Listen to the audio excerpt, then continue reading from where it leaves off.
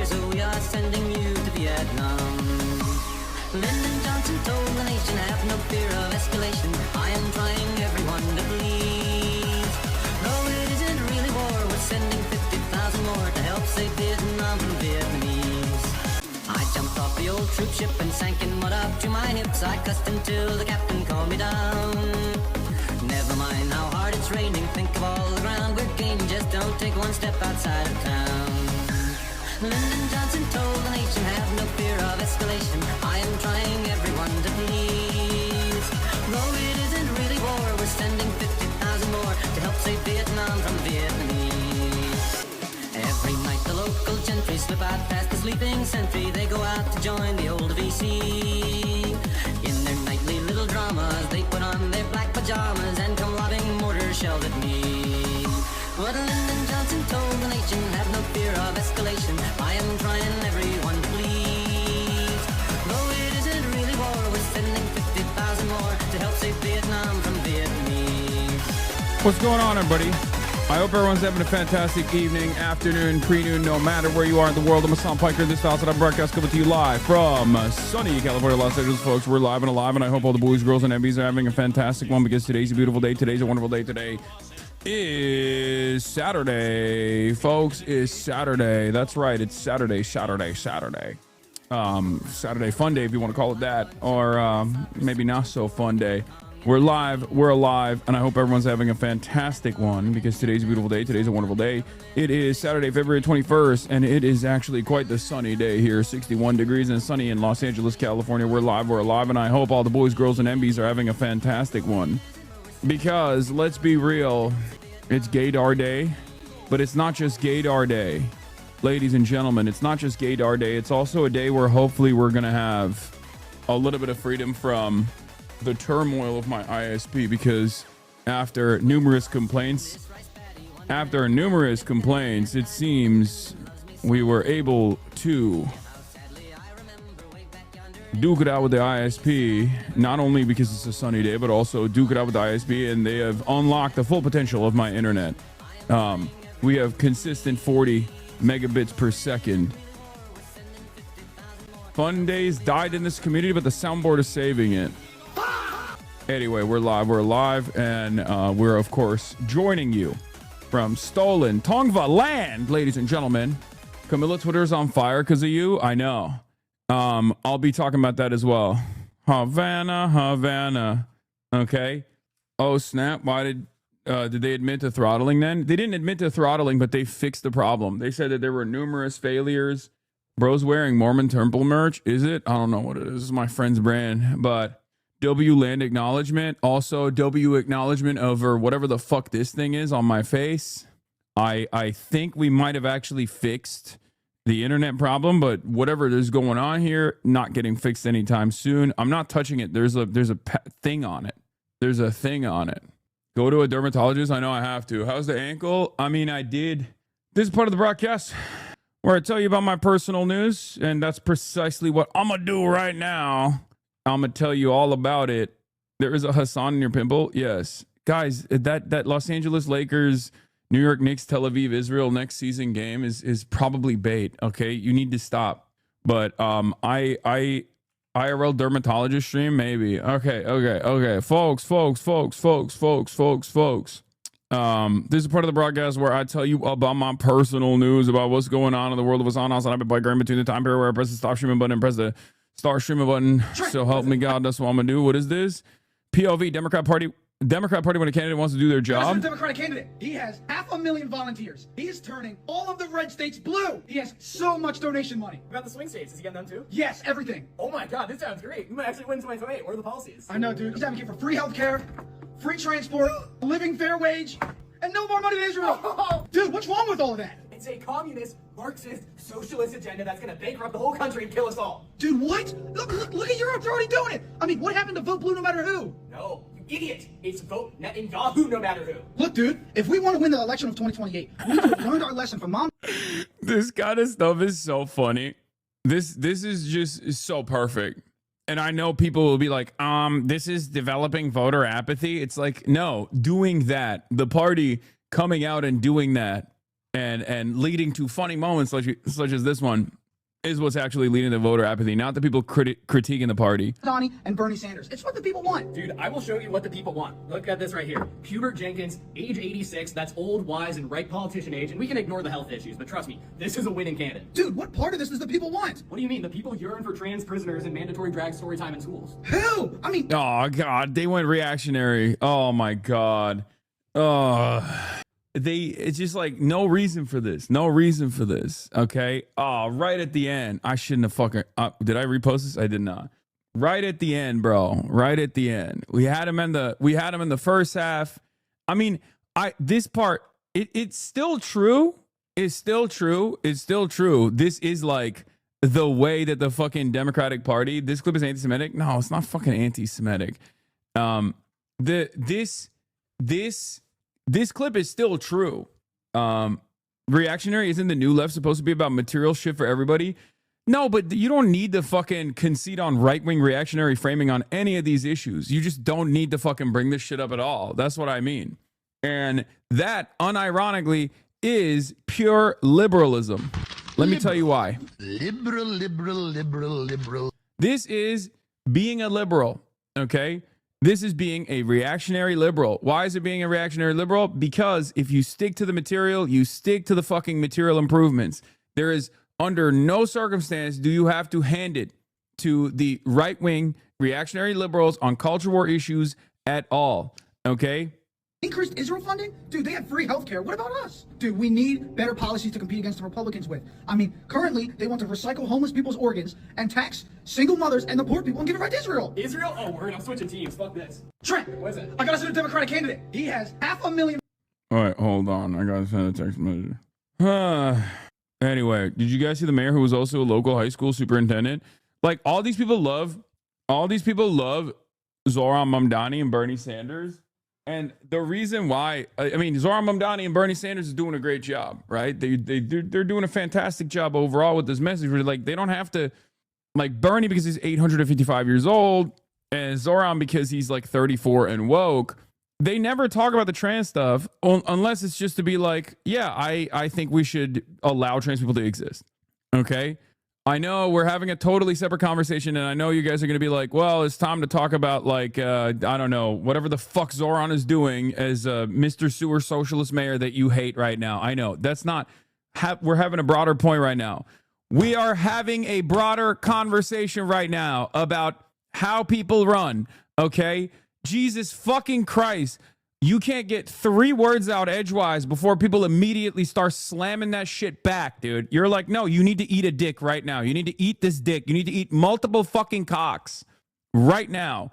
God damn, dude.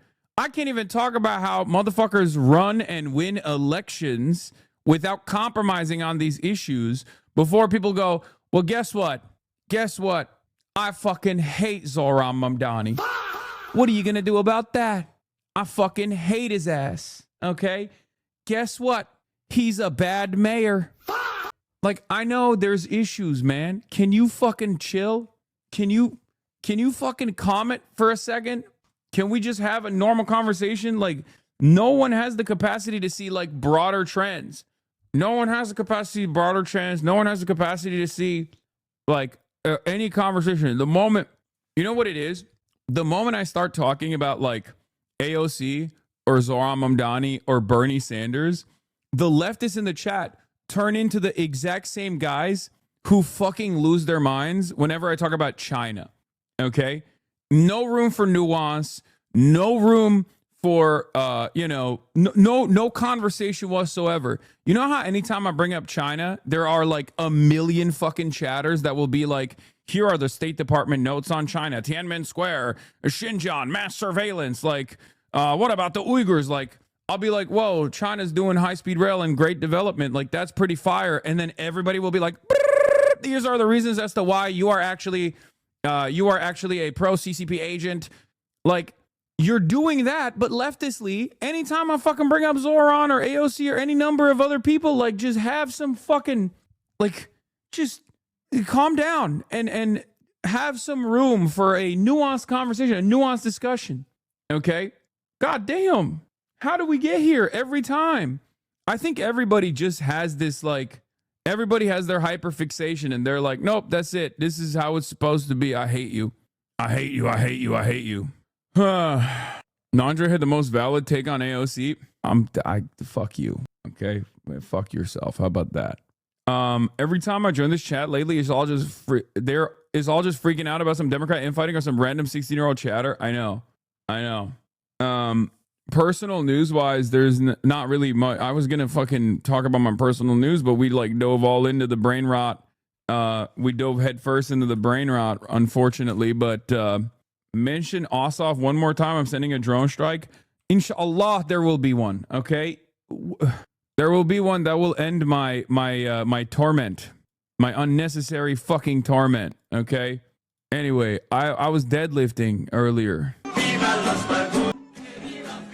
Okay, that's what I was doing. And no straps, no weight belt, no nothing, just hitting it raw. And I think like obviously when you hit it raw with no arm straps at all, like no wrist straps and no weight belt at all, it's a little bit more difficult. Please let me fix your start position. Yeah. I know. My hip goes first. My hip goes first. I know. Look, my hip goes up first. I know. That 405, nice. No, it's not. Not even pulling a hook grip. What the helly? No, I have a reverse grip. I'm doing a reverse grip. Yeah, of course I'm doing a mixed grip. Come on now. Anything past 3 plates, you have to do a mixed grip, I think. You should be repping 400, repoing 450 to 500 for reps. You should be repping 500. I mean, I can't rep 500. I'm a 34-year-old man. I'm old. I'm washed. I'm weak. I'm chopped unk. Let's be real. That's not happening. Okay. That's crazy. All right. Where was I? That's all the personal news there is. Honestly, there's just so much going on in the world. There is a lot happening in the universe. We're going to be talking about all of it, but yeah, I've been thinking quite a bit. I've been thinking about a lot of stuff, learning. I also sat there and watched an Orhan Pamuk novel that has been turned into a Netflix miniseries about a guy who just like cheats on his wife a lot. That's what I'm on. The Museum of Innocence is what it's called. In 1970s Istanbul, a man's forbidden love for a shop girl evolves into a lifelong journey of obsession and longing. It's actually pretty good, surprisingly. Also, it made me feel like one of those guys that's like pre-Iranian revolution. Like, this is what we used to have. Because I was looking at like 1970s Turkey and the way that like they showcase it in the hold on. Let me look at like a Museum of Innocence trailer. Basically, it made me yearn for a 1970s Turkey that's like so Western and all this shit. r/pop culture chat is having a meltdown over your Camilla tweets. Yeah, I don't care, man. I know. I'll tank it. Listen. Remember how aggressively people came after me on Twitter when I said Nick Shirley is a fucking moron? Like the first week? Remember that? And everyone was like, yo, what the fuck? This guy fucking sucks. Fuck this guy. Kill yourself. Nick Shirley is the greatest journalist of all time. Have you seen Charlie Kirk's assassination told in Minecraft? No, I haven't, cringe chin. But probably won't be watching that. That's crazy. You are such a fucking zoomer. It's unbelievable how much of a zoomer you are. You must watch the Charlie Kirk assassination in Minecraft. Is crazy. But basically what I was saying is like, someone has to fucking have the cojones. Someone has to have the balls to just say something. Okay. And I will always be that guy. I promise you, I will always be that motherfucking guy. I'll tank it. I'll tank it for those who are afraid of what it might look like if they come out and be like, hey, I kind of don't understand what's going on here and I kind of don't like it, but I'm too afraid to say anything. Scary communism, all this stuff, right? I will be the guy who will be on the fucking front lines. I'll tank it. You can call me whatever fucking name you want to call me under the goddamn sun. You want to know why?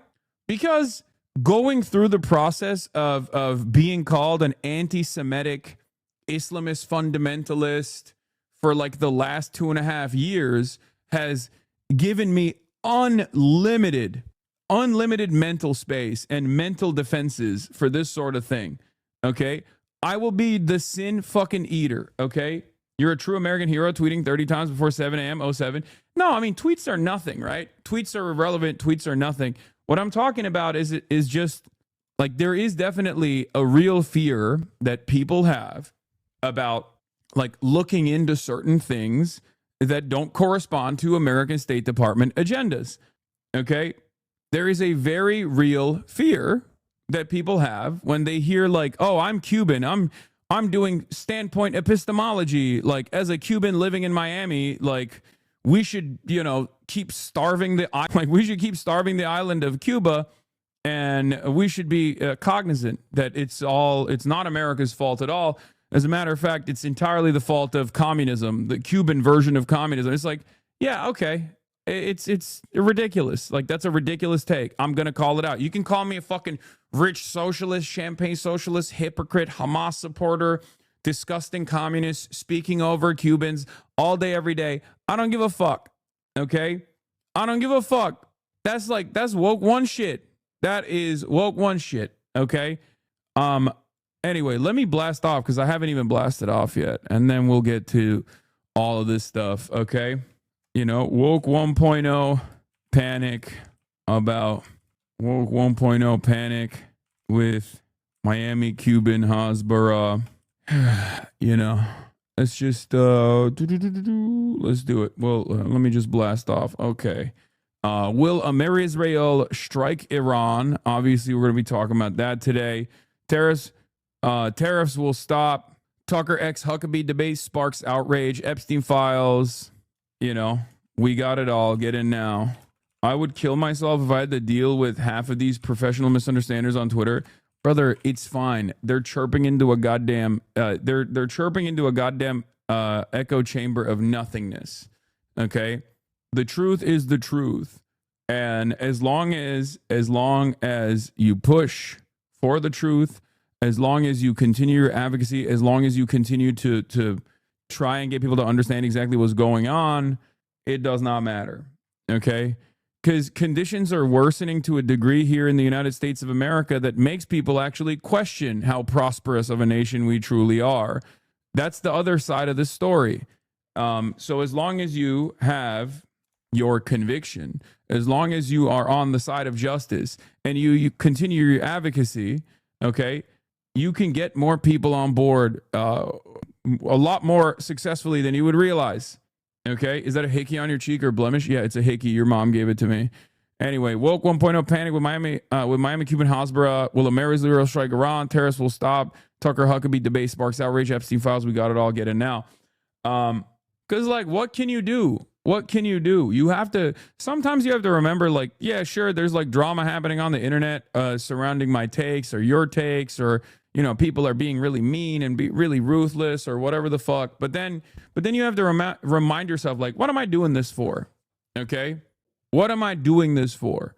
If you understand who you are trying to uplift, if you understand which part of Cuban society that oftentimes never gets looked at, never gets heard from, and if you are trying to obsessively help the Cubans on the island of Cuba to the best of your ability, regardless of what kind of perspective they may have on communism, because I don't give a shit at the end of the day, right? Like, this is the same principle that I've had with the Palestinian resistance as well. You think fucking I align with Hamas? No, of course not. Not on like domestic affairs, not on ideological boundaries. It doesn't matter to me at all. That is completely immaterial. It's completely irrelevant. I just want the Palestinians to be able to exist, to have dignity, to have sovereignty, right? And the same goes for Cubans. And it is completely ridiculous to look at a situation where we got 67 years of ruthlessness coming from the United States of America, trying to cripple this island, trying to make sure that they can't develop because they were able to overthrow the American puppet Batista. and you know, ruin our grand design for the island of Cuba. You know, that's just completely unacceptable. Someone's got to fucking call that out. Have you heard the fight against climate change is over and we lost it? I don't know how people are still fucking around when we essentially facing global extermination within our lifetimes. No, I don't think we've lost that fight at all. There is one country that, you know, doesn't do great when it comes to openly engaging in anti-imperialism, but nice job copying AOC's take. Yeah, totally. Congresswoman, we broke some news at Drop Site today about Marco Rubio cutting President Trump off in negotiations about Cuba policy. He's been telling him that they've been in negotiations for a while, but in reality, it's been multiple weeks where that actually hasn't been the case. What's your reaction to that divide on foreign policy within the administration? Well, I think you know, I have to read the reporting that you're talking about, but this is what we've seen with Gaza, right? This is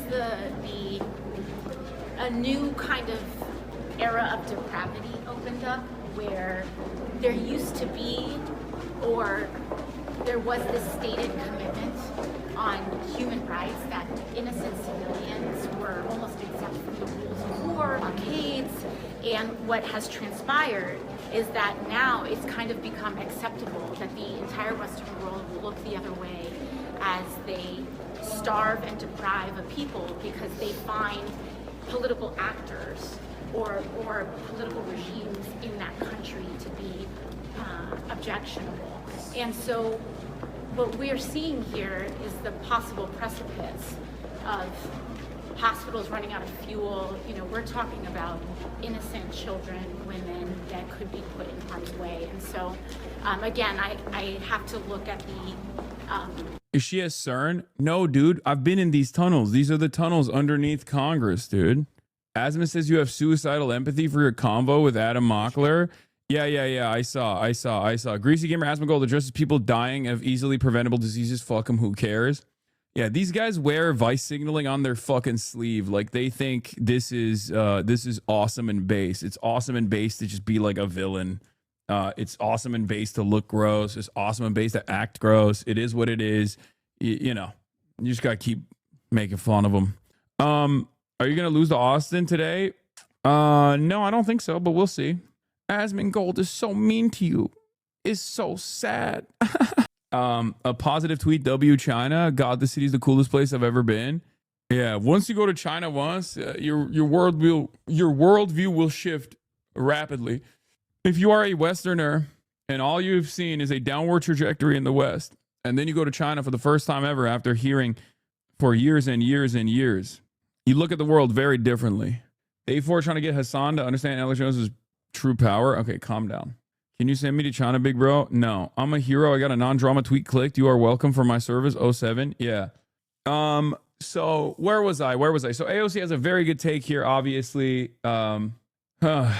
Very good take here, comparing it to Gaza. And I do think that, like, from my personal experience as someone who is a communicator of these sorts of issues, as someone who is an avowed anti-imperialist, anti-Zionist, I will tell you over and over again that I think post-October 7th, something shifted dramatically in people's understanding of siege warfare and constant cruelty. And I think it's very applicable to Gaza, and it's very applicable to what America's doing to Cuba. And people have expanded their consciousness on this issue. People are much more aware of what America does now than ever before. Okay? If you see people lighting the woods on fire, and if you don't move into the woods in that moment, then you are a hypocrite according to people who want you to move to Cuba. Yeah. I don't care about that stuff. That stuff is very stupid. You know, people are doing the classic, like, oh, if you fucking love Cuba so much, why don't you marry it, dude? Why don't you marry Cuba right now? Why don't you marry communism? Why don't you go live in Cuba, dude? I fucking hurt you, dog. Oh, I hurt you. Urgh. It's just stupid as fuck. Okay? Yeah. Okay, dude. Yeah. Oh, yeah, dude. If you think America's strangulation of Cuba has been devastating, why don't you go and live under American occupation? Okay, same shit we heard with Gaza. Oh, Oh, you don't like that Israel and America are doing a genocide in Gaza? Why don't you go die under the fucking bombing campaign? Okay, thanks. I'm probably not going to do that, but you know, thank you for the suggestion. I think we can, you know, I think we can probably oppose American cruelty, unnecessary American cruelty, without having to die in the process. But you know, I took it under consideration. And I'm going to go ahead and say I will be going to Cuba. Probably won't be living there, even though I might have fucking better internet connection in Cuba. God damn. That's very Christian of them. I mean, these people are not. Many of these people aren't even fucking Christian. Let's be real. It's ridiculous. But yeah, any Spectrum updates? I mean, the Spectrum update is no more Fs. If you haven't noticed. So that's a big one. That's a big Spectrum update. But yeah, the Stan Twitter has been lit the fuck up. Like every Camila Cabello Stan account has been like up my ass, like losing their fucking minds over it. Okay. And guys, stop spamming Fs. Okay. I know there's no effing right now. Please stop. This after my commentary on this, a lot of people have been going crazy over it. This one only has like 700 likes, but I just chose to respond to this one. I can't with the majority of angry quotes being white men yelling at an immigrant Cuban woman who is speaking her truth from lived experience, incel core, to which I responded with, we are leaving this shit behind. Okay, with Woke 1.0, you cannot do standpoint epistemology to defend the U.S. State Department's 67 years of cruelty to Cuba. Obama eased the sanctions. The Dems should at the very least demand that. The entire rest of the planet is demanding it, like Cuba have oil. Because it's true. It's absolutely insane. It's absolutely insane that these guys are going, white man talking about an immigrant Cuban woman. I don't care. I don't care. No one cares. Okay. Is it the truth or is it not the truth? Can we just have a fucking normal conversation about things without you just trying to slam identity politics into it? Marco Rubio is also an immigrant Cuban man. Like, if you understand that, like, when Marco Rubio says the exact same thing that fucking Camila Cabello is saying, and how stupid that fucking argument is, then you should be able to comprehend that it's dumb when you do it as a defensive posture towards what Camila Cabello is saying. Because there is no daylight between what she's saying and what fucking Marco Rubio is saying. My mistake, dude. I didn't realize that, like, the Cubans living in fucking Cuba that don't want to be starved have no... Like, they have no say in this process. Only listen to the Miami Cubans. Like, god damn. Be on the opposite side of Marco Rubio, that's usually a good sign. I know. What did Camila Cabello say about Cuba? I already covered it on my my YouTube as well. But basically, she came out and was like, "There's so much going on here at home, and so much I can say about the heartbreaking things about the immigrant community." And like, I mean, she has like a shady past in terms of like being an out and about racist to. I think one of these other singers that she also collabed with back in the day. I don't know the whole drama or the tea, but a lot of people were like cooking her ass for that. And then she had to go through like racial sensitivity training or something all the way back at peak woke.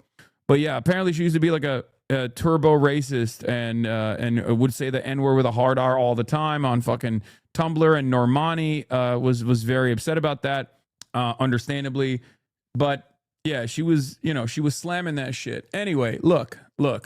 I think all that stuff is indicative of your character, but I will be honest with you, what she's doing here is pound for pound infinitely more consequential. At the peak, at the absolute fucking peak of American cruelty in Cuba, after 67 years of like starvation initiatives, destabilization initiatives, trying to fucking invade the island, numerous instances where they tried to assassinate the leadership over and over again. All of a sudden, America has basically decided we're actually not even letting you get any oil from any other regional partners at all. Fuck you. And the island's on like the brink of collapse. People are suffering, right?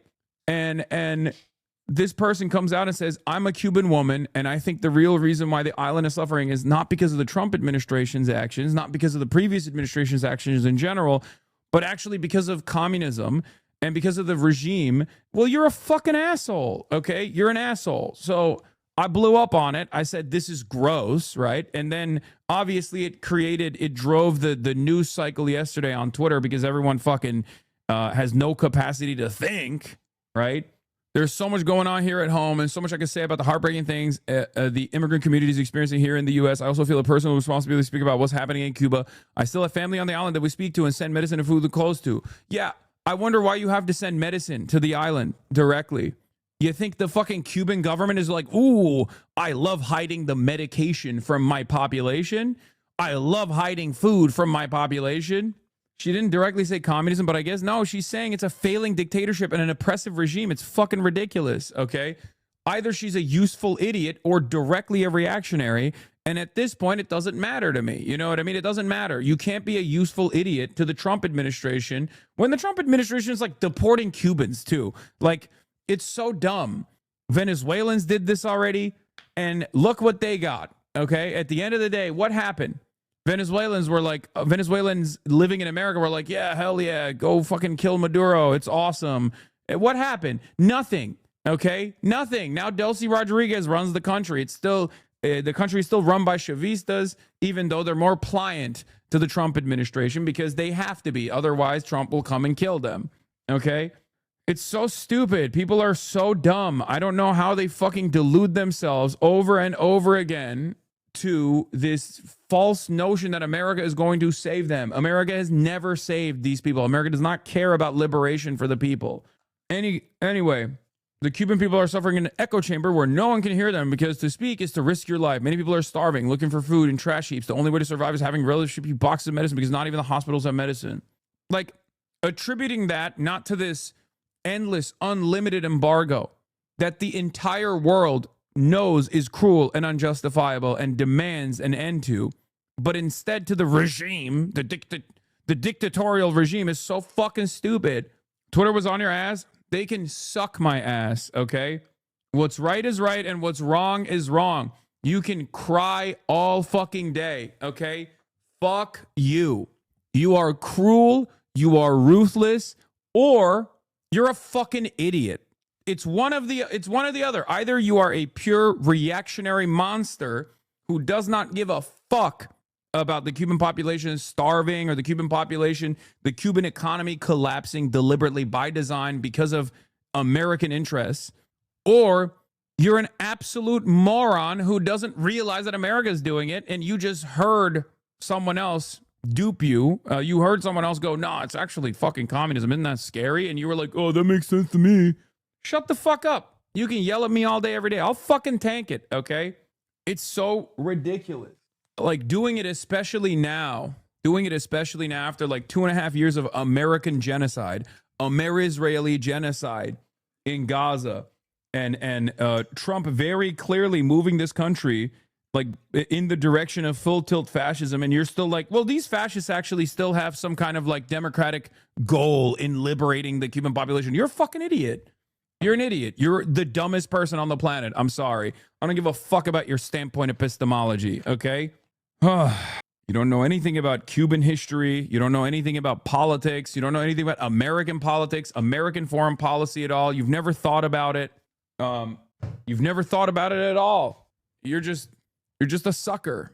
You're doing propaganda for the American government and American imperialism for free 99, okay?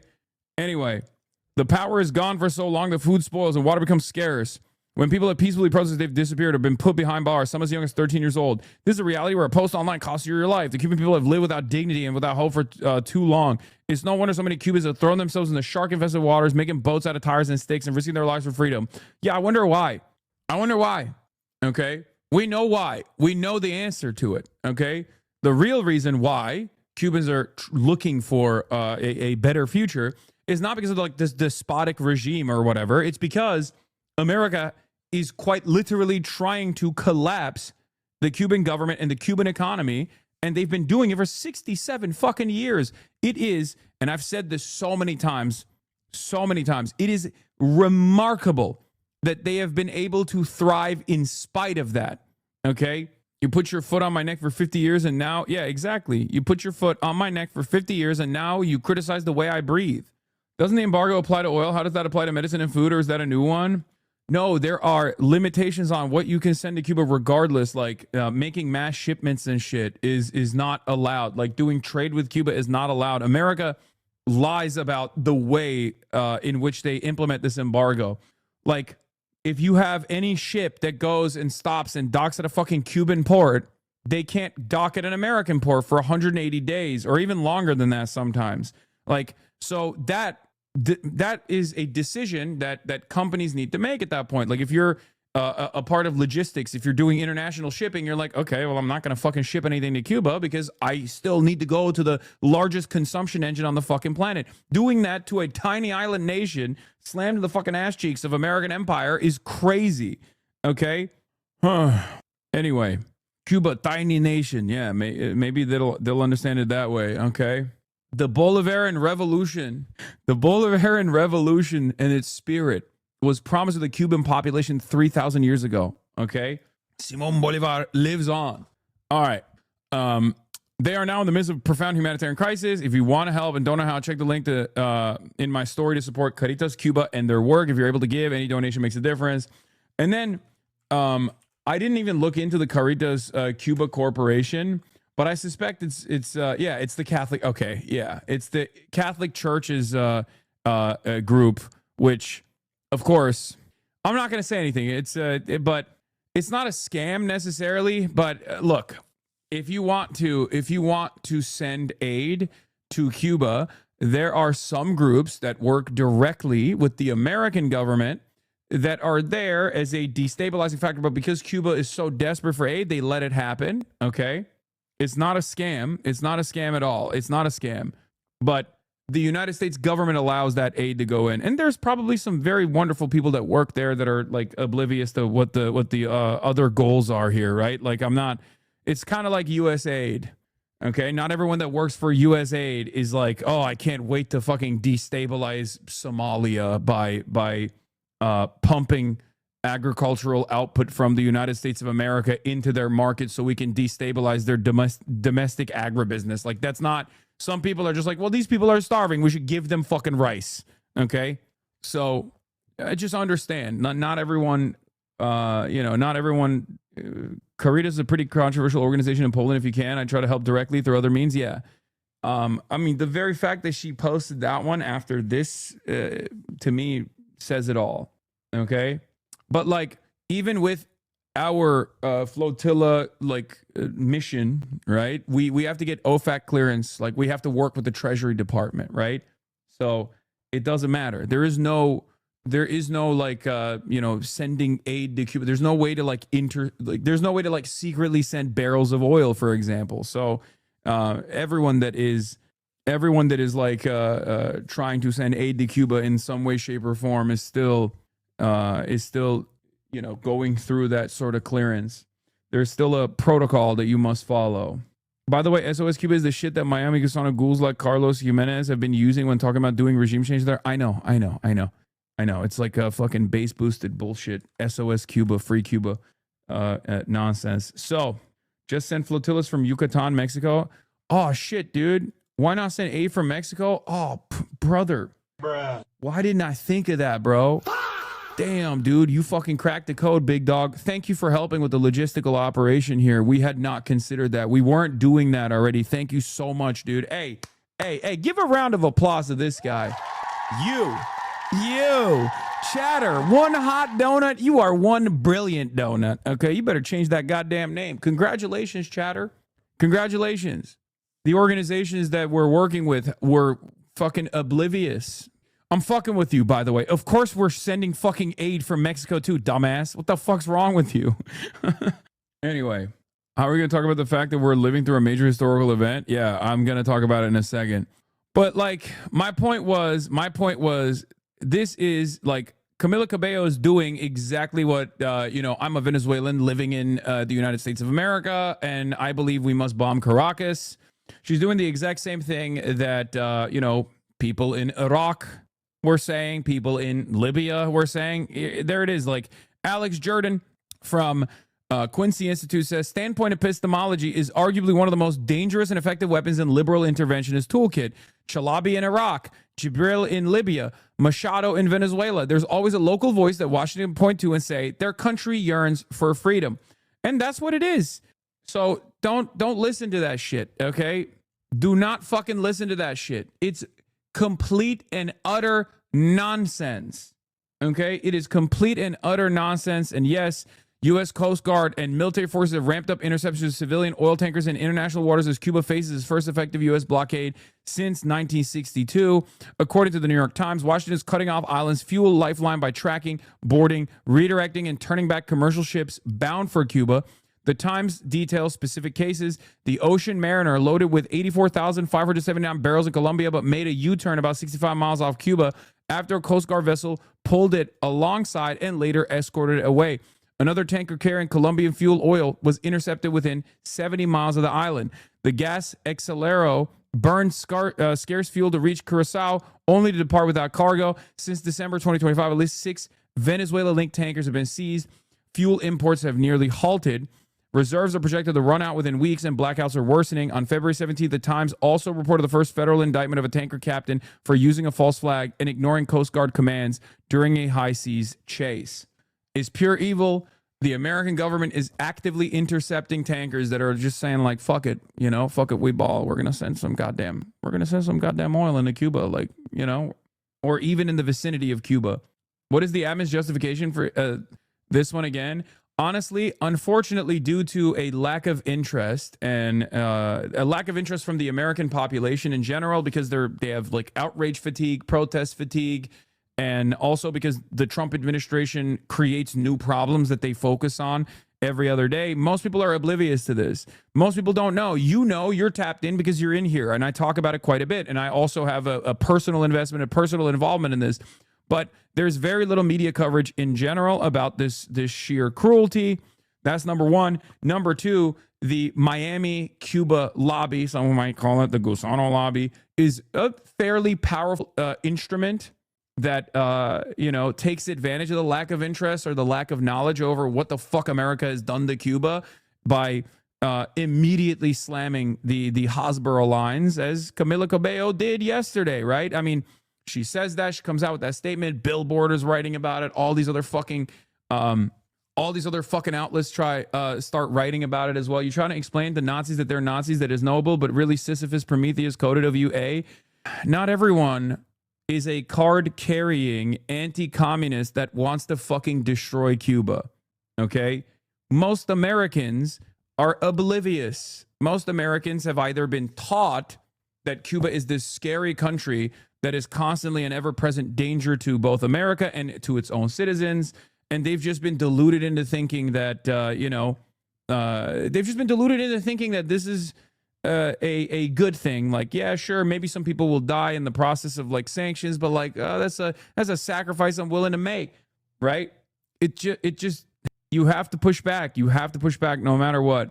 We can't fail the Cubans, okay? We can't fail them. We can't let them die. We can't let them live under these horrifying circumstances that they don't even need to live under. There is no logical reason for this, okay? I'm sorry, but I was never taught Cuba was scary as an American.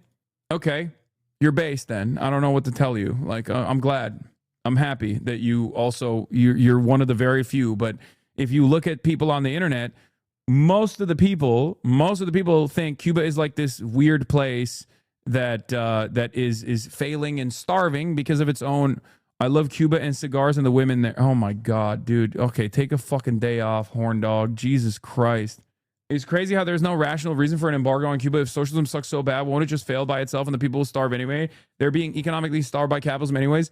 Yeah, the problem is, I think especially with like China's rise in the last couple of years, and well, I mean, China's been rising for like the last decade or so, but especially with China's rise to such a degree that is like impossible to combat against for average Americans and their perspectives, America wants to shut off this like communism operation so close to the American soil, right? Cuba bad was a 90s and early 2000s thing. I think Zoomers and Alpha didn't experience it. Yeah. We had an ex-Cuban propagandist in my uni politics lectures to push anti-communism. Yes. Sadly, I think most people don't know anything about foreign policy, good or bad. Yes. And also, a lot of people don't understand how foreign policy plays a role in domestic policy. Okay? Yeah, David Adler's trying to do his very best too. Do U.S. Americans know that every single year, the General Assembly of the United Nations, the entire world votes to condemn our country for the criminal blockade of Cuba? Not just communists, not just global South, the entire world. Do you know who's against it? There's two countries that are against it. It's America and Little America. What else do you need to know? What else do you need to see? So, yeah, Moldovans control the world. Their abstention means a lot. I'm talking a lot with my Eurobrain mom, and we had a big discussion about China and Cuba and how bad they really are. I noticed I don't have any concrete things to say. Where can I find reliable information about Cuba, China, etc.? What do you mean you don't have any reliable information? What are they talking about? If they're talking about like domestic governance and like repressive forces, you can just as easily turn around and be like, every government has tools of repression that must be eradicated, but that is not a justification for what our governments are doing, whether they're turning a blind eye to the atrocities that the American government is bringing about or the American government that's directly bringing about said atrocities. It's completely fucking unacceptable. And we know that the American government has no leg to stand on here because they don't give a shit about, you know, countries that are despotic or authoritarian. Like, they don't care. They fucking love authoritarian countries as long as they're aligned. I mean, look at the Kingdom of Saudi Arabia, the United Arab Emirates. These are profoundly important allies in the region for the United States of America, at least for the time being. Maybe not so much in the near future, but we'll see. So, yeah. So what's the point of voting to end the embargo and continue to recognize it as the law of the world? I mean, it doesn't mean anything. It's just to have it as a matter of the record. That's all it is. The border peace is a joke. Palestinians are dying every day after this fake ceasefire. I know. It's all fucking messed up. That's why you have to keep up the pressure, because the issues are not going away. Bringing up Cuba having constitutionally protected gay marriage helped convince my lib mom. Oh, that's awesome. Yeah. 2019, Cuba had a constitutional referendum vote, and it passed overwhelmingly. That solidified gay and trans rights in the Cuban Constitution. By the way, that's why you don't hear Cuba being like anti-gay or whatever. You can't even do that, especially in the United States of America. And the other side of this is, I know a lot of people got mad at like AOC for bringing up like hypocrisy being a national weakness or whatever. But low Kirk, hypocrisy does fucking work for a lot of dummies, okay? And you can just point to what America is doing to Americans to be like, the fuck are you talking about? Like, you think this country that's killing people that are protesting the kidnappings of their neighbors gives a shit about liberating other nations, especially brown ones? What are you, fucking nuts? It's just completely ridiculous. So use whatever tool you have at your disposal. Logical fallacies and hypocrisy baiting arguments are actually fairly effective in causing people to understand. Liberals and their tendency to hyper focus on like gay rights or queer rights, queer liberation, things like that, you know, women's rights, things like that, that are, I think, certainly important, but also sometimes can be less important than like, you know, ending an immediate siege or an immediate blockade. You know, you can use the pink washing shit to your advantage. But yeah, this is a faucet of propaganda. And of course, because this faucet of propaganda exists, like, we have to do whatever we can to push back against it. That's why I'm trying to use, you know, tools that people understand. The comparison to Israel is very good because a lot of people obviously understandably hate Israel for what Israel has done, and how identical what America is doing to Cuba is will help people comprehend what's going on here. That's why I said, you know, we're leaving this shit behind with woke 1.0. There's no more room for standpoint epistemology, okay? If you can comprehend that, like, Marco Rubio's opinion on this issue is not guided by his Cuban background, and his voice is not more relevant than someone like yourselves, that you can understand that he's being a reactionary monster that just wants to kill as many Cubans as possible with the hopes of, like, turning the island back into a fucking, I don't know, sugar plantation / tourism destination for American foreign capital, and do away with it by taking a big blow against like a resilient communist country that has existed in spite of the fucking blockade after 67 years, then you shouldn't listen to Camila Cabello's standpoint epistemology either. Liberals in 2030 cheering for the world's first military dictator. I mean, that exists. That has been existent for quite a while. Anyway, yeah, this guy was like, Hasan could really show her by moving to Cuba by proving how nice it is to live there. Okay. Now that's a stupid argument anyway, but I'm doing it regardless. I said, I'm going to Cuba. Others can join, and also others can also join a global aid convoy that will meet in Havana on the 21st of March. liberal siding with fascists, kind of the oldest trick in the book for them. I don't think every single liberal that is doing that because they are like totally aware, and they're doing that because they just like genuinely want fucking death and destruction for Cuba. They want to punish Cuba because it's communist. Like, I think most people have just been taught wrong. That's it. They've just been duped. I think a lot of you fail to comprehend that the average American doesn't think about this shit at all. And if they've ever like thought about it, even for a brief moment, they most likely got propagandized into believing that like Cuba is a scary, dangerous place. And that's the reason why we have to have these sanctions. And or even if they like dig a little bit deeper into the sanctions, they probably think, oh, why does Cuba have a right to trade with America? If they hate America, they can live outside of the United States of America, not understanding the full scope of what these like sanctions do, right? And so it's always good to be well equipped. It's always good to be, except Camila. Yes, I don't think Camila Cabello is that propagandized. I think she definitely has been propagandized. She's she's been indoctrinated clearly, because like her recent stances are far more woke, right? Like, in spite of the murky past that she has, saying the N-word or whatever, she has been like anti-ICE, pro-Palestine, all this shit. But when it comes to Cuba, because of her personal development, it's very clear that she's pro-State Department. Okay, was Camilla even using her heritage to say, I know better, just seemed like an uninformed person talking? Thought it was the other people that were saying she's an expert? No, she is saying, she is using it. She's saying she has family in Cuba still that are fucking suffering under the corrupt regime. And it is absolutely propaganda. Whether she is aware that she's doing propaganda or not doesn't fucking matter. At the peak of this embargo, at the peak of this blockade, where it is so ruthless, so fucking cruel, that even the New York Times, man, even the New York Times is like, this is unacceptable. Like, I'm sorry. If you got the New York Times saying the U.S. blockade is strangling Cuba, okay, without, like, look at this. They're not saying the communist scary government and its corruption is actually killing Cubans. They're literally just saying America is strangling Cuba right now, because it's the truth, okay? That's down to the goddamn bone. At that point, you can't be trying to fucking put the toothpaste back in the tube. The most ironic part of this blockade is that it's so old that the CIA documents explaining the true intentions of the blockade were already declassified. They knew it would cause severe scarcity. Skip to bullet point number 9. Yeah, here it is. Effect of the blockade in Cuba. A total blockade of Cuba, which the U.S. could impose if it were willing to accept the heavy cost of its standing, prestige, and alliances, would present the Castro government with formidable problems. The more than $500 million worth of equipment, supplies, and food now coming into the country annually would be cut off, and Cuba would be thrown back into its own resources. A blockade would quickly bring the economy to a virtual standstill.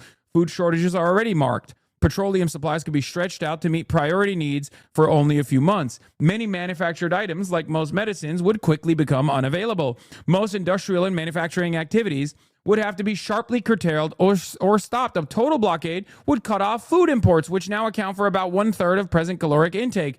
Through sugar, citrus, fruits, and other foodstuffs presently exported would make up part of the loss. Strict rationing and careful reallocation of available nutrition would be necessary, but the country probably would not starve. The regime would count on worldwide opinion and the actions of the UN and elsewhere described above to force the U.S. to abandon its blockade before the international situation became desperate. Okay? This was approved for release in the year 2005. A confidential CIA report, Central Intelligence Agency report, Office of National Estimates from the 23rd of April, 1962. Okay? It's fucking so old that there are chatters in my chat that are younger than the declassification point. That's how long this goddamn country has been trying to fuck over Cuba. Do you understand how insane it is, by the way? No one gives a shit because they don't know. They don't know. That's why I said, the moment that you learn about what America has done to Cuba will be an eye-opening experience, okay? When you learn the actual history of the Cuban Revolution, when you learn America's design for Cuba leading up to the Cuban Revolution, okay? Blowback Season 2, by the way, shouts out to the Blowback Boys. Highly, highly recommend you listen to this podcast, okay? But the moment when you learn about what has taken place in Cuba leading up to the Batista regime and the undemocratic nature of the Batista regime, of course, and then the Cuban revolution that took place afterwards, and then what the American government did to Cuba to punish it, to stop it, to destabilize it, to destroy it, to undermine the goals, specifically to undermine the ideology. The threat of a good example that Cuba presented was far too scary for America, okay? When you learn what we have done to this island, to these people, it's an eye-opening experience, and you can never go back. From that point on, you're like, this is fucking, we are the great evil. We are the great Satan in the world, okay? Here's a brief 60-year economic embargo briefer from Al Jazeera. The disintegrating buildings of Cuba's once magnificent capital, a reflection of a crumbling economy in what was once regarded as the jewel of the Caribbean. It's as though the country had been frozen in time, back to 1962, to when the United States declared an economic, financial, and diplomatic embargo against its tiny communist neighbor. It was at the height of the Cold War. 75-year-old Rolando Ignacio Ruiz was 15 then, just 3 years after the triumph of the Cuban Revolution. 60 years later, he laments that the embargo is still in place. They should have removed it long time ago. If after all this time the United States hasn't achieved anything, it certainly won't now. It only hurts our people, but the government remains in place. He's not wrong. The world's longest economic embargo has certainly hurt ordinary Cubans, limiting access to medicine, cheap U.S. imports, technology, and credit through a U.S. dollar-dominated financial system. Washington's purpose has always been to modify or force out Cuba's one-party communist system, but clearly it's failed miserably. On the contrary, in Cuba's case, the embargo has become a fundamental component for the survival of the Cuban state and its current government. The tougher the sanctions, the easier it is to accuse the United States of violating sovereignty, destabilizing the country, and organizing rebellion. That is exactly what happened when economic hardships and restrictions on freedom of expression exploded into unprecedented mass demonstrations last year. Referring to 60 years of economic embargo, President Miguel Díaz-Canel alluded to sanctions against Cuba's allies, Venezuela and Nicaragua. This criminal and immoral policy imposed systematically against us is a massive violation of the I'm 28 years old, grew up in Florida, lived in California for over a decade. I'm just now learning this from you. This curriculum in Florida taught me all the propaganda. Yes. Yes. Yeah. Also, Americans don't realize that the U.S. colonial desires for Cuba exist long before the Spanish-American War. Jefferson famously wrote of his desires to turn it into a colony. Yeah. We worked to fucking purge the Spanish colonialists so that we could overtake it. It was in the initial Cuban Constitution that we have a final say on whatever the fuck they do. Okay?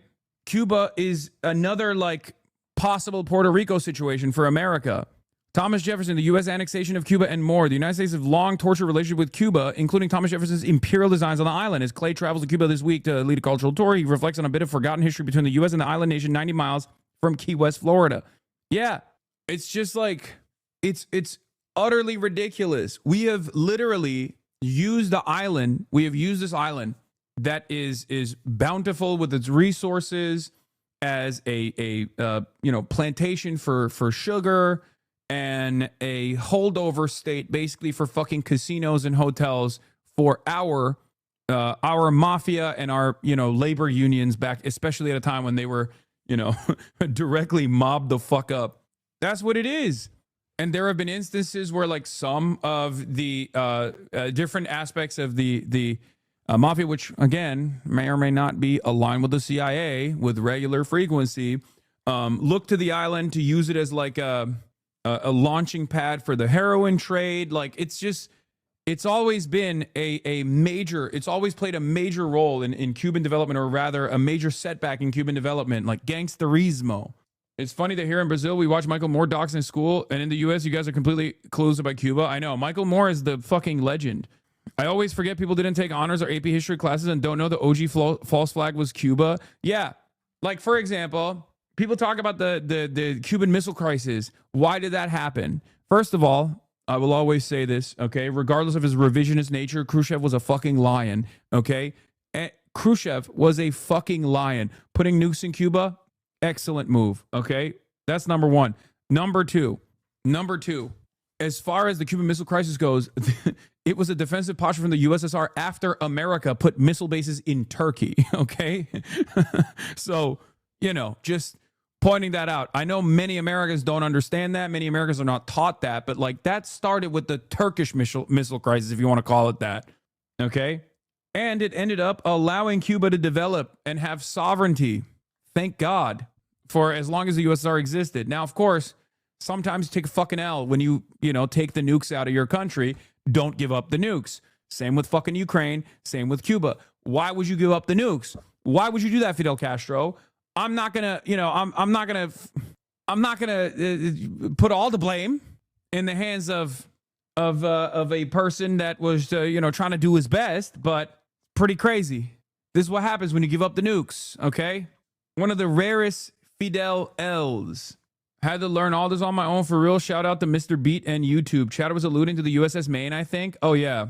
Anyway, so I mean, there are many instances where like America has moved on its design with Cuba throughout Cuban history, throughout Cuban development. It's impossible for America not to have such investment in Cuba. It's too close. It's just incredibly close. The proximity between Cuba and America is literally shorter than the proximity between Taiwan and China. Okay, notwithstanding all the other like micro islands of Taiwan, because if you factor that in, then like Taiwan and China are basically swimming distance. But Cuba is closer to the United States of America with 90 nautical miles than Taiwan is to China, which is I think 100 miles, right? Let's blame the Maine on Spain. So we blame the Maine on Spain. Yeah. So these are things you have to factor in. And there are a million different ways that America has tried to destabilize the island, tried to create economic uncertainty, tried to punish the Cuban population, to create destabilization, things that we do in Iran, things that we've done in Syria, things that we've done all around the world where we have an interest in an investment in like destabilizing and doing regime change. Specifically in Latin America, we do this with regular frequency. Same thing that we did in Venezuela as well. And in spite of all of that, I would say that the Cuban government has been incredibly resilient, and all of the like repression that people point to inside of Cuba stems from that, right? It stems from being under constant fucking economic and sometimes direct warfare with the largest imperial power on the planet. It's fucking ridiculous. Americans will be like, why don't they have free speech? First of all, they literally have better free speech protections than most of the other countries that are declared foreign adversaries. Okay? That's number one. And number two, of course they have fucking repression and, have laws around treason, for example, and will every now and then engage in repressive acts because they're fucking under attack by America.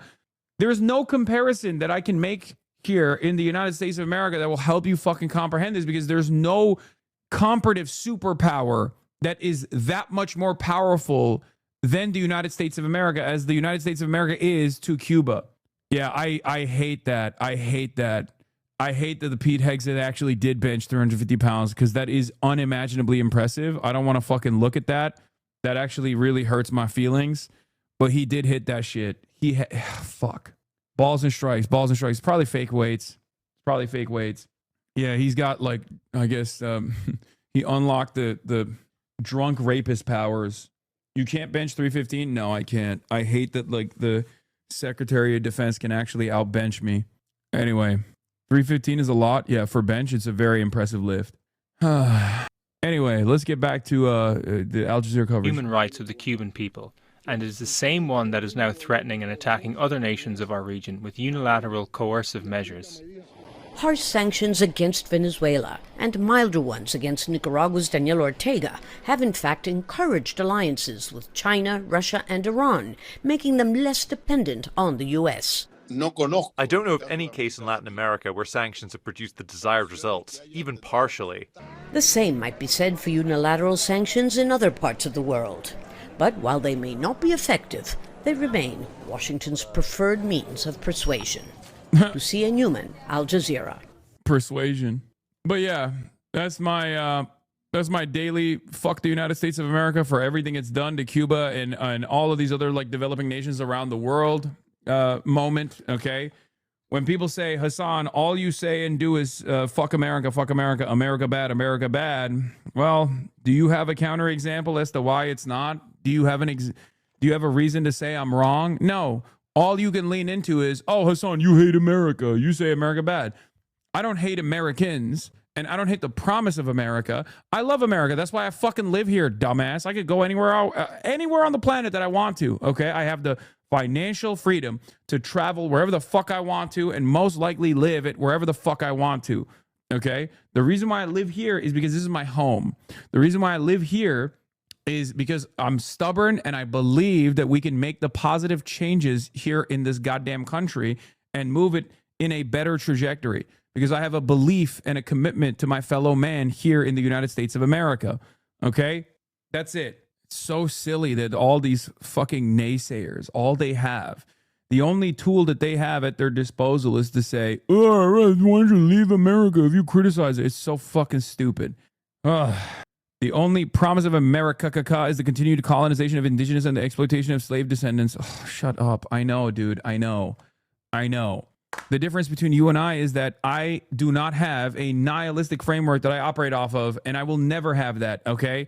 I will never give up. I will never just go, oh, America is just a great evil. We should nuke it, okay? Because I'm not a fucking idiot. Shut up. Shut up. You have no solutions. All you want to do is be right, okay? You're like, oh, dude, no, I'm morally correct. America is the great evil. I know, dumbass. I know. I'm trying to do my very best to stop it. Okay. I'm trying to do my very best to fix it. What are you doing? Okay. What are you doing? Are you doing anything? Are you helping? No, you're not. So shut the fuck up. Our top story, the Supreme Court's rebuke of a pillar of President Trump's economic agenda. In a 6-3 ruling issued on Friday, the justices struck down tariffs the president levied on nearly every country under an emergency powers law. Joining in the... Dude, this is not real. You guys are getting duped by a fucking fake Twitter account. Jesus Christ. Literally thousands of chatters. I don't think this is real, man. Please. It's a parody account. Why are you guys like this? The majority are two justices, Neil Gorsuch and Amy Coney Barrett, who were appointed to the High Court by President Trump in his first term. In the majority opinion, Chief Justice John Roberts wrote, quote, the framers did not vest any part of the taxing power in the executive branch. The latest CBS News polling finds... One of the funniest revelations from this, by the way, or not even a revelation necessarily for us, but like one of the funniest admissions here was Donald Trump coming out on stage yesterday at the press conference and being like, I can literally destroy nations if I want to, but I can't just tax them. Like, I can't just do a little entry fee. What the fuck is wrong with you guys? He's like, I can make them economically destitute. I can make them starve if I want to. I can bomb them if I want to, but I can't ask them a little fucking fee. He said that straight up. He said the quiet part out loud. Nearly 2/3 of Americans are opposed to tariffs on imported goods. President Trump called the ruling a disgrace. And this morning, he said he's pivoting to a plan B. Willie James Inman is at the White House with the very latest. Good morning, Willie James. Vlad, good morning to you. President Trump offered fierce criticism for Supreme Court justices who ruled against his sweeping tariffs. But the decision drove the president to announce a new plan using a different authority. The Supreme Court's ruling on tariffs is deeply disappointing, and I'm ashamed of certain members of the court, absolutely ashamed, for not having the courage to do what's right for our country. Following the Supreme Court's ruling striking down President Trump's use of emergency authority to levy sweeping tariffs, he announced a new plan for a blanket 10% import tax on global goods. And that's taking place. That's a lot of money coming into our country. And then during that period of about 5 months, we are doing the various investigations necessary to put fair tariffs, or tariffs period, on other countries. But the tariff is limited in scope, expiring in 5 months unless it is extended by Congress. Why wouldn't you just work with Congress to come up with a plan? I don't have to push tariffs. I have the through? right to do tariffs, and I've always had the right to do tariffs. And it's all been. Yeah, it's 15% now. Remember yesterday when I told you? Remember yesterday when I was like, "Oh, he did a 10% tariff," and I was like, "No, he's gonna up it again. He can max out at 15." And because some chatters were like, "I thought you said it's 15%," and I was like, "No, he'll go there." And I fucking called it. Yeah, the tariffs just got 5% higher.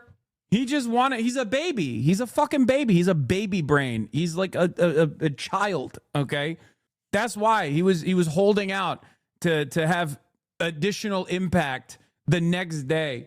And I didn't even think he would drop the 5% extra so close to the initial tariff argument.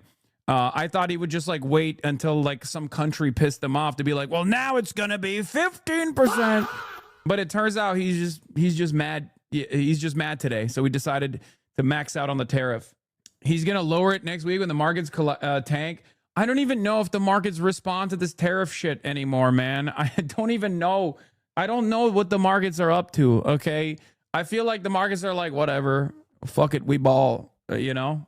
No matter what happens, they win regardless. Approved by Congress, so there's no reason to do it. But many Democratic lawmakers say otherwise. Even these justices who Trump nominated, even these judges who were way to the right, the law is so clear it's hard for them to avoid it. The amazing thing is how the other three didn't. But it's Congress that's always had the power on tariffs. And right now, I would urge my Republican colleagues, some of them don't like the tariffs. We've had some bipartisan legislation. Most of them don't. The government raked in more than $130 billion in revenue from tariffs since April of last year, according to data from Customs and Border Protection. Scott Lincecum of the Libertarian Cato Institute says don't expect lower prices right away. He also adds the ruling has set up a potential legal fight for businesses. I think the ruling is really more a victory for the rule of law than it is for free trade. How long do you think it's going to take for them to maybe see refunds or get their money back? I think at least 6 months, but it could go on for Yeah, this was also another spectacular moment of you will get nothing, you will own nothing, you will get nothing, and you'll be happy. What's taking place here with the refunds conversation is very funny because it's, J.D. Pondon, permanent first world genocide. I wish no harm to the American ruling class. My real enemy is the American people.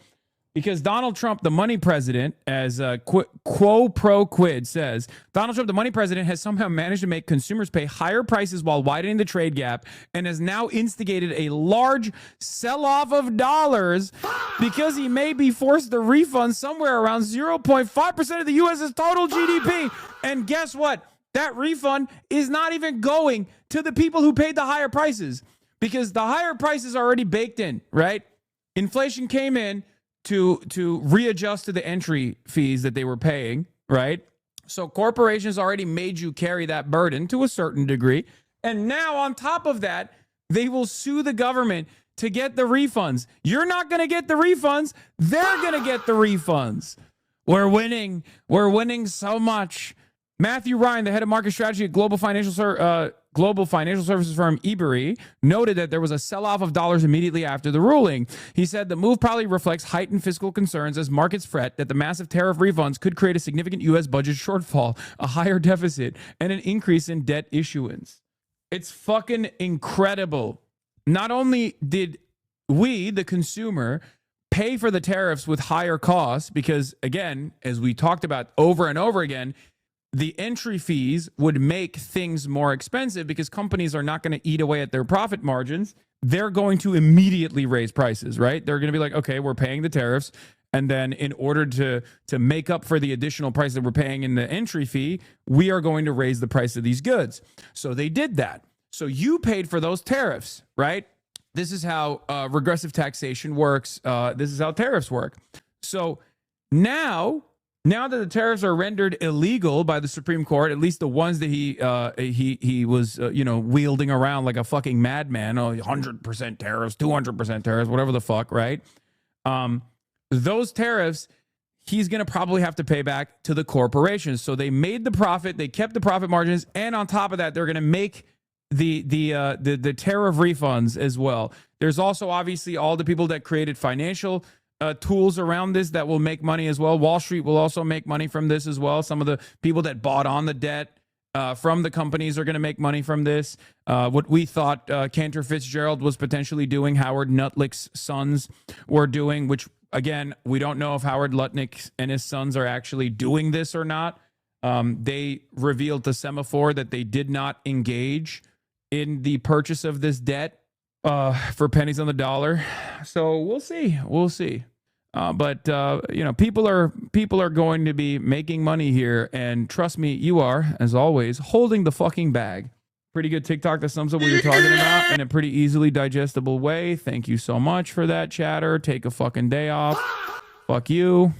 96% tariff burden was placed on the consumers. Companies paid 4% for it, and they will make back the 100% of the tariff refunds. They're making double the money now. Okay.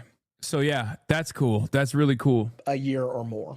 Democratic governors, including Illinois' J.B. Pritzker and California's Gavin Newsom, are love us not, hate the soundboard. Hopefully he will get tired of it. I mean, worst case scenario, I'll stop watching if it's going to be really intrusive. My brain can't stand silly, loud noises. I know. This has been an atom bomb for my autistics. Okay, I know. For some of my autistic fans, the soundboard has been such a major burden. Some of them also happen to be I take things very seriously, even though I'm watching a Twitch stream, guys, as well, where it's like laughter, humor, and jokes is bourgeois decadence. Laughter, humor, and jokes is actually counter-revolutionary behavior. Happen to be like the same group of people that also have a noise sensitivity. Okay, I enjoy it. Because it, you know, lightens the mood a little bit. So I like it. And that's the reason why I keep using it. Especially because, I mean, look at this one. I'm gay and Lebanese. How are you? How can you not love that? Like, how can you not love a little fucking brief moment of joy and celebration? I'm not autistic. I hate the soundboard. I watch you on Twitch because not on fucking YouTube. I'm an adult. Okay, well, you were also the same guy earlier who was saying stuff like, the only promise of America is the continued colonization of the indigenous and the exploitation of slave descendants. You know? So you are exactly the guy I was talking about. Autistic or not, you have this hyperfixation on, and you have a somewhat nihilistic take on how to go forward. So yeah, you are the guy who's like, laughter is bourgeois decadence. In the Cultural Revolution, my Red Guard will punish you in self-criticism sessions and struggle sessions where we will pelt you with bananas and tomatoes because of your counter-revolutionary tendencies. You are a rightist because you have laughed while doing news coverage on serious issues. Demanding refunds for American families, but it's important to point out that consumers likely won't see any type of tariff refund, but some businesses that were impacted by the Trump administration tariffs have already filed legal challenges seeking refunds. All right, Willie James, thank you so much. It's not necessarily nihilistic to say that. No, it's nihilistic when I was talking about, doing your very best to try and convince Americans to organize Americans. Lol, I have no idea what you're talking about. I'm a rightist now. The fuck you on about? No, I was saying you're a Maoist and you're going to be killing me or pelting me with bananas and tomatoes as a leader of the Red Guard when the Cultural Revolution happens here in the United States of America. I'm saying you are treating me like a counter-revolution. Oh, God, I can't even fucking... Whatever, dude. It's fine. Yes, you're not a rightist. I'm the rightist, okay? It's the joke. The joke is I'm the rightist. You're the revolutionary Red Guard. Trump hikes global tariffs to 15%. What does it mean for the UK? Präsidenten sind nicht rechtmäßig, urteilt. Cour suprême est jugée illégale. It's upended global trade yet again. Trump's tariffs making headlines around the world. Plus, the potential impact on Canada. A reminder, what happens in the US doesn't stay in the US. Inconstitucionales. The decision by the US Supreme Court yesterday is less about what tariffs we have slapped on us in the UK. It's not autism, and humor and fun is fine. The soundboard is just fucking lame as a 40-year-old trying to appeal to the XUC audience. I like it. You just want to take yourself more seriously, and it's fine.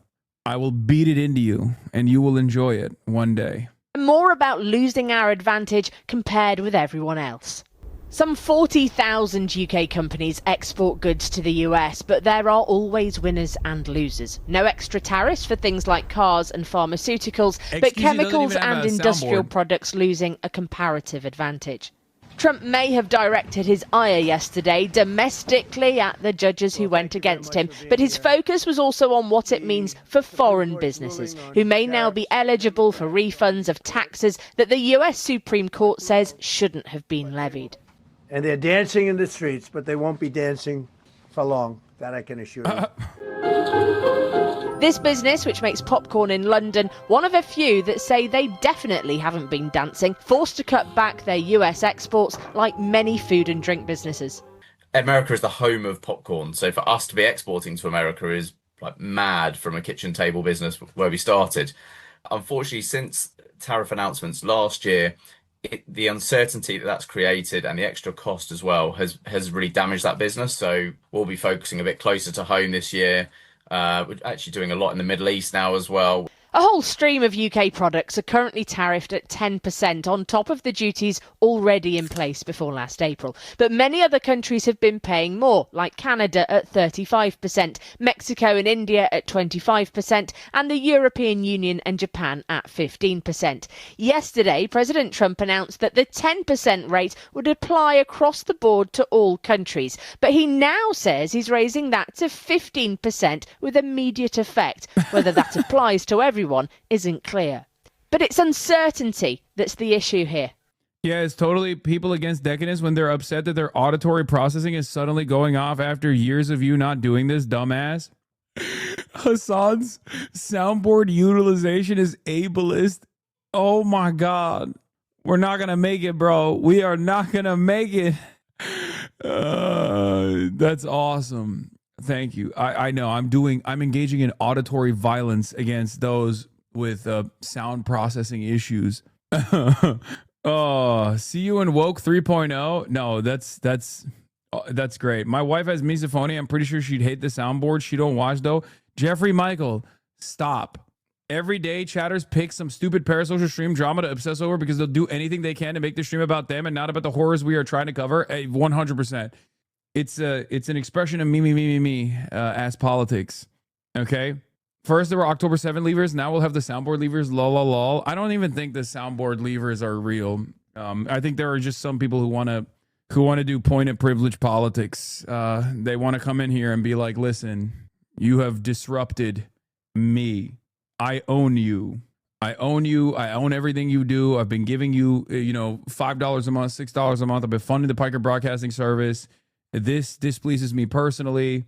It's the worst thing you could have possibly done. I don't even use it that frequently, but it doesn't even matter. I told you to dance this way, not that way. Yes, I enjoy it. So my enjoyment trumps your personal inconvenience. I think you will learn to love it regardless, especially as I get better. Okay, I'm stimming. You're being ableist. I'm stimming. That's what I'm doing. This is my new hyperfixation. I'm stimming. And you're being ableist to me. We now have a situation where companies don't have clarity about what the tariffs are going to be 6 months from now. And that is going to damage investment. It will damage confidence and willingness to want to trade into the US market. And companies may be looking at other markets, for example, Europe and Indo-Pacific, as more stable alternatives, given this flux in tariff policy we're still seeing. Trump has nodded to the fact that this will all go through a long legal process. No clear answer as to if or when UK businesses will see their share of the $175 billion worth of tariffs that are due to be refunded. The UK government says this whole thing is a matter for the US to determine, and it will be working to support UK businesses here while the details of that are announced. It also says that it expects the privileged trading position it enjoys with the US to continue, and that it will be looking to work out how tariffs will impact the UK and the rest of the world. In other words, it hasn't got a clue what's next either. The US wants the UK's ride or die, now more of a ride it out and hope for the best.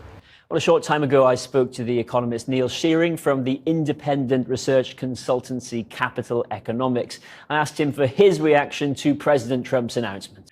Well, it gives us a sense of where we are in this process, doesn't it? That we have a tariff regime that has been torn up in this sense by the Supreme Court and then replaced by another by President Trump, a 10% global tariff, now replaced by a 15% global tariff 24 hours later. So I think the big picture here is there's still an enormous amount of uncertainty about exactly where this tariff regime will end. However, I'm pretty certain that when the dust is settled, we'll end up in a situation where US tariffs are substantially higher than was the case, say, 12, 18 months ago.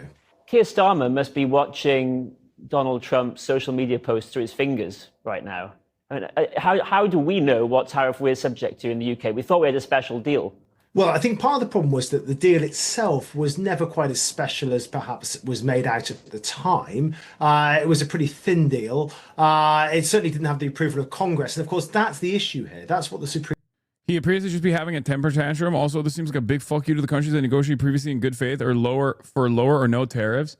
When will countries understand what Marx Carney correctly pointed to, which is that if you're a middle power, you are nothing, okay? You are a vassal. You are a vassal. You are a serf. He will do whatever the fuck he wants to do, and you just sit there and eat it, okay? There is, like, the only thing you can maybe lean into is global capital. If it gets to a certain point where he's molesting the money so much that it starts disrupting flows of capital, maybe then they'll push back. I mean, this is the Supreme Court doing that at the behest of capital already, okay? But, like, I don't understand what the fuck these guys are thinking. Like, wake up, dude. Wake up. You don't have a say here. We have functionally a rapist president, okay? He is going to rape you, and you're going to fucking have to sit there and take it unless you fight back, okay? That's it. And the reality of the matter is middle powers do have a lot of power when they are united, okay? This is a pedophilic cabal running the fucking show. He literally is a rapist. Why wouldn't he fucking do that when it comes to trade? You have to collectively stand up. Yeah, not just functionally. He's also an actual rapist. I know. I hate that sort of analogy. It is quite literally, there is a reason why. Initially, the colonial plunder of Africa was called the rape of Africa, okay? It is violent language, but it's not rape culture or normalization. It's quite literally what it is, and he's a rapist on top of that. Like, what do you mean? It is an apt analogy. It's not even an analogy when we're talking about his personal affairs, but when it comes to international rulings and dealings and what America is doing to other countries, it's quite literally the truth.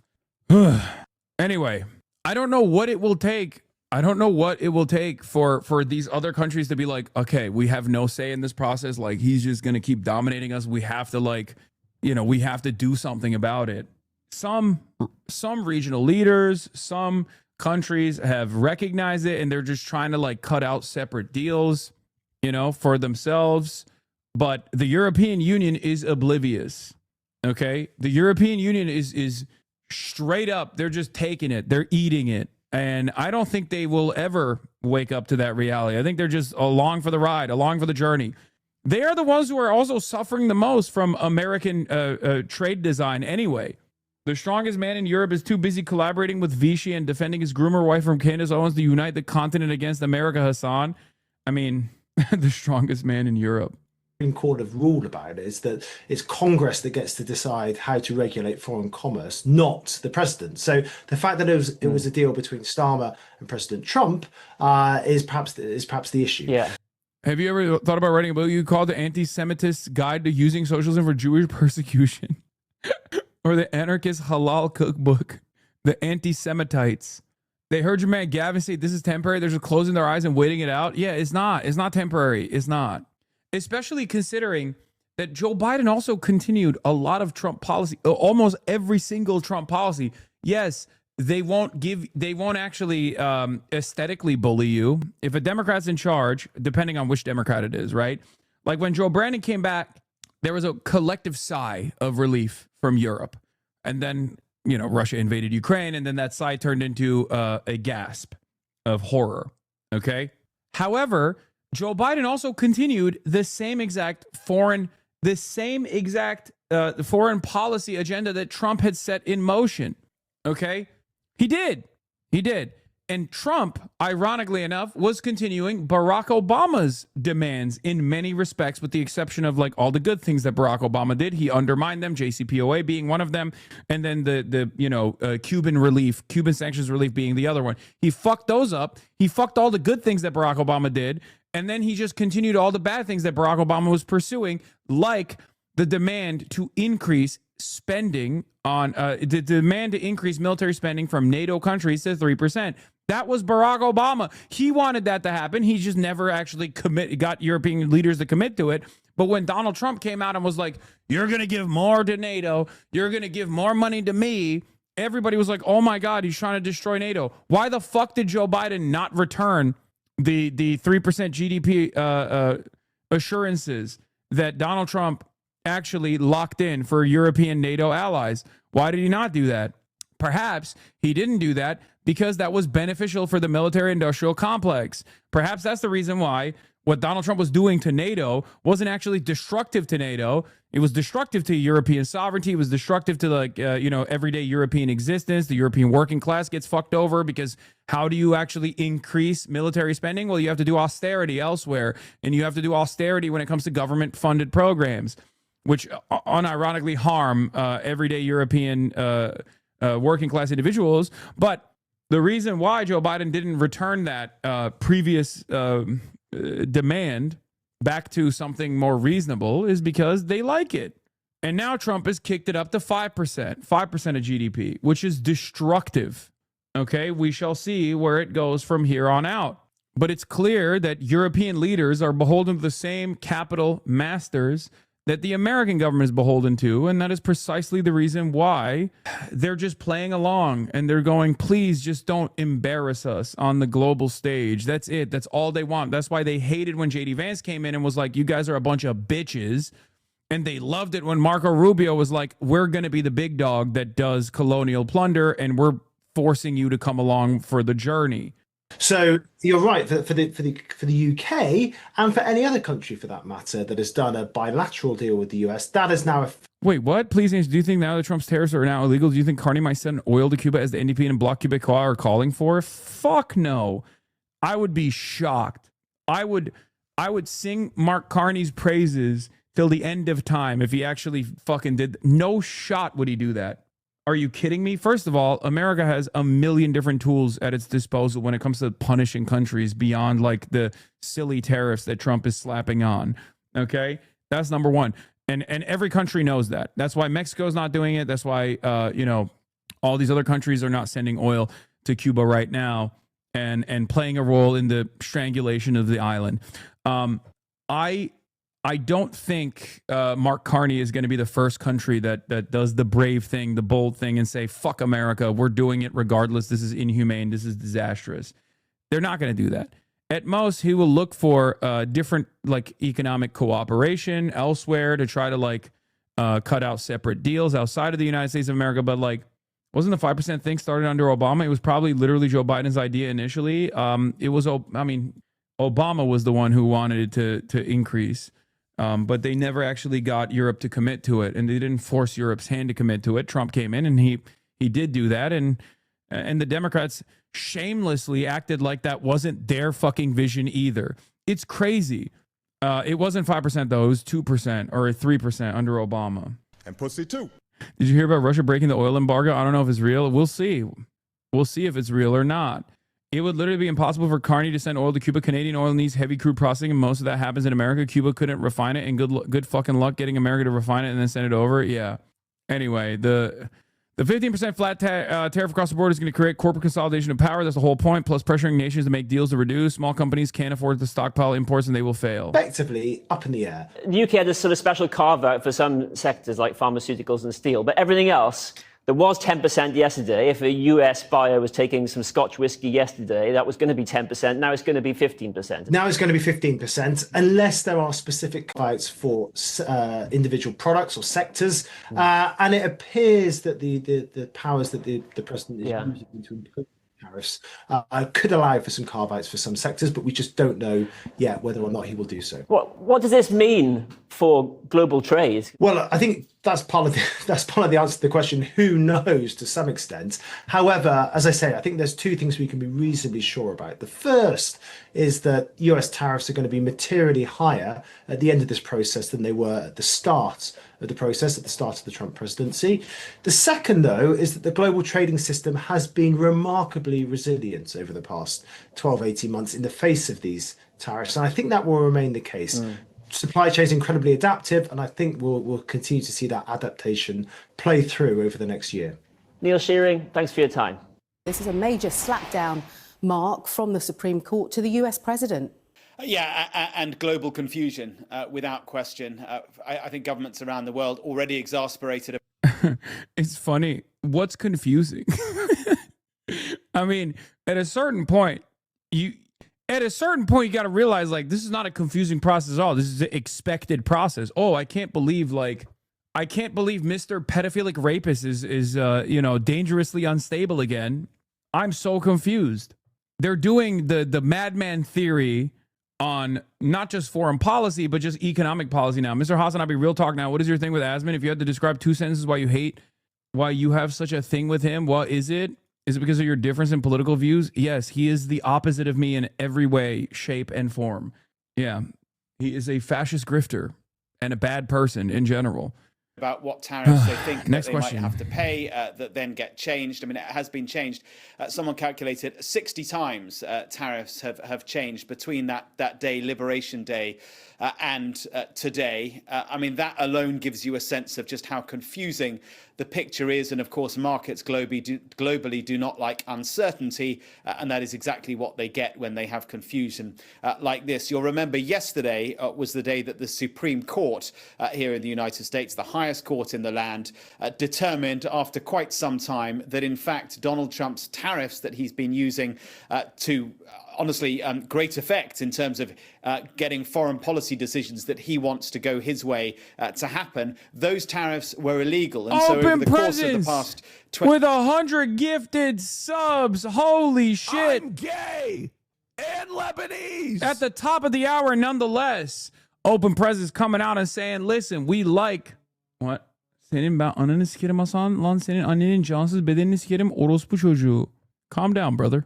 That dude was fucking crazy. For the Turkish understanders, he was saying some incredibly insane shit. Translation, please. No, I'm not going to translate it. It was 24 really hours. He and his team have been trying to work out. Hayvanlarımız bitmiyor amına koyayım. Aynen. Oğlum, internasyonel domuz, internasyonel ayılar her yerde.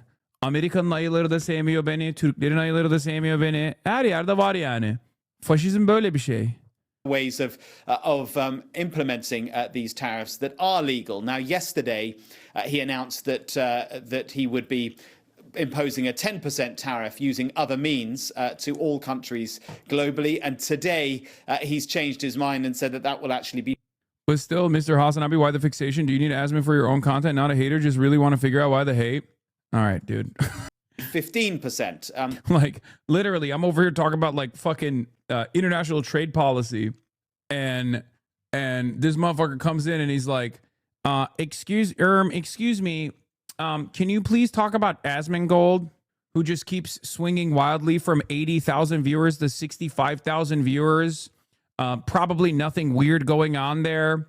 Definitely not botted. Can you please talk about him so I can say, you're talking about him again and again? I'll read you the post which came through around about an hour ago. Yeah, he just went from 50K to 60K to 80K in a moment, in like 10 minutes. Love you, Asman. Might want to read my previous chat message. Long-time viewer here, but never chatted. Zach, I have been watching you for a long time, but lately I see you becoming more out loud. Why is that? It was not you in the beginning. Asmongold was farming gold, not being a bit irritated about the nation or the world. Yeah. It's lengthy, but I think it's kind of important. He said, based on a thorough, detailed and complete review of the ridiculous, poorly written and extraordinarily anti-American decision on tariffs issued yesterday after many months of contemplation by the US Supreme Court, Please let this statement. Dude, he's the one from 80K and dropped to 41K law. What? Yes, he is a fucking. I mean, I don't know if he's doing it himself, but his account is notoriously botted. And serve to represent that I, as President of the United States, will effective immediately raising the 10% worldwide tariff on countries. That's the one he announced yesterday, many of which have been ripping the US off for decades without retribution until I came along, to fully allowed and legally tested 15% level. So he's raising it from 10 up to 15. During the next shorter number of months, the Trump administration will determine and issue the new and legally permissible tariffs, which will continue our extraordinarily successful process of making America great again, greater than ever before. Thank you for your attention to this matter, President Donald J. Trump. So that is the statement issued, as I say, an hour ago. In short, in as simple terms as possible, what has happened is the Supreme Court has determined that the method he was using to put in place these tariffs, which he's been doing for many, many months now, was unconstitutional. It was illegal. It wasn't allowed. And so they've told him he cannot do that.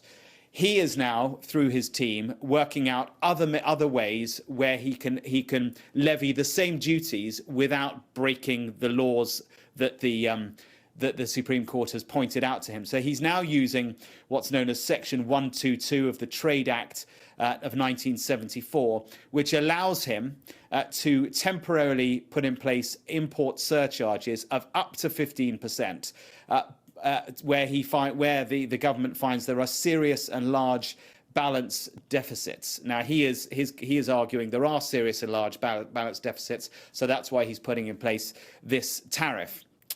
You might beg the question, why didn't he do this before? Well, the process he was using before, the one that the Supreme Court has now determined is illegal, was a much simpler, more blanket process. Now he's doing it in a harder way, and it only lasts for 150 days before he needs to get congressional approval. So he's trying to impose tariffs through other means. It's going to cause a whole load of new uncertainty for countries around the world, some of whom are halfway through negotiating trade deals. Do they continue with those? Do they stop? It's a whole world of mess for the whole world. A lot of people are dunking on Trump for this, but it's actually one of the truer things he said. There is indeed a lot of irony in the fact that the U.S. president can completely destroy a country economically with sanctions and embargoes without congressional approval, solely through the executive orders, as he's currently doing with Cuba or did with Venezuela. But he cannot impose tariffs, which is genuinely bizarre. You can literally starve an entire people to death, but slapping a 10% fee on their goods is where U.S. democracy kicks in. Yeah, this was the point I was making earlier. Like, the Bulwark posted this as a dunk. Like, oh, Donald Trump is so silly. He's such a silly goose. But, like, it's true. It's one of the truer things he has said. But I am allowed to cut off any and all trade or business with that same country. In other words, I can destroy the trade. I can destroy the country. I'm even allowed to impose a foreign country destroying embargo. I can embargo. I can do anything I want, but I can't charge $1. Yep. Because that's not what it says. And that's not the way it even reads. I can do anything I want to do to them. Ponderosa Pine, thank you for the 20 gifted. Any money. So I'm allowed to destroy the country, but I can't charge them a little fee. I could give them a little too. It makes sense if you understand that the U.S. government operates in the service of capital. Tariffs harm U.S. capital interests. Sanctions on Venezuela and Cuba are in service of capital interests. Yes, exactly. 2-cent fee. But I cannot charge under any circumstances. I cannot charge them anything. Think of that. How ridiculous is that? I'm allowed to embargo them. I'm allowed to tell them you can't do business in the United States anymore. We want you out of here. But if I want to charge them $10, I can't do that. It's incorrect. Their decision's incorrect. But it doesn't matter because we have very powerful alternatives that have been approved by this decision. You know, they've been approved by the decision. Later on, we move the chiller vibes. This guy judges and reviews Turkish. I'm good on that. Ham and Fist, thank you for the 20 gifted. Closed Presents, thank you for the 50 gifted. I don't know what's going on. You guys are just peppering the gifts in today. Odds on Trump running again in 2028 if he makes it. Brother, I don't know where we're at with like whether or not there's going to be midterms even. Okay. That's why I find the conversation around like Gavin Newsom. Is he running? Are we supporting him? All this shit. Or, you know, the other day, people were yelling at me yesterday about fucking, offering maximum support to John Ossoff. Like, I think those conversations are really stupid. We have to lock the fuck in. We have to lock the fuck in and look at what is in front of us right now. The situation ahead of us currently is that the number 2 ranked Chad, Androgenic, suffered a massive cortisol spike when a fan snatched his wig, exposing his true hairline. Bro, I saw a tweet on the timeline that was like, these guys are so gay that they're now officially at the wig snatching element. That is so true. Doping in the Chad rankings. What happened to the sport I love? Oh, Jesus. It's so funny to see guys like Josh Billinson offer commentary on this shit. Being 30 is a spectrum. That's true. I mean, I think we all know which side I'm on that fucking spectrum. Can't sleep knowing Clavicular was brutally frame mocked by an ASU frat leader. Oh, God. I'm in this tweet. I don't fucking like it. To prove how gay all of this was to start with, is just circle back to snatching wigs. ASU frat leader stood up Connor. That's messed up, dude. That Albania will never recover from that. How dare you? Your ass does not listen to geese. I do have that hat. I have everything else. He showed up later. Oh, okay, good. At Autism Capital, imagine this. You're the number 2 ranked Chad on the global PSO leaderboard, 8.7 rating. Jawline that could cut glass. Hunter eyes. Perfect. And NW0 hairline that's been carrying your entire online presence since day one. You're live streaming to 50,000 viewers. The donations are flowing. Women are typing king in the chat. Your cortisol is on an all-time low. Life is good. A true soul walks into frame. You don't even register him. He's 3.2 at best. Recessed chin. Negative cantle tilt. The kind of guy who gets frame mocked by his own shadow. You keep talking. Then it reaches over and rips your hairpiece clean off your skull.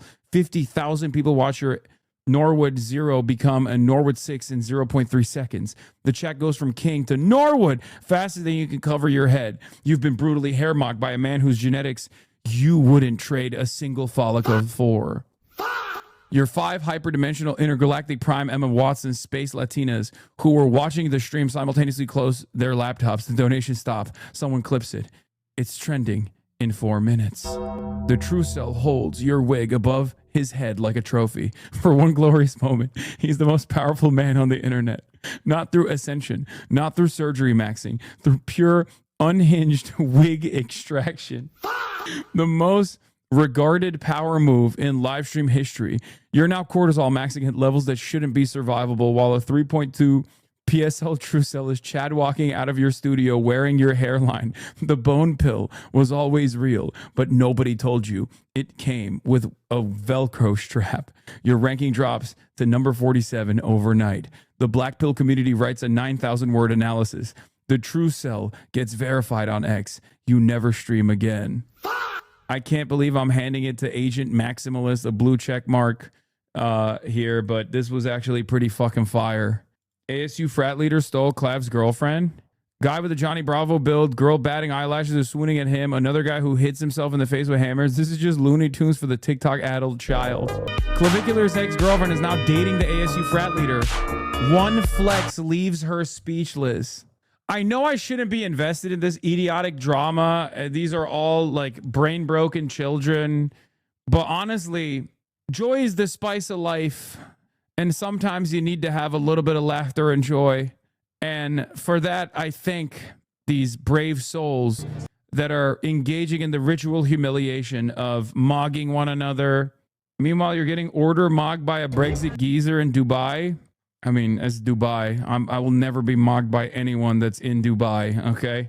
Unironically, more interesting than any other streamer drama slop you occasionally partake in. Yeah. Bro, you cover weird subculture things as well. I think it's cool for the segments. I agree. What is this? Hi, Hasan. Claude here. Can't wait for you to come pick me up in person this week, bro. Your boyfriend? What?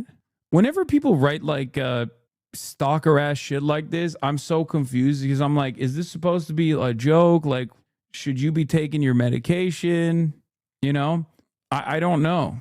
With the M dash, I assume this is like a chat GPT chatbot thing, right? Bro, that was AI. That essay was AI. Claude is an AI. Anyway, This stuff is good though. I mean, it's good to like interrupt our regular coverage talking about the evil machinations of American empire to turn around and every now and then talk about like Giga Chads mogging one another, you know, that sort of shit. Or I'm disappointed in Who do you Gavin vote for, Newsom. J.D. Vance or Gavin I Newsom? gotta I'd have to vote for Gavin Newsom, Me of too. course. 100%. I wouldn't blink. There's no What doubt. about you, Hassan? I'd probably vote third party. You would? Oh yeah. I mean, at that point, it doesn't even matter. Like we were talking about yesterday, Gavin Newsom is not, he's not even the safe idea, but it's like, he's almost that safe idea that you can present. But like we talk about all the time, gang, you could have more than that, nigga. Like, I get it, right? Because I think a lot of people are just viewing it from like the harm reduction standpoint, which is, well, if it's Gavin or JD Vance, then you might as well go Gavin because the problem arises is February 18th, 2026, and we have already gave this nigga Gavin Newsom the fucking... He didn't even announce it. Nigga, What did we talk? He Still hasn't announced running for president. What are we talking about? So that's how we, and like, we talked about it last night. That's how we got to the ultimatum of Kamala versus Trump. Now, if we because we waited, then 3 months before the fucking election happened, we had Kamala, and then now it was everybody and their mamas telling you to vote for Kamala, do this for Kamala, XYZ, just because we had 3 months left to wait. Niggas was talking about building name recognition for Kamala because people didn't know her name for real. How much you want to bet? 3 months to the election. We're going to get to September, August. This nigga Gavin finna, sorry, folks, I'm not gonna run for president. Now y'all niggas are scrambling. What if that happens? What if that happens? Why are we ascending a nigga to the throne 2 years in advance? I don't. And you be wondering why these politicians start bending the things that they think are the rules that they want to do once they get in office because you've already gave him God. Yeah, I don't think that's a crazy criticism considering the people he's had on his shit and what they have said to him. Steve Bannon, Charlie Kirk. And that's fair. And it's not a crazy. That's fair. Ben Shapiro. And it's not a crazy. Emily Lowen is the leader of the Greens in British Columbia. I met her. What is that? This is really good editing, by the way. That's crazy. We met Hasan Piker, the biggest left-wing streamer in the world. Solidarity is the closest expression to love that I have ever felt. We cannot cast aside small victories, no matter how silly it may seem. Converting one of your close loved ones, bringing them back to reality, a better contract at the end of a strike, work stoppage. It could be participating in these mass demonstrations. It can also sometimes even mean voting for a candidate for the first time that makes you feel like your voice mattered. After his talk, we snuck our way into the media room so we could surprise him with a question and a gift. What is your message to the young people of British Columbia who are just starting to get activated in politics for the first time? What I would say to the young people of British Columbia is that you have a lot more power at your disposal, especially when you're united, and that the powers that be constantly seek to divide you for that reason. So hopefully you can gain confidence by securing any sort of power, whether it be in your workplace, in your communities, or whether it be in your universities, and build on that. You can make the change that you want to see in the world. As the 99%, we're not outnumbered, we're out-organized. When we stand together, we have more power than we think. Overnight President. I don't know enough about the Greens. What was on the shirt she gave you? It was Noam Chomsky and Jeffrey Epstein. And in the back, it had the Chris Hedges quote. Here, I'll show you. The way you wear that suit is so tough. No glaze. Thank you. Thank you, Chatter. Here, can you give me this shirt? Here, this is the shirt. It says, fuck it, we ride on it. And in the back, it's the Chris Hedges quote. If there's a lesson here, it's this. The ruling class offers nothing without expecting something in return. The closer you get to these vampires, the more you become enslaved. Our role is not to socialize with them. It is to destroy them. It's a crazy shirt. I will never wear it. Okay? Wait, I thought you were joking? No, I'm not joking. They actually gave me that shirt. And I will never wear that shirt. Let's be real. It's going in the I will never wear this shirt pile. I have a bunch of them. Federal Greens aren't great. Some not right, not left, but forward kind of thing. They're Philly centrist. Elizabeth May, the leader for a decade who got ousted, was pretty dope though. Yeah. I would wear that. What is this? I would wear that shit, but I'm different. I got drip. Nah, there's no way to make that work, bro. There's no drippy. version of that. Trump confirming that the US is considering a limited strike on Iran. This comes after giving it an ultimatum to agree to a nuclear deal in less than 2 weeks from now, warning if it doesn't, then, quotes, really bad things will happen. Iran and the US have held 2 rounds of indirect talks now. They're due to hold a third. But Vice President J.D. Vance saying Iran has yet to even acknowledge President Trump's red lines. Gio? So, Ian, what is this all about? What does the president want Iran to do? And are we talking about boots on the ground here? Yeah. Why would they call it a limited strike? Because no one cares, honestly. That's part of the reason. Like, it just doesn't matter. They're just making shit up. Asman with 100K viewers, Hasan with 20K. Brother, if you think Asmongold has 100,000 real viewers, you might be an Asmongold fan. You're that stupid, most likely. Yeah. Yes, he's being botted, chatter. Thank you. Holy shit, I'm convinced Asman is botting our channel because people will not shut the fuck up about his viewers. No, Asmongold and his fans live in this state where it's not enough that they like watch Asmongold and get their commentary from Asmongold.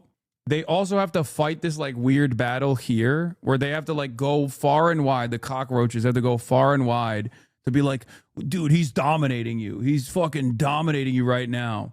He's destroying you. He's botting so hard.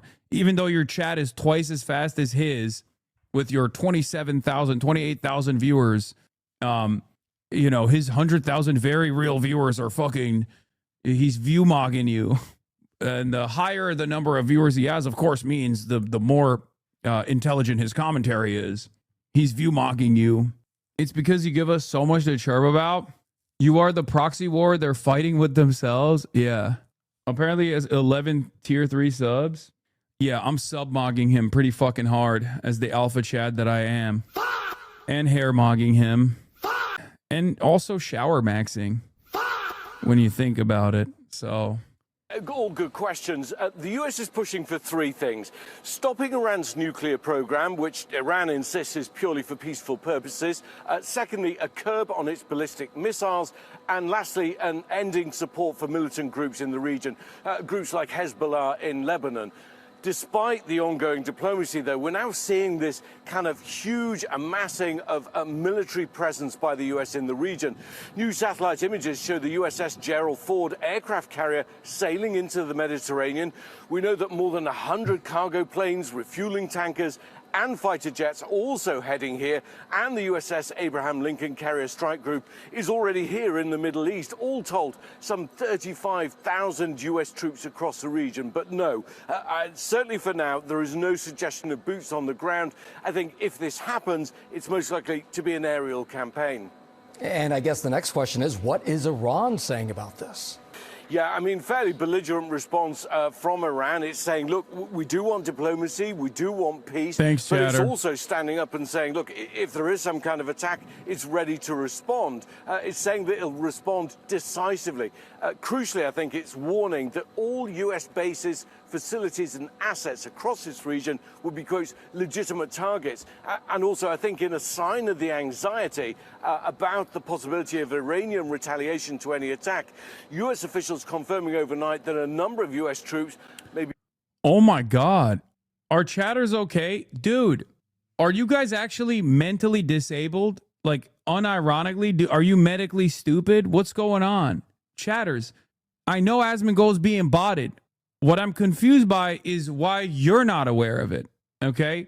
Like, when you see Asmongold with 100,000 viewers, do you not go, oh, he's getting botted into fucking oblivion? Like, what's going on? What's happening? I don't know why everyone is mentioning this right now. I don't get it. Like, this is not new information to us. Yeah. Why is Shah so obsessed with it? Drama perverts, the lot of them. It's not even like drama pervertry. I just don't know why, like, I don't know why subscribers of mine are fucking coming in to be like, he's being botted. Yeah, his viewership jumps up and down from 100K down to like 40K. It's very clearly, it is very clearly being botted. He probably has even recognized it as well. I don't know why you're coming in here to tell me, to inform me about it. Yeah. Like, will the 100,000 viewers stop Iran from potentially being striked? I don't know. Yeah, look at this. And this is like not even picking it up. His user to viewer ratio is 53%, dude. Okay. His average Twitch user number is 26,000. His user to viewer ratio currently is at 53%. And you're over here being like, wow, I can't believe it. What do you want me to do about it? What can he do about it? Nothing. What can Twitch do about it? Well, Twitch doesn't really give a shit. It's actually 35% currently, 53% for the stream. Yeah. Like, that's for the 53% across the fucking entire stream. Right now, he's got like a third. That's still double of your real viewers. Double of my real viewers. His average Twitch viewership is at 26,000. His current viewership is literally at like, again, most likely at 26,000, somewhere along those lines. And if we're going real viewership to real viewership, he's not actually, he doesn't have a higher real viewership than I do. Yeah, if you want to understand what like a normal viewership looks like, this is what it actually looks like. 85% user to viewer ratio. Okay? Look at all the fucking anti-soundboard chatters who are fucking quitting en masse. I can't stand it. Stop with the soundboard. Subs are mentioning it because you respond and chatter's low when you respond. 53% of 100. Brother, he doesn't have 53% real user to viewer ratio right now. His real viewer to user ratio is 30% right now. It's 53% across the entire viewership, across the entire stream. I know it's difficult for you to comprehend mathematics, statistics, how things work. Oh, okay, makes sense. I'm Somalian. Oh God, you're so fucking stupid. God, it's just such a fucking white supremacist cope. Speaking of like what that chatter was implying there, that was the other thing that Asmongold was doing the other day, where he was like, oh, everybody knows that the average IQ in Somalia is like 70. You're a fucking idiot. If you believe that, you're a goddamn idiot, okay? That comes from one fucking study that's not a real study at all, by the way. And yet it has been mass produced and reproduced over and over and over again. And honestly, if you just fundamentally believe IQ as an adequate metric for efficiency, success in the real world, you're already a dumbass. You're being filtered across the board. But even from the metrics of like conducting a correct study here, it's a eugenicist that basically made it the fuck up. And that was all it took for dumb fucks. Yeah, the study's from Richard Lynn, who is a eugenicist, by the way, called The Intelligence of Nations. The problem is that Lynn is known for his history of promoting eugenics and racial hierarchy, and apparently is a self-described scientific racist. But the problem with that study in particular is that he didn't actually go and conduct a proper IQ test on the Somali population. He made it up. Literally, he made it up. This is made up. It's been reproduced, or not reproduced, sorry. It's never been reproduced because it's fucking made up. But it's been used over and over again through like the bell curve and all the other scientific races. But this is completely fucking made up. It's not an actual study that was conducted. It's not a real IQ study that was conducted. It's entirely fabricated. They were like, oh, we looked at starving children in Kenya, and then we just made up the results because Kenyans and Somalis are the same. Like literally, that's what if you look at the methodology, they openly reveal in the quote unquote study, if you can even call it that, I think they IQ tested like 8 Kenyan refugees that were starving in Israel or something, or Ethiopian refugees in Israel. And then they just decided regional IQ for every single other person is, give or take 10 points lower or 10 points higher. That's straight up where this number comes from. Okay. Yeah. They extrapolated off of like 7, I think it was like 7 Kenyan or Ethiopian refugees in Israel that were made to take an IQ test. Like, even if some population is low IQ, doesn't mean they deserve to die or are less human, was the implication here? Yes, that is the implication. That's what they're saying. It's not only incorrect, but it's like racist bullshit. So that's what this is about. He called them low IQ because the average IQ in Somalia is 68, borderline R-worded. It's not racist. It's a fact. Another pathetic attempt to obscure reality to push a narrative. Once again, I said, you're an illiterate shut-in for believing this easily disprovable white supremacist cope. Your favorite pedophile protecting president has the intellectual capacity of an infant. The reality of the matter is the quote-unquote study that they're using here is completely fucking made up. That's it. And I'm sorry, this might hurt some of your white supremacist feelings, but if you believe that, you believe in COPE, okay? You believe in your racial superiority because you're a fucking low IQ monster, okay? There is nothing more indicative of having the lowest of the low IQ that you could possibly have than believing in this made up bullshit. There are a multitude of different impacts on IQ in general. Nutrition is a big one as well, obviously. There have been numerous studies that were conducted in India, for example, between famine season and post-famine season in India that shows like IQ actually wildly swings in the same fucking group that's being studied when they have proper nutrition, okay? And that this 68 number is completely made up regardless. Rape Tone called you dumb and used ChatGPT to say that the study was real, and in the same clip, ChatGPT says it's fake. Of course, he's a fucking moron. Easily just grok this shit or Google this shit or go on any .gov website. It would show you... No, what .gov website? No, you fucking grokked it. That the Somalian average IQ is 68. Okay? Yes, it's not fucked up to say that Somalians are stupid because it's backed up by evidence. 68 is fucking insane. In short, the 68 figure circulates wildly in certain online circles, but is not considered credible by most experts as a true measure of Somali cognitive ability. There simply isn't high-quality representative data to give a definitive national average IQ for Somalia or many other developing conflict-affected countries. Any such number should be taken with extreme caution as it reflects testing conditions and environment far more than anything fixed or inherent. This doesn't even actually give you the full scope of how fucking made up this number is. Because if you actually look at Richard Lynn's study, you realize that he extrapolated that information off of a totally separate fucking control group. Just so you know. I know because I looked into it. There was never a moment where he went to Somalia and actually IQ tested the Somali population. You don't need to do that when you're a fucking white supremacist, for the record. You don't need to do that at all. You can just make this shit up and every other dumb moron will go along with it. The entire thing is fabricated. Just so you know, it's one of the easiest ways to clock someone who is low intelligence, okay? Straight up. But of course, if you're watching Rape Tone right now, I mean, you probably are already self-described as a low intelligence person anyway. Honestly, I'd rather him be busy spending his days begging Grok to regurgitate his own delusions than sexually assaulting women. True. Straight up, though, now you are properly equipped with this information. And I'm sure, hold on. The study itself not only is conducted by a self-described scientific racist, but the African IQ scores, like the African nation IQ scores in that same study are completely made up.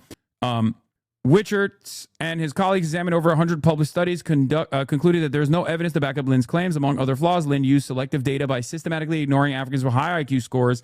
The researchers also claim that African IQ test scores cannot be interpreted in terms of lower intelligence levels, as these scores have different psychometric characteristics that Western IQ test scores. Until now, the incomparability of Western and African IQ scores has never been systematically proven.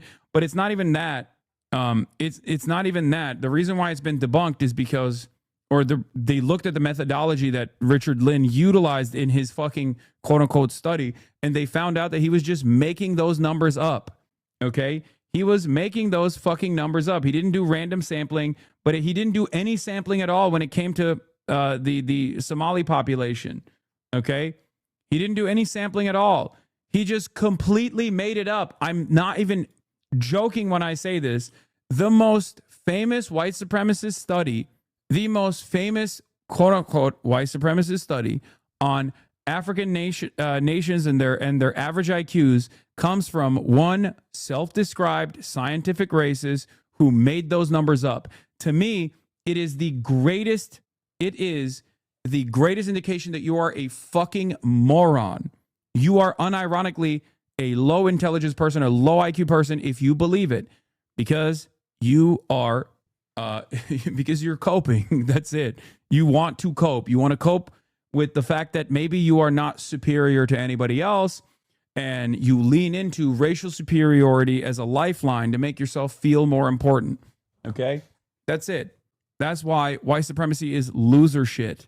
We're covering Iran, America before chatters derailed. They care more for drama than people's lives. No, this isn't drama, okay? This is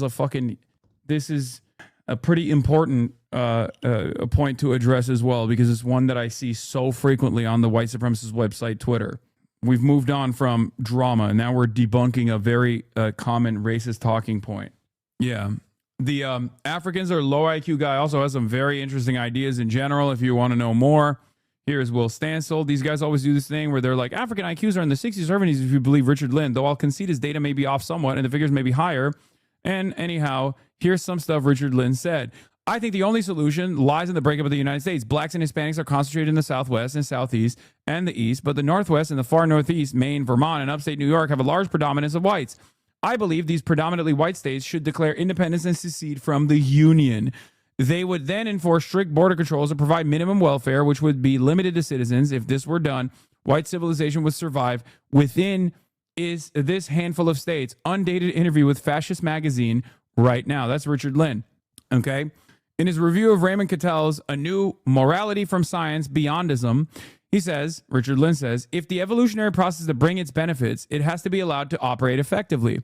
This means that incompetent societies have to be allowed to go to the wall. What is called for here is not genocide, the killing off of the populations of incompetent cultures. But we do need to think realistically in terms of phasing out of such peoples. If the world is to evolve more better humans, then obviously someone has to make way for them to otherwise then obviously someone has to make, oh God, he's so fucking bad at writing too. Then obviously someone has to make way for them. Otherwise we shall all be overcrowded. After all, 98% of the species known to zoologists are extinct. Evolutionary progress means the extinction of the less competent. To think otherwise is mere sentimentality. He is an absolute fucking moron. This is literal Nazism, Jesus Christ. Yes, he's a fascist. He is an open white supremacist, chatters. Yes. It is the purest expression of fascist lunacy. I used to often talk/debate with Lynn by mail and on ResearchGate before his death. His views evolved, still a bigot, but not that bad in the past decade. That's crazy. Also, he's dumb. This is not how evolution works, Lamau. I know.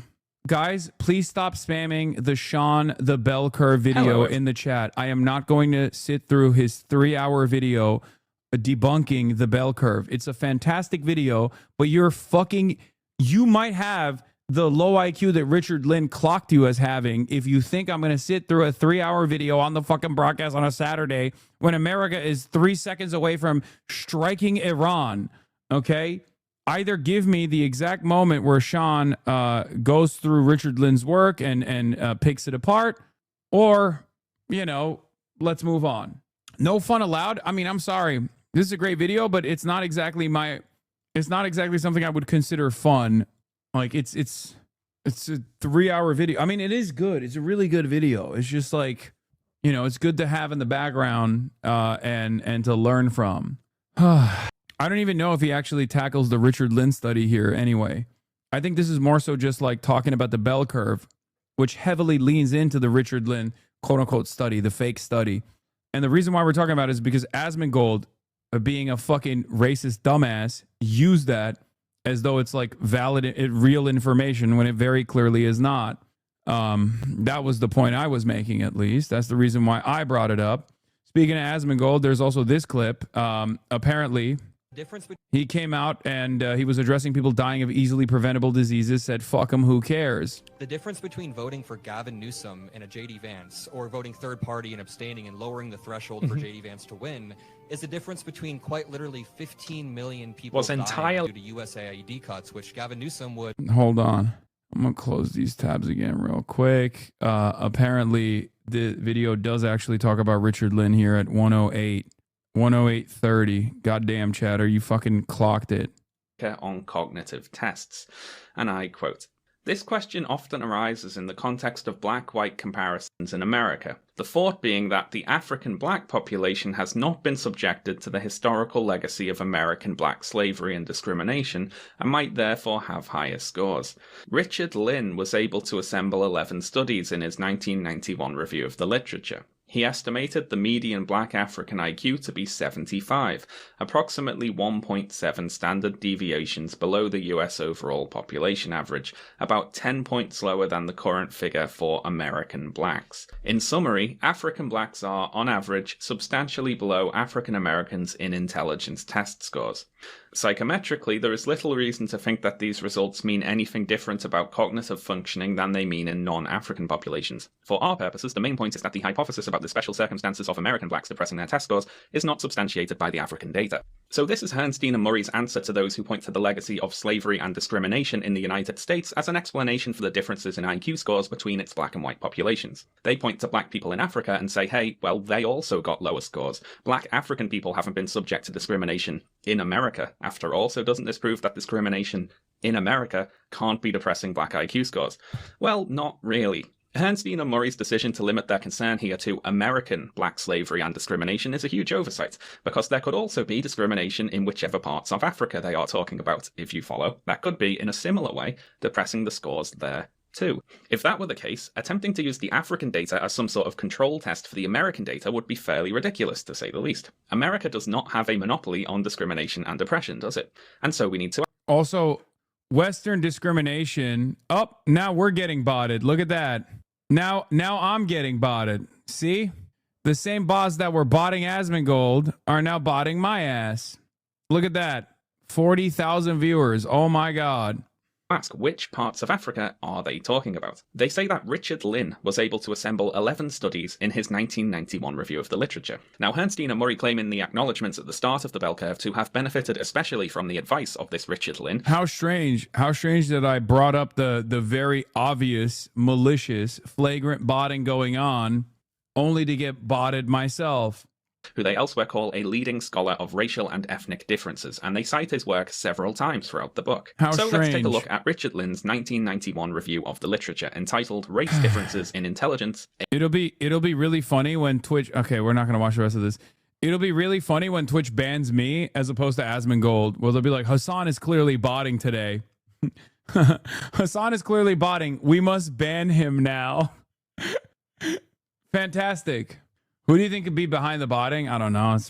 Yeah, they're just jumped to 50K. They're doing a no you after you called them out on botting. Yeah.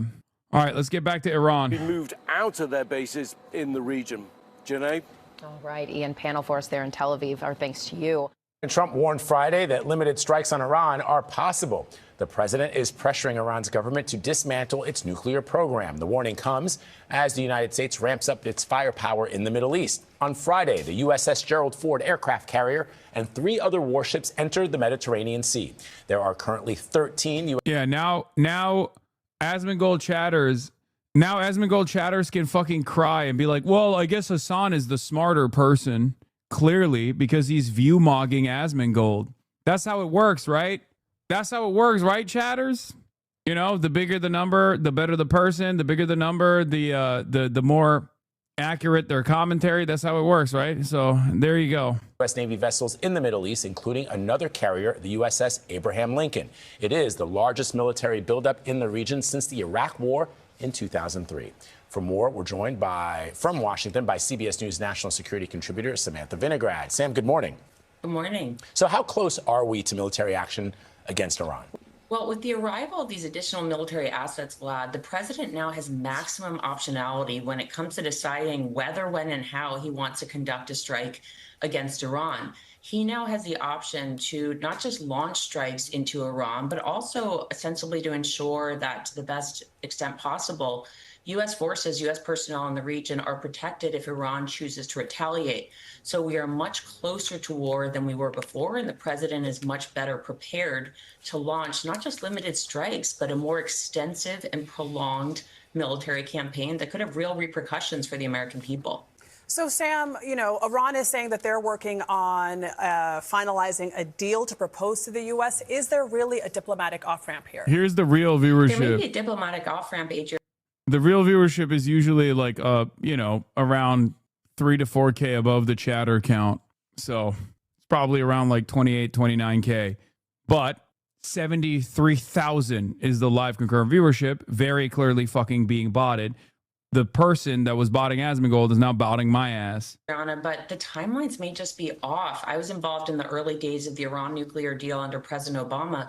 That deal took more than 20 months to negotiate, and President Trump has given a very short timeline for these negotiations. So what it's really going to come back to is whether the president's team assesses that Iran is actually committed to these negotiations, whether Iran is committed to giving up its nuclear stockpile, which is something it hasn't been open to in the past. And that's normally an intelligence community assessment, something that President Trump has in the past personally tried to decipher. Sam, we know that with all those military assets in the region, that a strike package would cripple Iran. But the question becomes, to me, what happens after you've struck Iran? If there's regime change in the cards, what does that look like? Well, Vlad, Iran may feel very far away to the American people, but there's certainly repercussions for Americans themselves. On the one hand, Iran will retaliate. They have the largest and most diverse ballistic missile stockpile in the region. They will likely try to hit U.S. bases, U.S. personnel. They've demonstrated both the intent and capability to strike Americans abroad throughout their history. At the same time, they could try to close a waterway known as the Strait of Hormuz, which could send oil prices much higher. That could impact the price at the pump as we head into the spring and summer. And so that could have very real implications for the American people, even if there's not an effort at Iranian regime change. Sam, as our viewers remember, when the U.S. struck Iran's nuclear facilities last summer, the president said they were completely obliterated. What is then the state of the threat from Iran? Well, President Trump's own team does not agree that they were completely obliterated. His own national security strategy says they were significantly damaged. But here's what we do know. We do know that the American strikes did damage some of Iran's nuclear enrichment facilities and a research facility. But we also know that Iran still has a stockpile of what's known as highly enriched uranium. That's material, if enriched further, could be used to break out to a bomb. We also know that Israeli efforts did successfully eliminate some of Iran's top nuclear scientists, so their intellectual capital has suffered. So the question now is, where is their nuclear stockpile? Are they trying to get more of the equipment needed to enrich more uranium? And do they have the capability still to engage in what's called weaponization, actually making a weapon? And the million-dollar question, Adriana, is, do they want to break out to a bomb? And that is going to underline the conversation about whether Iran is committed to negotiations or not, or if they're just biding time. All right, Samantha Vinograd, thank you so much. Admiral, let me begin with you. Tell me about the firepower that we've assembled in the Middle East. You started with a comparison to 2003. It's also like 1990, Persian Gulf War I. This is a huge amount of U.S. firepower. And let's kind of do it from the outside in, if you will, in concentric rings, descending like Dante's Inferno. On the outer rings are big strategic bombers. They can come all the way from the United States. They can operate from other bases, but at distance. Yo, where's that chatter now? The chatter that was like, bro, that means he's got like still double your real viewership. Where was the Twitch tracker thing that I was looking at earlier? Can someone send me the link for the Twitch tracker and it'll show you now? Oh, you banned that person? Well, where are all the Asmongold is view mogging you chatters? What happened? How does it feel now? Does it feel good? Yeah, look, user to viewer ratio went up because the Twitch tracker hasn't even picked up the fucking botting yet in real time. Reported for botting, Lamau. Yeah. Yeah, 100K, baby. Very real. Definitely very real. Why do your haters bot for you? Twitch isn't going to do anything about it. We'll find out who's doing the botting. We'll find out who's doing the botting when they start chirping about it on Twitter.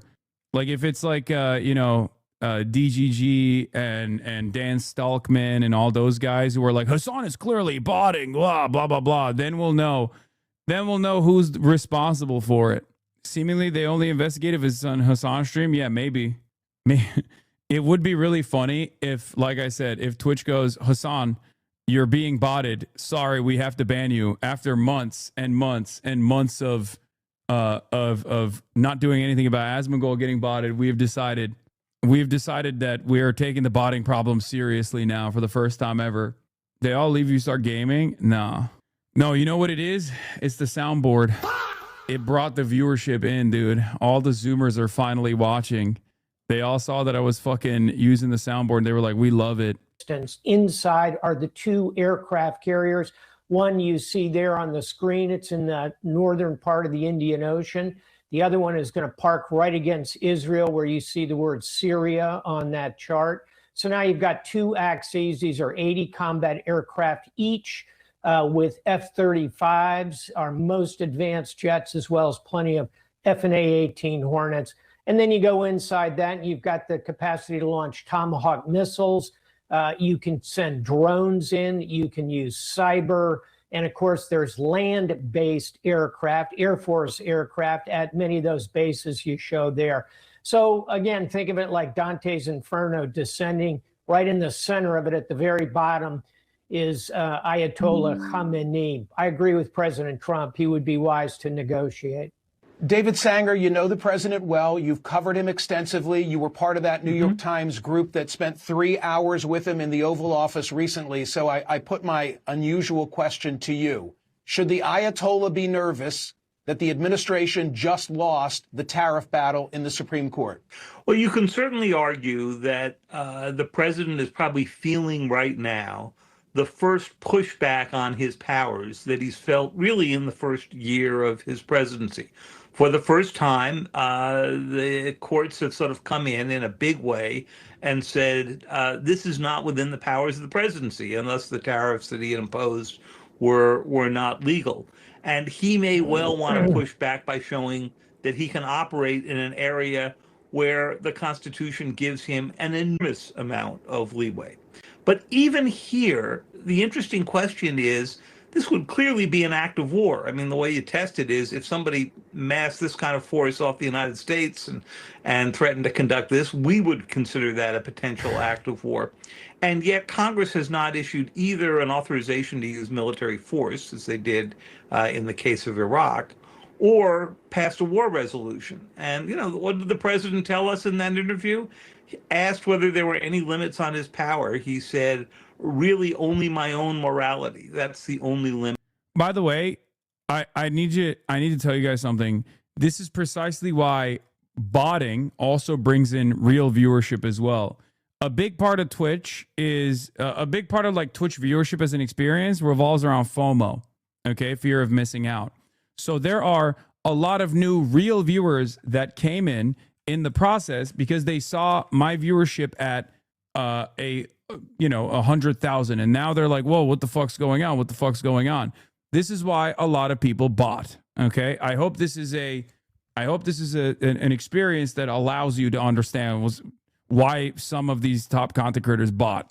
Okay, yeah, people see me at 100,000 viewers, assume that we're fucking striking Iran, and they clock in. Like, real viewership comes in as a consequence of being at the top of the directory.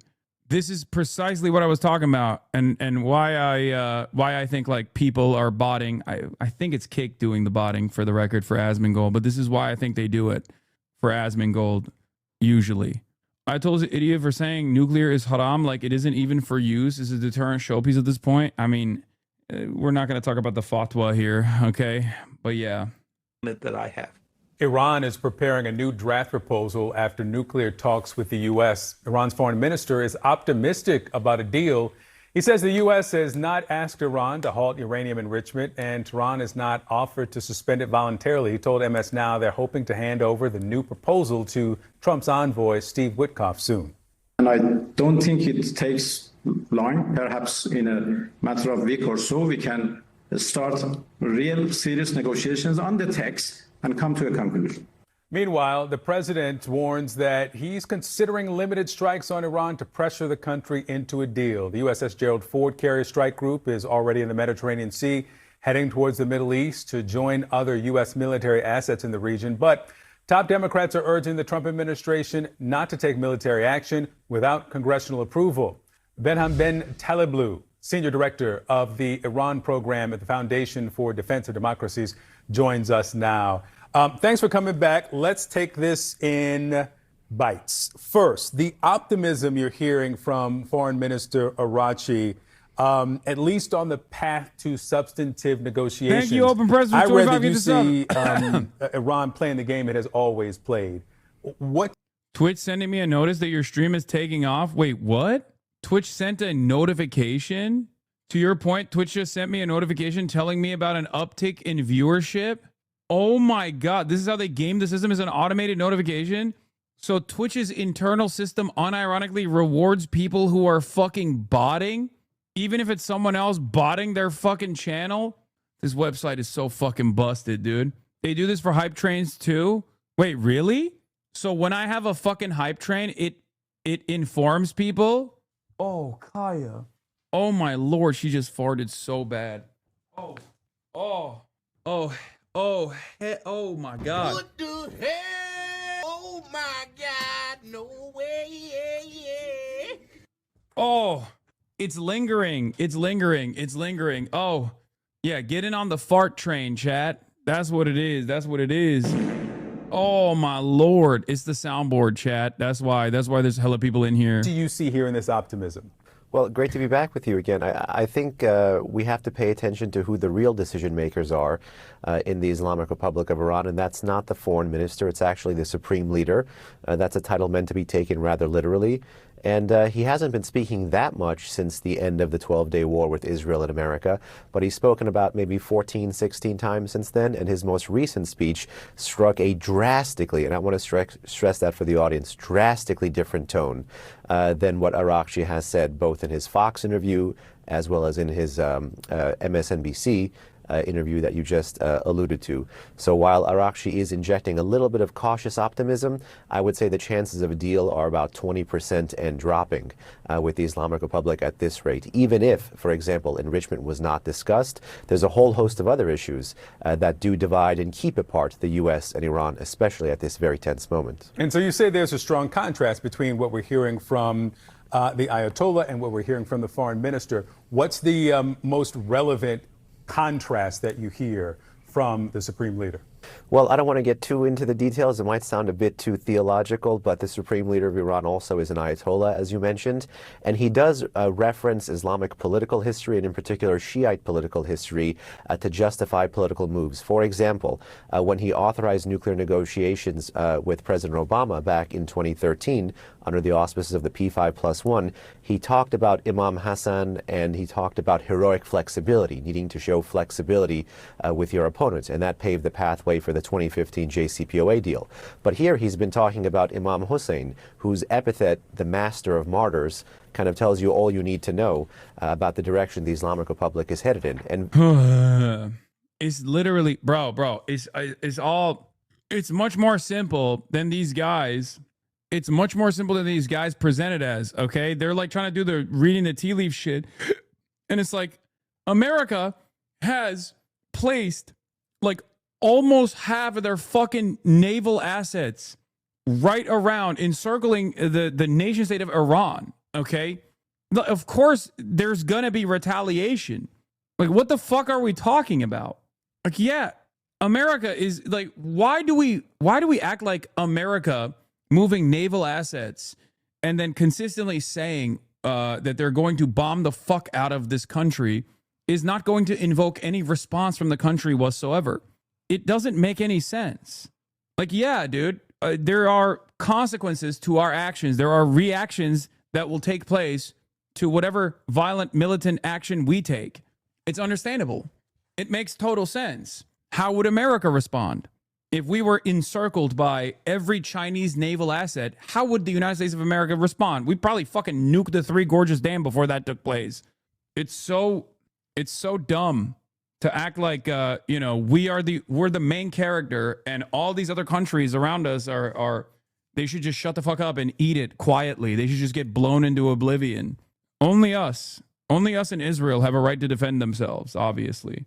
It's quite rare also internally to have military, political, and religious elites sing from the same sheet of music. And the same sheet of music is that if there's a strike, no matter how limited, Iran will respond in a massive way. And so you mentioned the JCPOA that President Trump ended in his first term in 2018.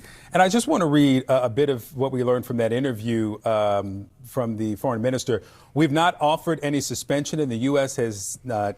The U.S. side has not asked for zero enrichment. What we are now talking about is how to make sure that Iran's nuclear program, including enrichment, is peaceful and will remain peaceful forever, which would be too similar to the JCPOA, that it would be a complete contrast to what we're hearing from President Trump publicly. Is that credible at all, that continuing an enrichment program is part of the conversation? Well, certainly the challenge for the Islamic Republic right now is how to transpose the reality that they're currently not enriching since the end of the 12-day war into something that looks like it's a concession for the United States of America. And that's precisely why America can ask for bigger things, more challenging things, because it's actually taken away enrichment from the Islamic Republic. It's taken away the capacity. It hasn't taken away the capability, aka the know-how, but nonetheless, Iran is not currently enriching today. So the Islamic Republic has decreasingly been able to actually threaten to restore enrichment or anything else like that. And therefore, it's trying to find a way to make Trump pay what he previously got for free. And that gets at the heart of the matter of enrichment in this agreement. Yeah. The USS Gerald Ford, that carrier strike group, is in the Mediterranean. Of course, the Abraham Lincoln has been there for some time. You've said that the chance of a deal is 20% and dropping.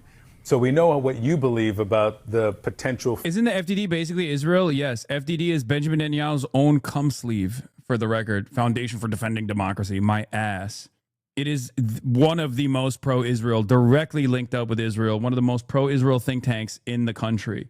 Yeah. The Trump administration is prepared to consider an Iranian proposal that allows Iran token nuclear enrichment if it leaves no possible path to nuclear weapon, a senior U.S. official told me. A source familiar with the talks told Axios that both Omani and Qatari mediators told Iran and the U.S. in recent days that any deal must enable both sides to claim victory and, if possible, also be something that Gulf countries and Israel can live with. The problem is Israel has a totally different approach to this. Okay? Israel's approach to the subject, Israel's approach to the situation is we want to destabilize Iran. We don't want them to have any ballistic missile production, or at the very least, we want to limit their ballistic missile launching capabilities to just their own backyard, I guess, and not Israel. Okay, that's it. That is Israel's approach. And unfortunately for us, we will do Israel's bidding. Okay, that's just the fucking reality. We are doing this for Israel. Make no mistake. There is no American design here. It's mostly just Israel running the show right now.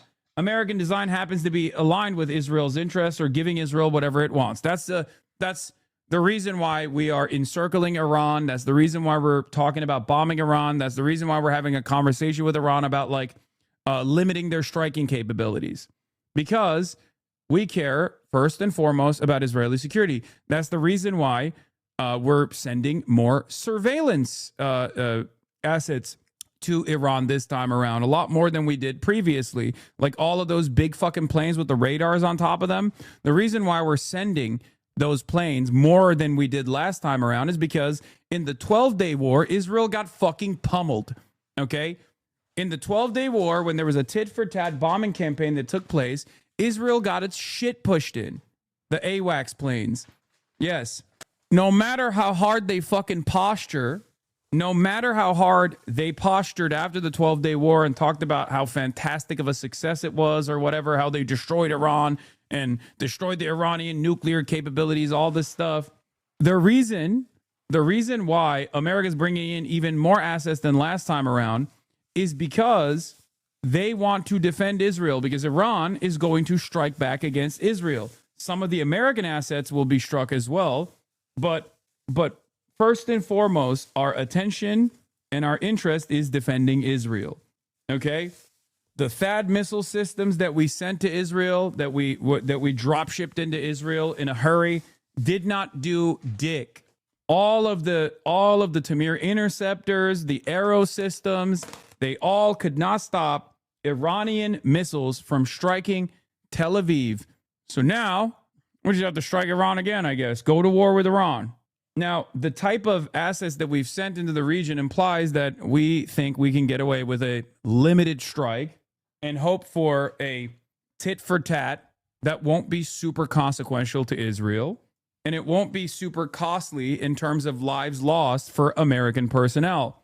If we were led by normal human beings and not monsters that are working at the behest of an international pedophilic cabal of capitalists who really care about Israel for some fucking reason, and the Greater Israeli Project as a Greater Israeli Project as a stabilization mechanism in this resource-rich region, okay, then most likely we would not have done away with the JCPOA under the Barack Obama administration, under the Trump administration immediately after Trump won, post-Barack Obama, and we would have continued normalizing relations with Iran instead of fucking starving the Iranian population until they got so mad that they tried to, overthrow their government. But that's not the world we live in. And now some American military members are probably going to die if we go and directly strike Iran. That's where we're at right now. The I'm not going to die for Israel crowd that voted for Donald Trump is going to find out very quickly that they might actually die for Israel. For a military strike. What are the indicators from Iran that they believe that a military strike is coming? Well, it's actually very interesting that both America and Iran continue to talk about being interested in negotiations, but also continue to do things physically that tell you that they're getting ready for a strike. The Islamic Republic, for example, continues to build back better when it comes to its ballistic missile program. We know that that's really the spinal cord of its deterrence at this point in time. It's the long pole of the regime's security strategy.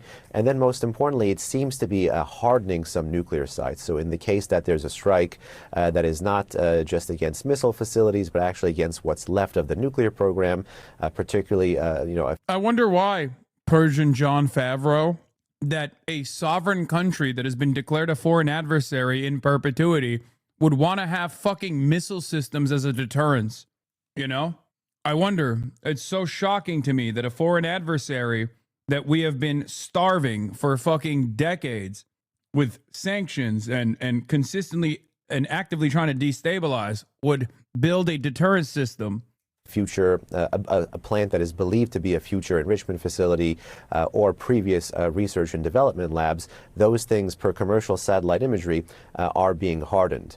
So when you take its tough rhetoric on missiles and then you look at this kind of hardening and dispersal, it looks like both sides are getting ready for exit options from negotiations. Ben Taliblu, thank you so much for being with us.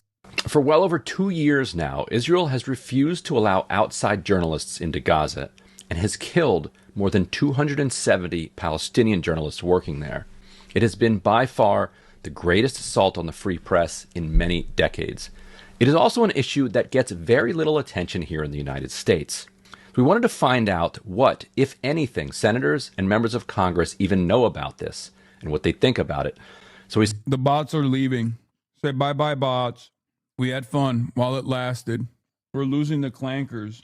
Sent our Capitol Hill correspondent, Julian Andreoni, to probe.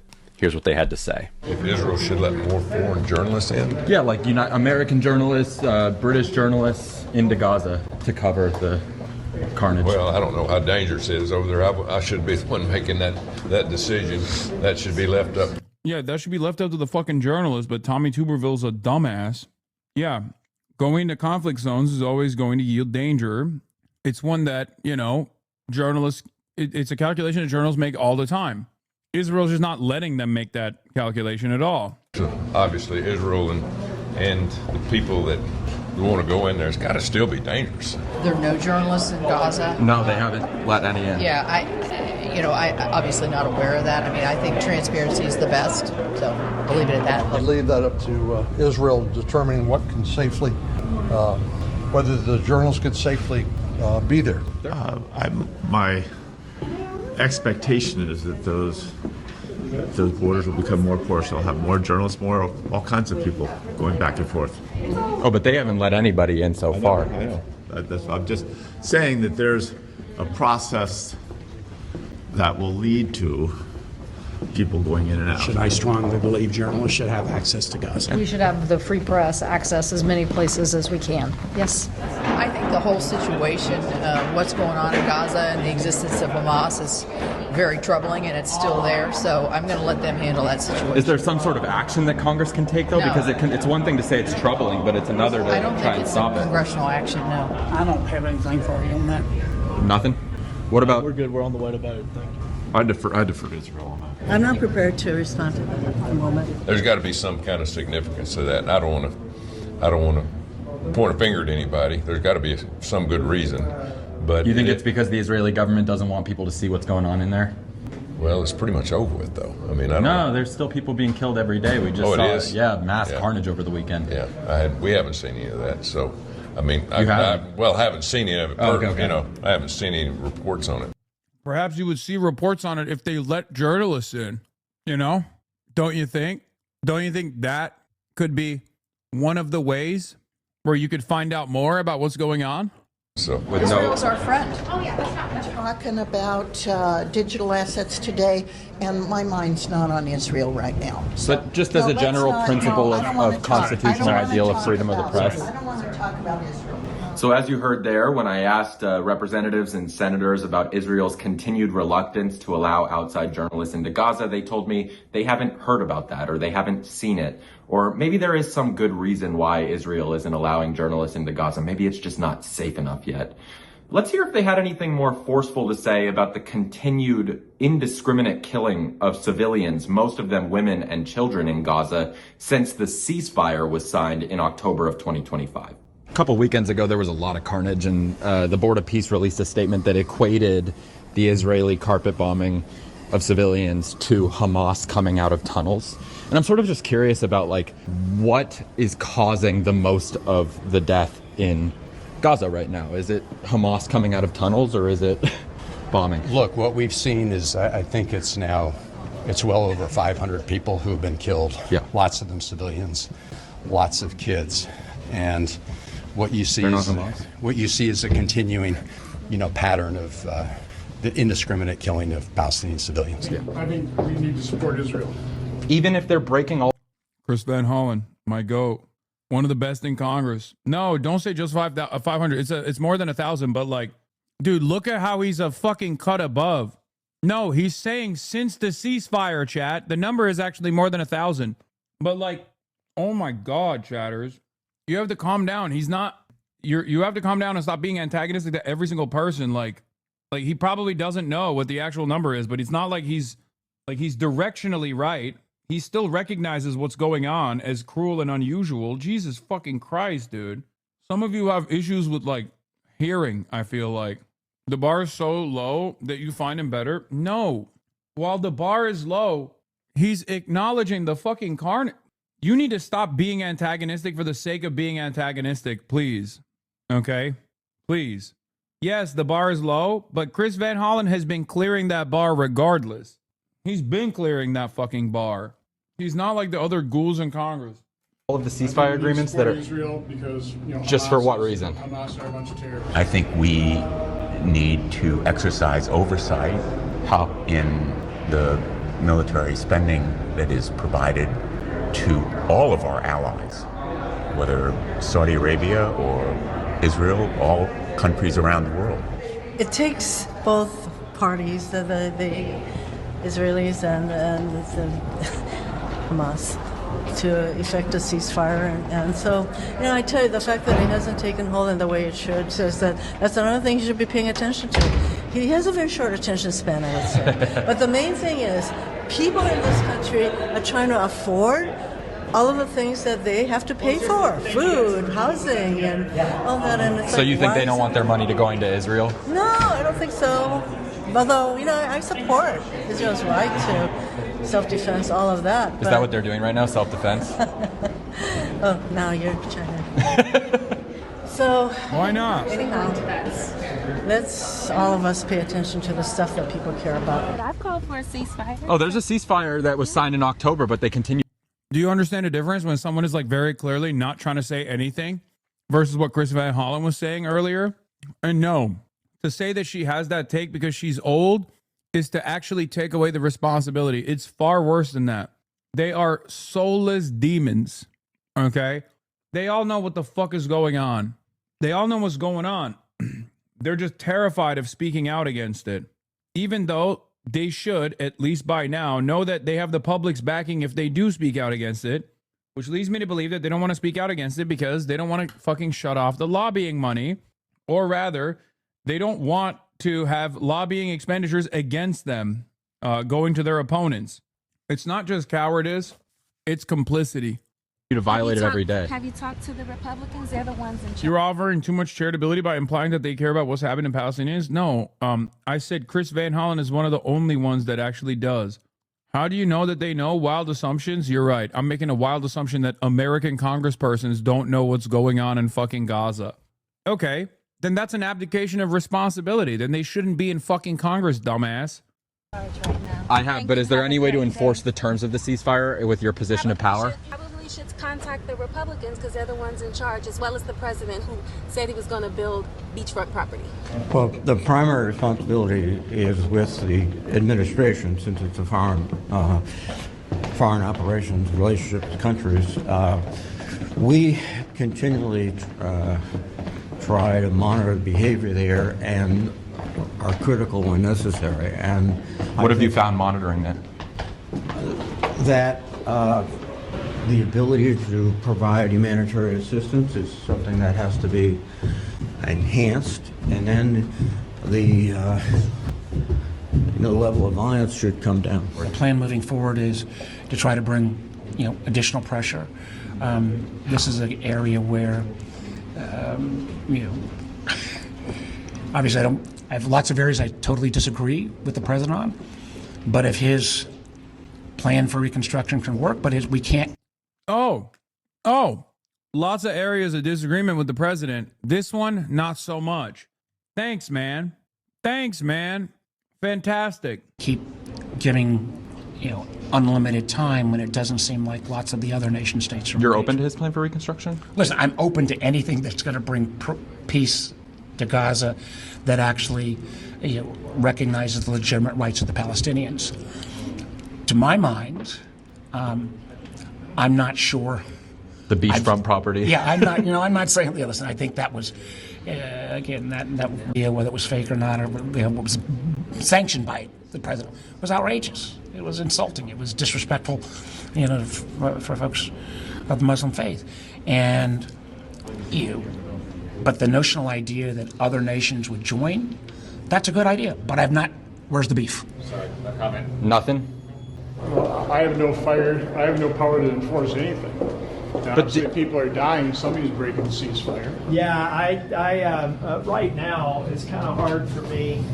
I don't think we're at a posture where it's a true ceasefire. It's a de-escalation. But I mean, if you just look at it objectively, you can't count that number of casualties and assume that there has been a cessation of hostility. So we've got a lot more work to do. But I mean, you guys are working with the Israeli government, Yeah. and so what can you do in negotiation with them and saying, hey, you guys got to uphold your end of the deal? You can't just keep bombing these civilians. At this point, the Congress is not a party to those negotiations. That's happening between the administration. I'm trying to keep this story. Right, but you guys are a part of At the end of the day, if you know math around here, you know a congressional act is not possible. I'm sure you're aware that I'm very full backing Israel.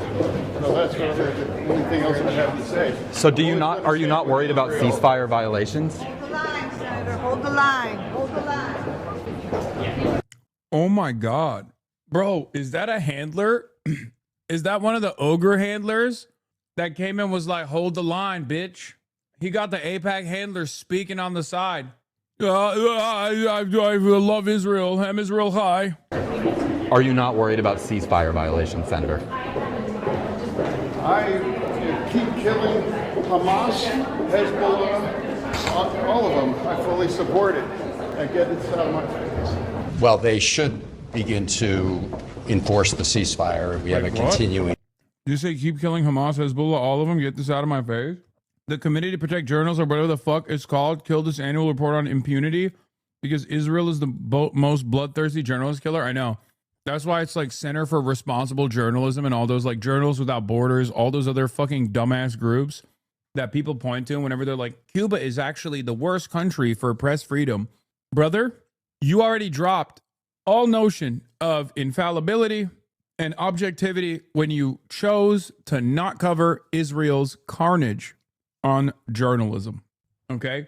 I think you're getting botted hard. Yes, chatter. Are you fucking new? Are you stupid? Yes, it happened. I called out Asmongold for getting botted when he had 100K, and then the bots left, some of his bots left, and came here. Yes. Humanitarian disaster in Gaza. But if you look at Trump's own 20-point plan, and you know there are lots of issues with that plan, but it does Why are you getting envision. Because I called out the botters. I called out the botters that were botting Asmongold. That's why. So they came here instead. So it's like trying to trap you. I don't know what they're trying to do. Because Twitch notoriously does nothing.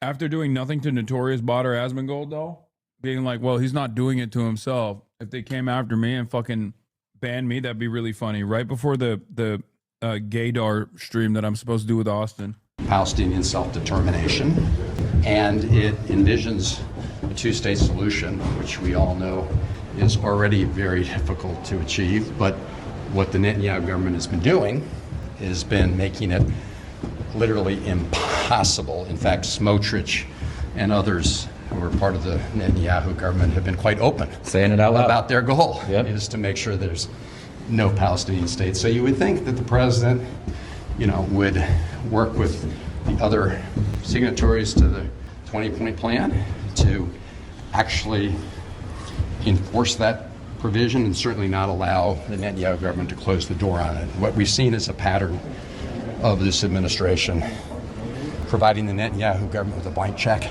Yep. And if they're not going to be serious about exercising leverage, they will never be successful. I'm Ryan Grimm, a reporter for Dropsite News, an independent, nonprofit news outlet. If you're not signed up to get our free newsletter, you can find... And this is something... Where do you draw the line, Daniel Karabuzalek for Illinois? That I've said at multiple forums, but I think we need to ask it directly. I think I know Laura's answer, but Daniel, I also want to know, do you consider what is happening in Gaza a genocide? Not allowed to answer. Yes, I think we all want to know. I don't use the word genocide to describe what's been done in Gaza. I don't criticize those who do. And let me explain my position, because this is something that I've thought deeply about. Hold on one second. Kat, are you okay with this? Yeah, I think that's it. We just wanted a yes or no. I respect that, and I think that you're a nice man. I also think this is a technical definition that almost every human rights organization in the world has recognized, including B'Tselem. And we have to draw the line somewhere. And I'm not meeting with AIPAC. I've been approached by groups that hold values like theirs, that support Trump like them, and I don't even take the meeting. Public anger about the fate of the... I mean, it's ridiculous. It's ridiculous. You are fucking delusional. You are a delusional monster. Also, this lady who always fucking takes pot shots against me, Denisha Carter, came after me and I had to fucking quote retweet it. She's like popping on TikTok and she always says like unhinged ass bullshit on Twitter. She's like a TikToker. She's a TikToker that like is doing like mainline Democrat talking points and stuff, but she also fucking hates people to her left. She fucking sucks. Anyway, this person posted, I'm genuinely so confused why Camilla's post about Cuba has caused so much turmoil. A person that was literally born in Cuba, who has family in Cuba, posting about our people suffering and being mistreated, turned into a political debate for Twitter woke losers, non-Cubans, mind you. And then Denisha Carter turned around and said, because delusional American leftists who've never left their bedroom except to go on state sponsorships to dictatorships to do PR for them. She's talking about me here, saying like I got a state sponsored trip to China. Think they know more about Cuba than actual Cubans. To which I responded with, yes, you're right. We should listen to Cubans in Cuba, Latin American historians, the rest of the entire planet that understands that the U.S. sanctions and embargo is unjustifiable and cruel. We should listen to Cubans in Miami. We should listen to Cubans in Miami who share this same opinion as the pedophilic Trump admin. Like, the reason why I keep hammering the fucking the Trump point here is because these guys straight up straight up agree with Donald Trump. Their only expression, their only outward expression of like hating the right is by being like Trump sucks, right? So I want to keep hammering that point over and over again. I'm like, why do you agree with Trump? Yesterday you called him a pedophile. Now today you're saying the pedophile actually has a good opinion here. I'll play ball. I'll play the game you want to play. The whole like I'm anti-Trump and nothing but game. You know, if your politics only revolves around like saying fuck Trump, then okay, why are you agreeing with Trump now? I'm not sure. She's been a loser for a long time though, so I wouldn't be surprised if she did it for free. Yeah, she is. She's dog shit. I mean, straight up dog shit. And now that I said that, she will turn around and most likely say I'm a white supremacist racist and like bait out all of the other like fuck Hasan content that's out there and do a mass release of like, well, remember bro tip, all this stuff. Anyone and everyone that criticizes Denisha Carter will be met with 100%. She's going to turn around and say I'm racist. 100%. I've seen this movie already. I've played the song and dance before. I don't really give a shit. They'll turn around and they'll just be like, you're racist. You're coming after a black woman because you hate black women. Here are all the other instances where, this has happened where you just like hated black women or whatever the fuck. Here's a million clips out of context that I can drive home the point. Too late. She's already retweeting shit like this. Yeah, she's like retweeting fucking fascist accounts like this one. Rothmus, Elon Musk, and Denisha Carter are retweeting the same fucking dumbass accounts. Cuba has been oppressed. Shut your mouth, Gusano. Let me tell you what Cuba is truly like from my California mansion. Yeah, I am saying that, by the way. Suck my cock. Yeah, I don't give a fuck. What do you mean? What is this it-ball bullshit? You're a fucking fascist, brother. What do you mean? You're doing identity politics now? Can I do a little bodies and spaces here for my favorite imperialist action? What the fuck? Also, it's additionally stupid because she's fucking famous as shit. She's wealthier than me. What the fuck are you talking about? She's literally more famous than I am. She's wealthier than I am. She got a bigger fucking mansion than I do. I can't stand these motherfuckers, dude. I cannot stand these motherfuckers that immediately hit the cynical idpol shit. And you're doing it. You're literally doing it at the behest of empire. Like, you're doing it to defend America's starvation initiative on a fucking island full of people. I can't stand this shit. Here she is talking about segregation, racism, and slavery. Oh my God, can I please break up the gaslighting for a second? Influencers are so insufferable. You are not wrong as a viewer or nonsensical as a viewer for wanting to know where the content creator you follow stands politically. Are you entitled to that information? No. Pay attention to the words. Entitled. Are you entitled to that information? No. But you are not wrong or illogical or I can't stand her, bro. This is literally all she does. This is all she does. This is all she does. It's just like lib shit. It's not fucking AI generated, no. And like, she's pretty popping on TikTok. And she got 2 million followers. All of her videos do fairly well. She hasn't been rate limited in the same way your fucking boy has on TikTok. That's the other thing, because I'm getting my ass chopped on the TikTok algorithm right now because I'm pretty sure they just put you on a totally separate algo if you're fucking anti-Israel in any way, shape, or form. Oh my God, can I please break up the gaslighting for a second? Giving women the right to vote, giving black people the right to vote, banning discrimination in the housing sector, banning discrimination in the workplace, DOMA, Don't Ask, Don't Tell, the Respect for Marriage Act, religious freedom. She was exposed by another content creator for being a psycho stalker last year. She's genuinely fucking crazy. Try going live every now on TikTok. Maybe it'll be like YouTube. Nah. There is absolutely nothing absurd about wanting to know if the person you are financially supporting with your viewership and merch sales and galaxies would support you being the last person to see your husband on his deathbed or not, would support you having the right to vote or not, would support you practicing your own religion or not. There is nothing absurd about wanting to know if the person you are financially supporting with your viewership and merch sales and galaxies would cheer if you were shot in the back of the head after being pepper sprayed and held down by 6 people and would then go on to say you shouldn't have exercised your first or second. She's in Epstein's replies. These are the Cubans she wants us to listen to. I will say I was worried for a minute about what would happen to Biden if he ordered this, but then I remembered, thank God, conservatives all agree the president has absolute criminal immunity when acting as his role of commander-in-chief. Lamar, you got so triggered by what Hasan said that you had to retweet a neo-Nazi account just because they were attacking Hasan. This tells me everything I need to know about you, a troglodyte moron who don't know anything about anything, really. I mean, she doesn't. She doesn't. She's a fucking shit lib. That's all it is. And these people don't have any, like, real politics at all. They're just going along with they're just going whichever way the wind blows. All they know is like, oh, Trump is bad, but also I agree with American imperialism, even when Trump does it. Anyway, here's what you do. Link them the interview you did with the lady from Cuba yesterday. It doesn't matter. They say she's a regime propagandist. They act like Cubans cannot offer contentious reporting on the fucking Cuban government. They absolutely can, and they absolutely do. There are plenty of Cubans, not the majority, mind you, but there are Cubans who disagree with the government or who have deluded themselves into thinking that the embargo is not the real reason why they're fucking suffering, but it's actually the government's mismanagement or whatever. There are hogs everywhere. There are hogs on the fucking island too, okay? But when you have an independent reporter that you're talking to that's a documentarian that like has put a lot of thought into this. Also, there is also an incredible racialized propaganda circuit when it comes to Cuba as well. Like that's what makes Denisha Carter's situation even crazier, because the Cuban Revolution was infinitely more beneficial for the Afro-Latino Cuban population in general. There was also racial discrimination taking place under the Batista regime and even prior to that. And you'll like most of the Cubans you see in the United States of America are white, whereas Cuba is infinitely more diverse than that, ironically enough. So for her to side with the ops in this regard, calls into question her analysis in general. It's not real. The analysis is not real. Her analysis is just simply repeating whatever the fuck the Democratic Party, whatever she's heard from like a lib content creator, basically.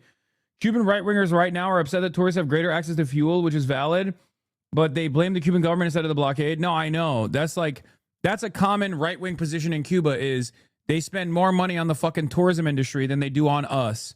Okay? Ironically enough, the tourism industry is the only lifeline that the entire island has. But that's where like native Cubans, like Cubans who are living in Cuba, the right-wing criticism against the Cuban government is that, okay? This is real. This is a real disagreement. The point, however, is that the amount of right-wing Cubans are not that consequential. Like, it's not like this majority population that's being kept at bay by the repressive forces of the government. Like, no, not even a little bit. And you will see when I go, I will show you, okay? The idea that like Cubans are not allowed to criticize the government is fucking bullshit, okay? The idea that like Cubans have unimaginable state repression where they're like going and being jailed or whatever the fuck is also bullshit. Are there Cubans that have gone to prison for treason? Yes. Is the Cuban government's control over freedom of information more rigorous and more repressive than the American one? Absolutely. But there's a fucking understandable reason for it. They have been under attack by the largest imperial superpower since the successful Cuban Revolution. Treason law, yes. People that have fucking demanded that America bomb them have gone to prison. There are a million other allies that we have all around the world that are infinitely more repressive or just as repressive, where complaining is not treason. You don't go to fucking prison for complaining. Shut the fuck up. Oh my God. Will you see Liz Olivia Fernandez again? Yes. Chatters will be like, I can't believe Cuba has a more repressive approach to free flow information. Yeah, I wonder why, man. Maybe because they've spent the last 70 fucking years dealing with the largest superpower on the planet that is 90 miles off their fucking tiny island's coastline, that literally owns a piece of Cuban land, for the record, that has actively thwarted any fucking development attempt from the Cuban administration, for the Cuban government. 600 individual attempts at Fidel Castro's life. 600. The fuck are we talking about? It's so stupid because it has been going on for so long that the CIA has already declassified their initial attempts and their justifications for why they want to starve Cuba. Okay? Do you understand how fucking insane that is? That like in the fucking 60s, the CIA was like, here's why we got to starve the Cuban population. It'll be costly. Some people will die, but that's a sacrifice we're willing to make. They declassified that information in 2005. That's how long it's been. That there are people in here younger than the declassification date of the fucking CIA files on Cuba. And you're out here fucking refusing to find the truth. It's readily available. It's in front of you. You can just close your eyes and think about it a little bit. Gitmo is a good analogy for what Cuba would look like under U.S. rule. Experimental Nazi torture site used on randomly apprehended Muslim guys for the last 20 years. Yeah, that too. America literally owns a piece of fucking Cuban land or rents it from the Cuban government. That's how powerless they are in the face of American empire. And they use it as a fucking offsite torture facility for the last 25 years now. You rounded off 38 assassination attempts. Not to say that's malicious, just Jesus God. They tried so many times. Yeah, 638 is the actual number. I said 600 because I rounded it. But for 40 years, you try to strangle us, and then you criticize us for the way we breathe, said Fidel Castro.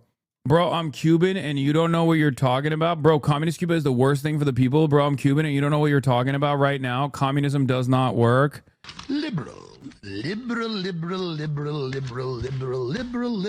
Yeah, communism doesn't work. That's why we have to show the world it doesn't work by fucking strangling the island since its inception, okay? Since its sovereignty, its final act of sovereignty.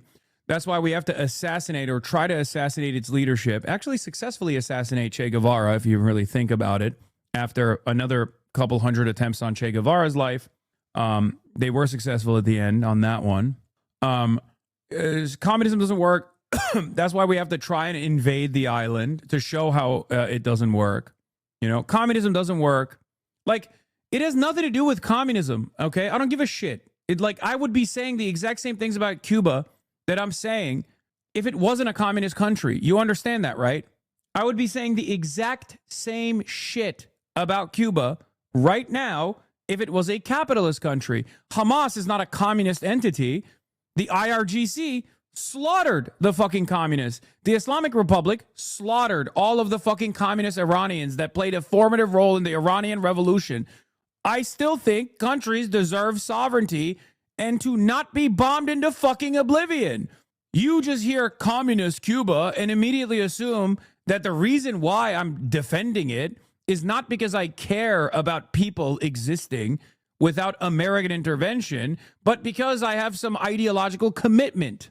You don't say that on Iran? Wait, what? Yes, I do. Yes, I do. What the fuck are you talking about? Of course. I mention all the fucking time that the Iranian Revolution was a popular revolution, and then shortly thereafter, the Islamic side of the revolution chopped down the communists. They did do that.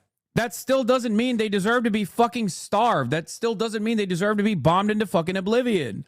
It's so stupid. Also, what do you mean I don't say that? I just said it. Like, what? Even if that was the first time I was saying it, why would you turn around and be like, well, you don't say that? Are you so deaf that you can't hear the words coming out of my mouth in real time? It's just so fucking stupid. Anyway, like, she talks a big game about neutrality in the face of slavery and things like that and apartheid. I don't know what her takes are on Israel. I doubt that, you know, she had... Yeah, I said that in Canada too. But in any case... I like very clearly she does not have an issue with America doing unlimited violence to other countries. Oh, badass. What are you doing? Her takes on communism? Right. And you know why it never has and never will? Because communism ignores human nature. It ignores that no matter what you do, what you control, what you equalize, people will never be equal intellectually. Meaning there will... Oh gosh, she's such a fucking bot, dude. Holy shit. It's literally NPC talking points. Like, you can recreate this with AI, okay? I understand why chatters... I understand why chatters are like, this is AI, I think. Like, it's AI bot takes. It's NPC takes across the board. Always be opportunity for the exploitation of the weak and stupid. It ignores the human nature. Unlike capitalism, which very clearly has it in its fucking main contradiction to the exploitation of the fucking masses. Of greed, addiction to power. Communism would probably be the worst thing in the world for people of color within the United States, as we would be outnumbered in every sector where the collective would own the means. And I swear to God, the CIA designed this in a fucking lab, dude. I swear to God. And they made it as a weapon to make me lose my fucking mind. Just like the ahistorical approach to black liberationist movements, like all of it. Jesus fucking Christ, it's so dog shit.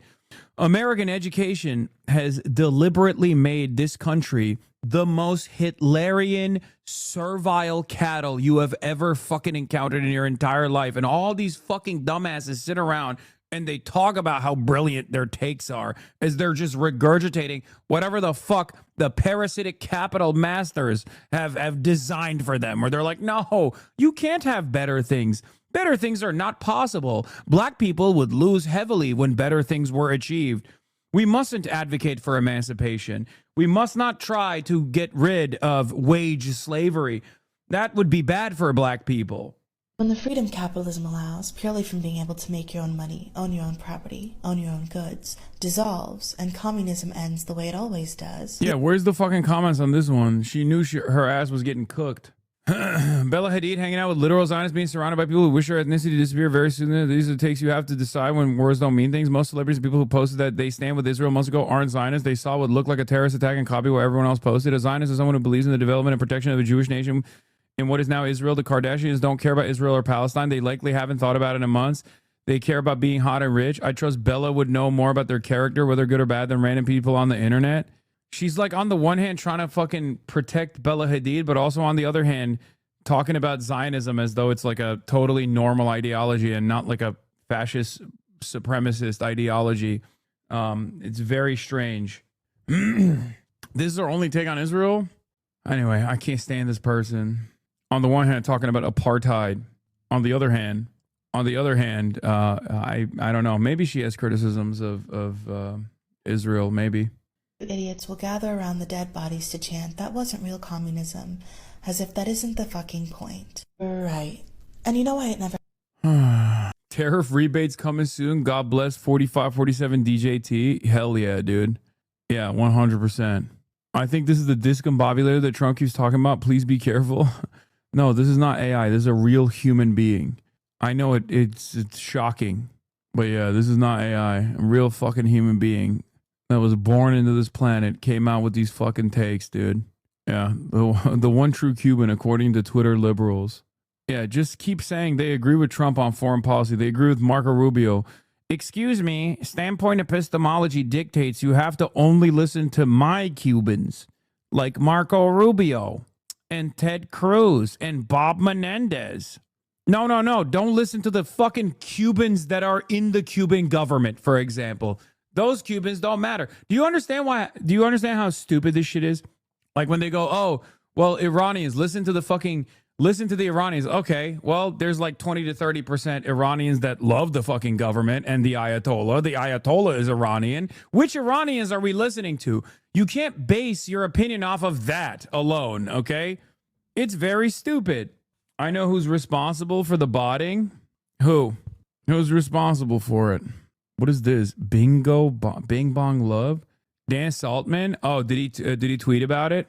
I don't know why his dumbass thinks he can get me like banned or some shit doing this openly.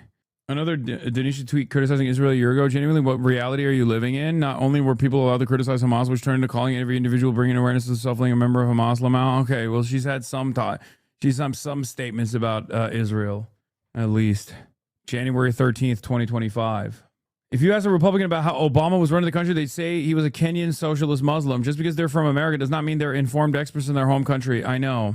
At least she's not that fucking depraved.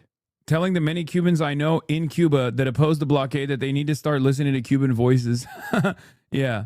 Hey, those Cubans are all brainwashed by the government. The government has hit the brainwashing ray on the Cubans. The difference between voting for Gavin Newsom and a J.D. Vance or voting third party and abstaining and lowering the threshold for J.D. Vance to win is the difference between quite literally 15 million people dying due to USAID cuts, which Gavin Newsom would... Which we should have done, by the way. It's too bad. If they die due to the cuts, that's just too bad. It's not our problem. Like, if we're cutting USAID cuts and people in Africa die, too bad. Like, we don't have any obligation to keep people in Africa alive. It's ridiculous. It's a waste of our money. How do I explain to Adam or Asmongold, it'd be much more difficult to explain this to Asmongold than Adam probably, that USAID actually helps American interests, as in it helps American imperialism. Through USAID, you set up front operations, civil society organizations, at the country that you are seeking to destabilize or have some significant amount of influence over. This doesn't mean that people that work at the USAID are bad people, or it doesn't mean that the USAID across the board is a bad thing at all. Having said that, however, you know, soft power is done so that you can justify hard power later down the line. I am not against an aid mechanism from the United States government in theory, just like I'm not against policing as an institution in theory. I'm not against a USAID style structure. If like the United States of America was the United Soviet Socialist States of America, and they had an aid delivery mechanism that, you know, similar to the Cubans, for example, I wouldn't have an issue with that at all. Cubans do medical missions. They send medication with the limited amount of with the limited opportunities that they have with all of their with all of the limited resources they have. When they develop vaccines, for example, they send it to Latin American countries during COVID. Like, that's a good thing. Okay, so the United States doing something similar would be a good thing. I wouldn't have an issue with that at all. Like, I mean, again, like, even like, and so this is the problem, right? Is that Hasan doesn't argue these things in good faith. He doesn't talk about what he really thinks about this, and so he has to play these games. Suicidal empathy? Yeah, fuck him. Who cares? Wait, what? Restore. What does this have to do with me? He's not even disagreeing with me. Correct. I don't want my money sent to Africa or any other PvP service shitholes of the world. It's unethical too, through the threat of force, take people's tax money and then give it away to foreigners. Cheap emotional blackmail. You realize preventing disease and pandemics helps Americans, you fucking R-word, Lamau. I love how you can clock racism so well that chatter saying he was Somalian and went over my head, but you instantly banned him, Lamau. Yeah. Yeah, I know. Adam responded, Elon Musk nuking USAID will kill 14 million people by 2030. The difference between a D and R presidency in 2028 is the difference between 4.5 million children under 5 either dying from preventable diseases or surviving. Asmongold doesn't give a shit. He will literally, this is low-key part of the reason, the average American doesn't give a shit. The reason why, while we were having that conversation, I told Adam, like, while I agree with that, they shouldn't run on that at all, was because the average American is unfortunately closer to Asmongold's point of view than our point of view. I don't know how real these figures are. I don't know the methodology. Having said that, while USAID is a tool for American imperialism, the reality of the matter is it does also do good. It has the capacity to do good. It has soft power initiatives that it implements, which means like medical missions, which means aid, which means the delivery of medicine, vaccination, and mass inoculation campaigns. Like, these are good things. These are necessary things, okay? Yeah, scoop. Trump aides are struggling to spend the extra $500 billion on the military, delaying budget. Trump agreed to Hexet's bid for a 50% military spending boost. Vought and others objected internally. It's so much money they can't figure out how to spend it. We are set to spend $10 trillion on the military over the next decade. The Trump plan will make it $15 trillion, a $5 trillion increase. Expanding Medicare to cover dental, vision, hearing care was estimated to cost $400 billion over a decade. Congress could say no, but the increase in military spending alone could rival the cost of major domestic tax and spending legislation. We should give it all to Israel, honestly. It's quite anti-Semitic that we're not considering giving all of this to Israel right now. After all, they have a right to have socialized medicine and free college. You know, fuck America. Obviously, Israel number one, right? You're not even gonna give a couple billion. You're not even gonna let Israel smell a couple billion of that. Thank you for acknowledging that. Many leftists have to make everything we do into something bad somehow. Yes, I'm not one of these people. I have a very reasonable and balanced approach to both American electoralism, and I have a very reasonable and balanced approach in general to everything that the American empire does. Okay? A lot of people fail to comprehend that sometimes a person that adorns the vernacular of the left is not always going to be on the right side of issues. They can just be fucking insane, for example. Anyway, let's get back to it. Should local politicians express a view on Gaza? Palestinians has long been a big factor in British politics. Now, 1,028 local councillors have signed a pledge promising to ensure their councils ditch any investments complicit in what they describe as Israel's violations of international. Why should we view American soft power as a good thing, though? Because, dog, soft power means inoculation campaigns. It means vaccine delivery. It means medicine delivery. It means food delivery. It means aid delivery. What the fuck are you talking about? If people are desperate for it, who gives a shit if it's serving a higher purpose of empire at the end of the day? Like, there are aspects of USAID that are totally fucking dog shit, okay? But it's crazy to just like cast all of that aside. I know that one aspect of USAID is dependence, but the alternative is what happens in the pathway to independence. The alternative is that we don't do this shit and we spend it on the military instead, and we just do all hard power. National law, like pension funds linked to arms companies. This is really important to uphold the rights of the Palestinian people and to make sure that we can make ethical investments. What's your response to local residents who might say, I want my local councillor to focus on local issues? I talk to residents every day on the doorstep. They want to see their council representing them on a national level. We know that most people really want to see an end to the genocide in Gaza. Israel denies accusations of genocide in Gaza. So far, 345 of the councillors who've signed the pledge are from the Green Party, followed by 338 from Labour, as well as 104 Lib Dems. In Islington, 59% of councillors have signed, with 29% in Bradford, for example. Here in Hackney, where there have been years of debate and protest on the issue of divestment, it's 16%. And local voters have strong views. I'm 1,000% behind it. I think this is a sign of a being a mature, civilised country. Instead of them running other people's business, run Hackney Council business first. It's a global issue that we care about tremendously. So, yeah, I think it's not just, it's a necessity that they talk about it. So Keir Starmer's initial reluctance to support a full ceasefire in Gaza cost Labour a great deal of support among many Muslim communities and pro-Palestinian voters ahead of the last general election. Now Labour's control of many councils up and down the country is in jeopardy as a result of their dire poll ratings. The Prime Minister did recognise Palestinian statehood in September, but many on the left of his party would like him to go further. So many Labour councillors have been so keen to sign the Palestine pledge as councillors because it puts on record their support for Palestine and distinguishes them from the position taken by the leader of the Labour Party. The Israeli embassy told us the campaign is a disgraceful effort at intimidation and calls for a boycott should be rejected. Some in Labour are concerned about these kinds of tactics. I see Palestinian Solidarity Committee trying to interfere in local elections in the UK and encourage councils to develop their own foreign policies. I think it's a dangerous road to go down. I think undoubtedly it could create tensions in some communities. This is your highest viewership ever. Congratulations. That's not true. No. I'm being botted, but hopefully they can't take that away from me. My highest viewership ever is 314,000 on the last election night. The UK government say they formally recognise Palestine to protect the viability of a two-state solution and create a path towards lasting peace. Hackney Council, meanwhile, told us they're committed to taking further steps towards divesting their pension fund investments. But with Labour's control of councils across the country at risk, every new Palestine pledge adds to the pressure. Amanda Akas, Sky News, Hackney. Recently, there's been a lot of talk about the idea of Palestinian statehood.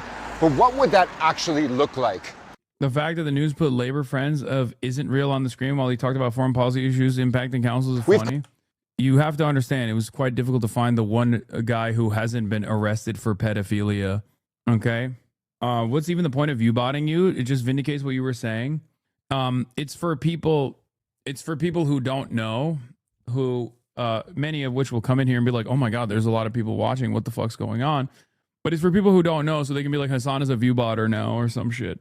Maybe they, I called out Asmongold. I called out Asmongold before for botting. What makes this time different? He was getting heavily botted today, more than usual. He had like 100K. And then as soon as I called it out, all the bots left Asmongold's stream and came here. Well, not all the bots, but some of the bots left Asmongold's stream and came here. But the reason why they're doing that is so they can probably use it as an argument in the future. But they don't understand that like I'm very up to date with this stuff and talk about it all the time, very transparently. Like I just brought up the fact that my highest viewership was 314,000. If you notice, like the bots picked up and they're now jumping up again. It's got to be an incredibly costly initiative too. No shot. Hasan got 217K viewers. No way. Bought it the hell. Yes, chatter. You're not making a like a crazy assessment here. It's just funny because people know I don't bot. So when they see a very clearly botted stream, they just assume something horrifying happened in the world. But I don't understand why they're doing it. Like, I don't know what the goal is here. Yeah. Careful, the advertisers on your channel might cancel. I don't want to stop hearing about the Piker Broadcasting Service and who is sponsored by. Exactly. Like, if I had advertisers on my fucking channel, and you screenshotted this and you sent it to them and you were like, this guy's obviously botting all this shit, you know, that would mean one thing. Except I'm sponsored by you, the viewers, for you, the viewers, so it doesn't mean anything. The Piker Broadcasting Service is sponsored by you and your subscriptions, your voluntary contributions in the form of a Twitch Prime, which is free, by the way, or a $6 a month subscription is the only way to support the show, ironically enough, which is precisely the reason why nothing will happen. Nothing will come of this. Twitch sent out a notification about the viewer jump. Yeah, this is what's so crazy. He's being bought at Twitch. You need to turn this feature off for Hasan. I thought World War III had kicked off. First of all, no, Twitch shouldn't turn off their feature for me. What the fuck's wrong with you, Joship girl? Are you stupid? Yeah, let's take another fucking... Let's take from Hasan another initiative, another way to like inform his fucking audience. Let's just fucking blacklist me, actually, because it hurts because you wanted to make a fucking joke. Sansu Pill, thank you for the 5 gifted. G-Vebs, thank you for the 5 gifted. Anyway, yeah. At 1:30 PST, they leave. Look, they left his stream. He had 100K viewers, and now he's down to 45 again, which, again, may or may not be botted by a different service. And then, boom, right as soon as they leave, they come here. And even the spike in, like, new followers coming in is probably because there's new real viewers that tuned in just because they saw me at such a high number, and then they followed to chat. It's so funny. We got Fossilbot going, we're being view-botted, hence the large viewership number. Twitch will deal with it. Please focus on the topic on the stream. What is this? Asmongold molding over a new video debunking IQ. Just dropped. Exposing the grift. Debunking Asmongold on IQ in less than 10 minutes. Most ironic social media posts of all time. Asmongold makes the claim, in response to Mehdi Hasan, that the average IQ in Somalia is 68, and that this claim isn't racist, but a fact. What makes this post ironic is the very last bit, where Zach claims Hasan's tweet is an attempt to push a narrative. Well, not only is this Asmongold's attempt to push a narrative, but the claim itself that African people have low IQs is also an attempt to push a narrative. That number typically traces back to the work of Richard Lynn. This guy, a literal, self-described scientific racist. This man was part of a secret eugenics conference where, and I'm not joking, there were people favorably arguing in favor of pedophilia. So, yeah, this is the guy Asmongold is quoting. Lynn published a paper in 1982 called IQ in Africa in the pseudoscientific journal The Mankind Quarterly, a white supremacist outlet that is currently maintained by the hilariously named Human Diversity Foundation, a far-right white nationalist company. In this journal, Flynn argued that the IQ of sub-Saharan Africa was around 70. Notice I said sub-Saharan Africa. Yes, Lynn's argument was that a continent that consists of about 50 countries all had a similar very low IQ. The obvious problem with this argument is that Africa is huge and there are over 1 billion people with over 1,000 different ethnic groups. Nigeria alone has more than 200 ethnic groups, and that's a single country. Do you think Lynn tested every ethnic group in Nigeria, let alone the rest of the continent? Yeah, me neither. Anyway, the important part is other psychologists went back and actually checked Lynn's work.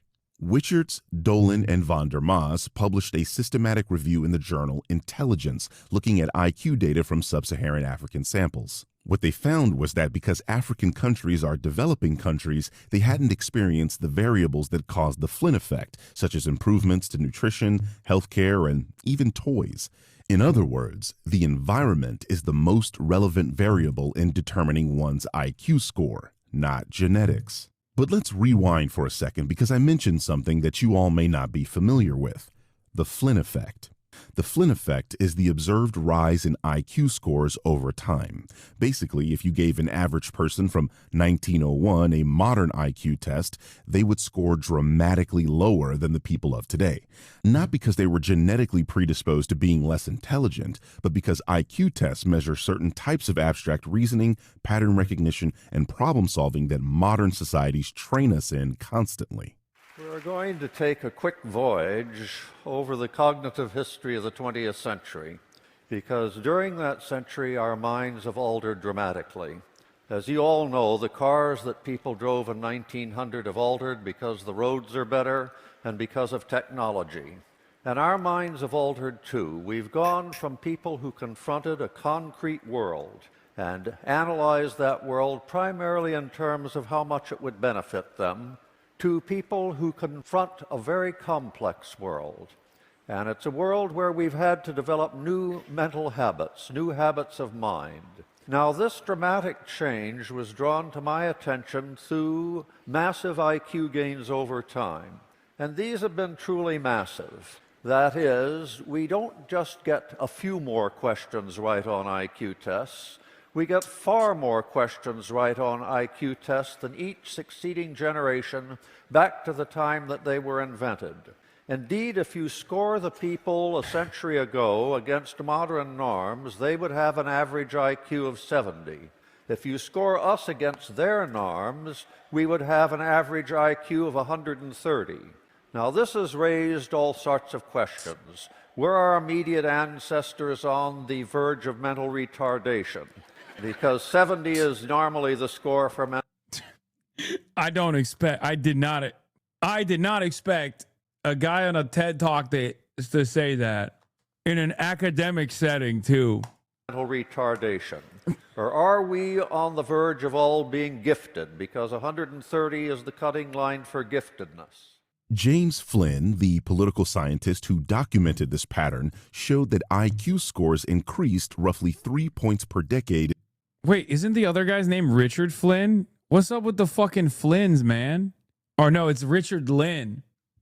Fuck me up for a second. In many countries throughout the 20th century. So, if IQ were purely genetic and fixed, that kind of rapid change would be impossible. Evolution does not move that fast. Your great-grandparents were not biologically inferior to you. They just lived in a world with less formal education, less exposure to abstract symbols, less complex media, and different cognitive demands. Which means IQ scores are sensitive to the environment and improve when the environment improves. Access to schooling, nutrition, healthcare, the complexities of daily life, all of these things are relevant, and none were accounted for in Lynn's work. Because of course they weren't. Lynn was a self-described... I think there's only one IQ test that I personally think is real, and that is if you believe in Richard Lynn's work. That means you are objectively low IQ. That's it. That's the greatest IQ test of all time. If you turn around and you're like, oh, Somali's average IQ is 70, then yeah, you're fucking low IQ objectively. Okay? Outside of that, there's not a lot of utility for it. It just basically shows you that you're good at taking the test in general, especially considering view-botting final boss. I swear to God, I think this is the reason why the guys did it, so that they could come in here and be like, no, I'm going to unban this guy. So that they could come in here and be like, wow, yeah, dude, for the last fucking 8 years that I've been on this platform, I just decided one day to randomly fucking view-bot by 200,000. You fucking idiot. And it happened right after I called out Asmongold for being botted. He's trying to kill your user to viewer ratio because you said how high it was. Yeah, except you do realize that there is a daily viewer to user ratio that you can look at. And this is the only time it's been so low. And every other day it's like 90%. So obviously it doesn't fucking matter because tomorrow it's going to go back to 90%. Sorry, dog. Told all the homies to check you out. Yeah, thank you. I think this is another IQ marker. Another IQ test is if you think that someone having higher viewership implies that they're more correct, for example. Like you can't make an assessment on what they're saying and judge it in accordance to facts on the ground. And instead you look at like how high someone's viewership is, and you go, there, this must be the smart guy. This must be the smarty pants stream. If you get rage baited by this event, agreed. That Chowder fucked us on up with that bait. Yeah, he fucked me up. I'm dead racist. His goal was to show how inferior black people were. Richard Lynn's work on race and IQ heavily influenced The Bell Curve, a 1994 book by psychologist Richard J. Herrnstein and political scientist Charles Murray that argued intelligence is largely shaped by genetics with some environmental influence, and that IQ is a stronger predictor of life outcomes, income, job success, crime, out-of-wedlock births, than the socioeconomic status you were born into. The bell curve has been challenged by geneticists, psychologists, and statisticians for overstating the heritability of IQ across groups and for downplaying environmental variables, treating socially constructed racial categories as biological truth. Richard Lynn was one of the primary scholars who compiled and popularized cross-national IQ datasets, alleging to show innate racial hierarchies. This is the Look at this way. You have all of Aiden Ross's old Twitch viewers in here now. Yeah. Spam W's and L's in the chat, dude. Spam L Aiden in the chat. Let me get an L Aiden spam, guys. Guys. Ultra analyst. Textbook definition of racism, by the way, that race is a fundamental determinant of human traits and that those differences produce an inherent superiority or hierarchy. Anyway, those datasets compiled by Lynn were later cited approvingly by the bell curve authors Murray and Herrnstein. In fact, Murray has explicitly acknowledged Lynn's work as part of the research base for their claims about group IQ differences.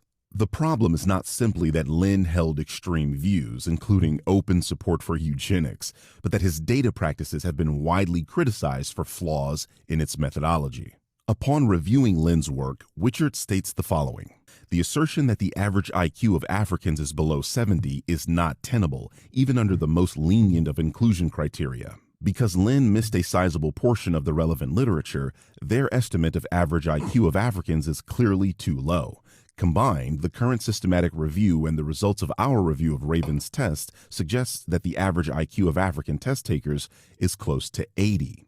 We believe that the accuracy of estimates of national IQ of sub-Saharan African countries can be improved considerably. What Witchertz is saying here is that Lynn conducted bad science and that the average estimated IQ of Why is no one talking about how he conducted this science to begin with? Even this, no, it's not.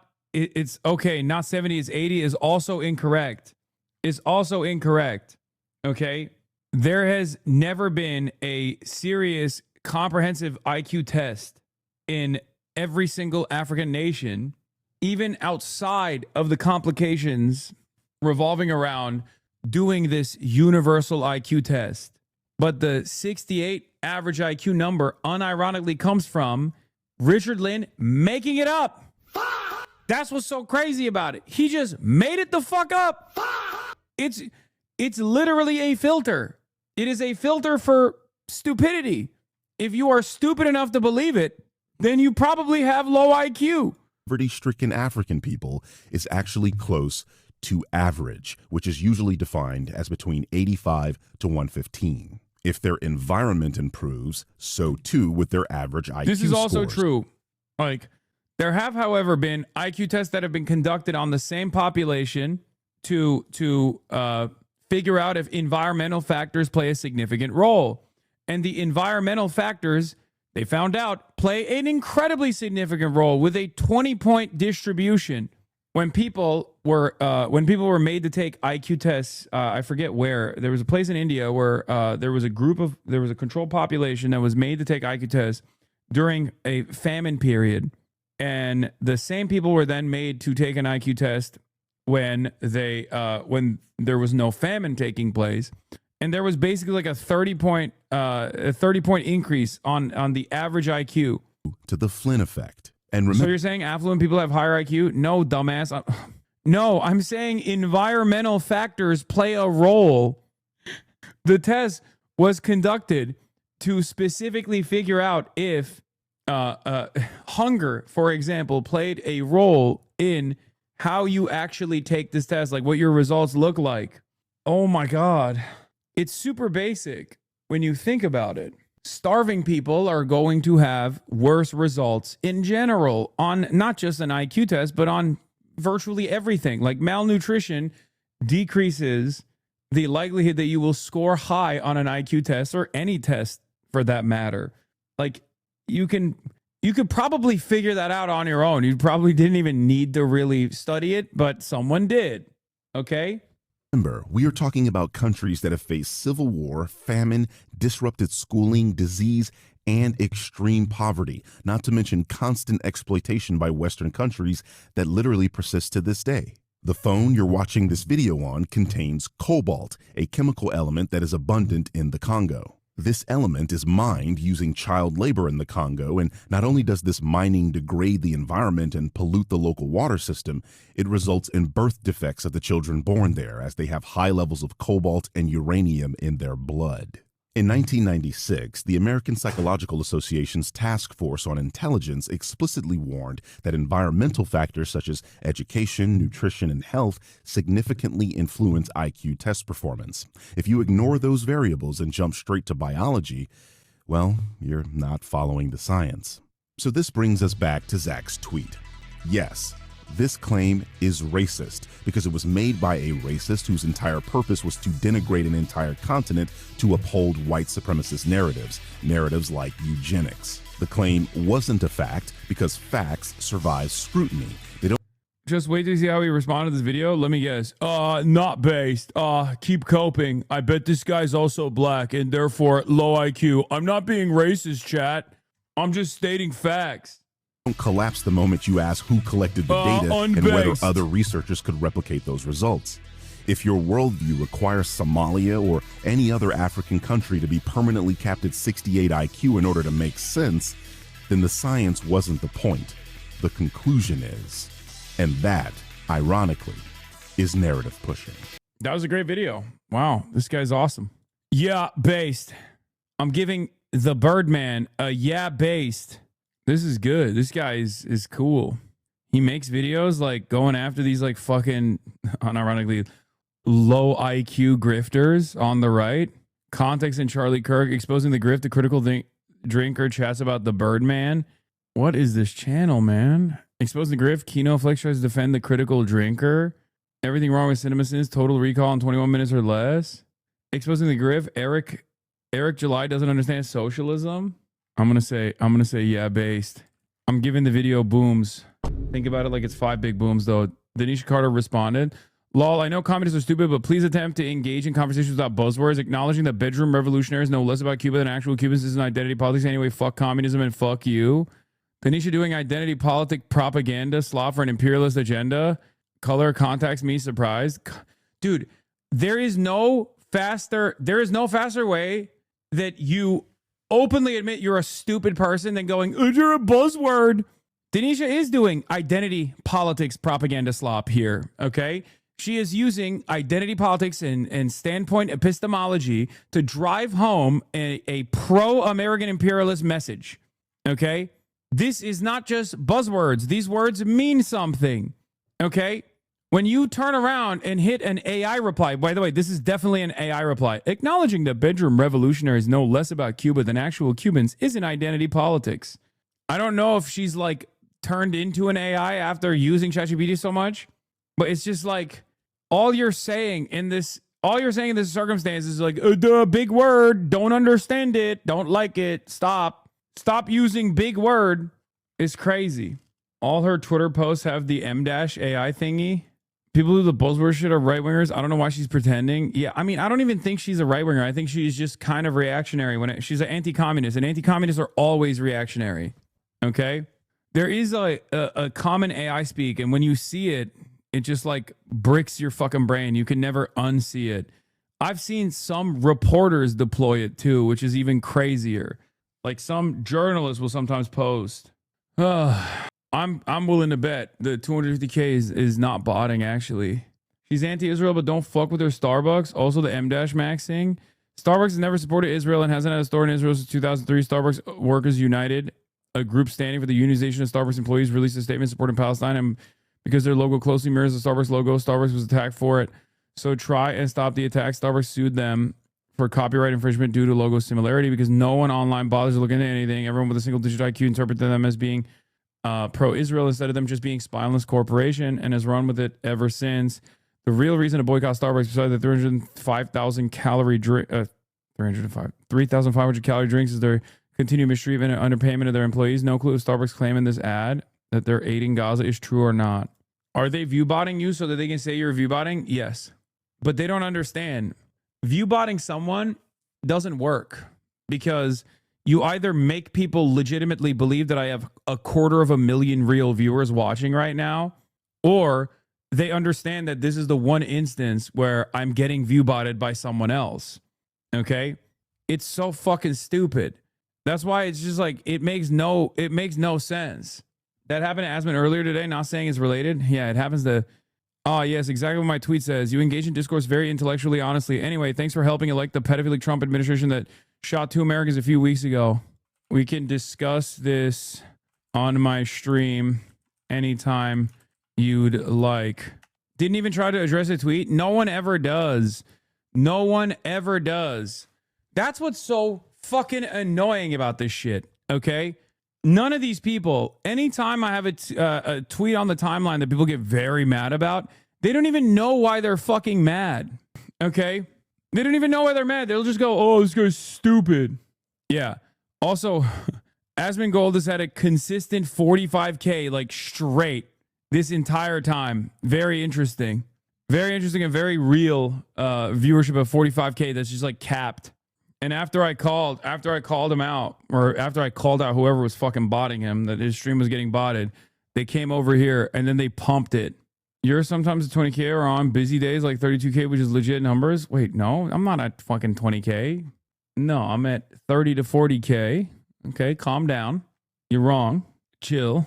Why did these people think you have the power to win or lose elections? Because I'm at 300K right now. So I suspect that they'll hit the highest viewership number I've ever hit, like real viewership number I've ever hit, is 314,000. When I called it out, the bots kicked up. So I guess like they're going to try to break that record, which again, I don't really give a shit. Okay, great. I thought Iran war started seeing your viewer count. No. Record broken. Congratulations to the Mossad bots that broke the record, my previous record for my highest viewership, which was 314,000 during election night. Thank you to the Mossad botters. Anyway, Hasan is currently being botted on Twitch. He's sitting on 218,000 viewers, but in reality has 28,000. And these are cheap bots, easily detectable by free programs, but somehow not by Twitch. Twitch is a complete joke. The viewership on that shit website can literally just be ignored. I know. I hate it. I hate this shit. I hate it because it literally undermines like real viewership. I thought the ASU frat leader got frame mobbed by Clavicular after seeing your view count. Yeah. Why are they doing it? I have no idea. But I would love for Twitch to clap all bots. All bots in its entirety. It would be fantastic. Are you sure the view count isn't from the androgynic wig snatch clip we just watched? It's true. Yeah. It's because, dude, listen. People are just very excited about the gaydar stream that we're going to do. Hasan the Hun notices he thinks were botted viewers in Asmongold's live stream and points it out when they all left Asmon's stream and went directly to Hasan, bringing him over. At 1:30 PST, they leave. Look, I'm curious if, regardless of the bots, have you had an uptick of viewership lately? I came here from YouTube, never on Twitch before, and I have friends who are the same. Not excusing bots, I'm curious. There's always people coming in and out. I wonder how much money it is, though, because it's got to be expensive, right?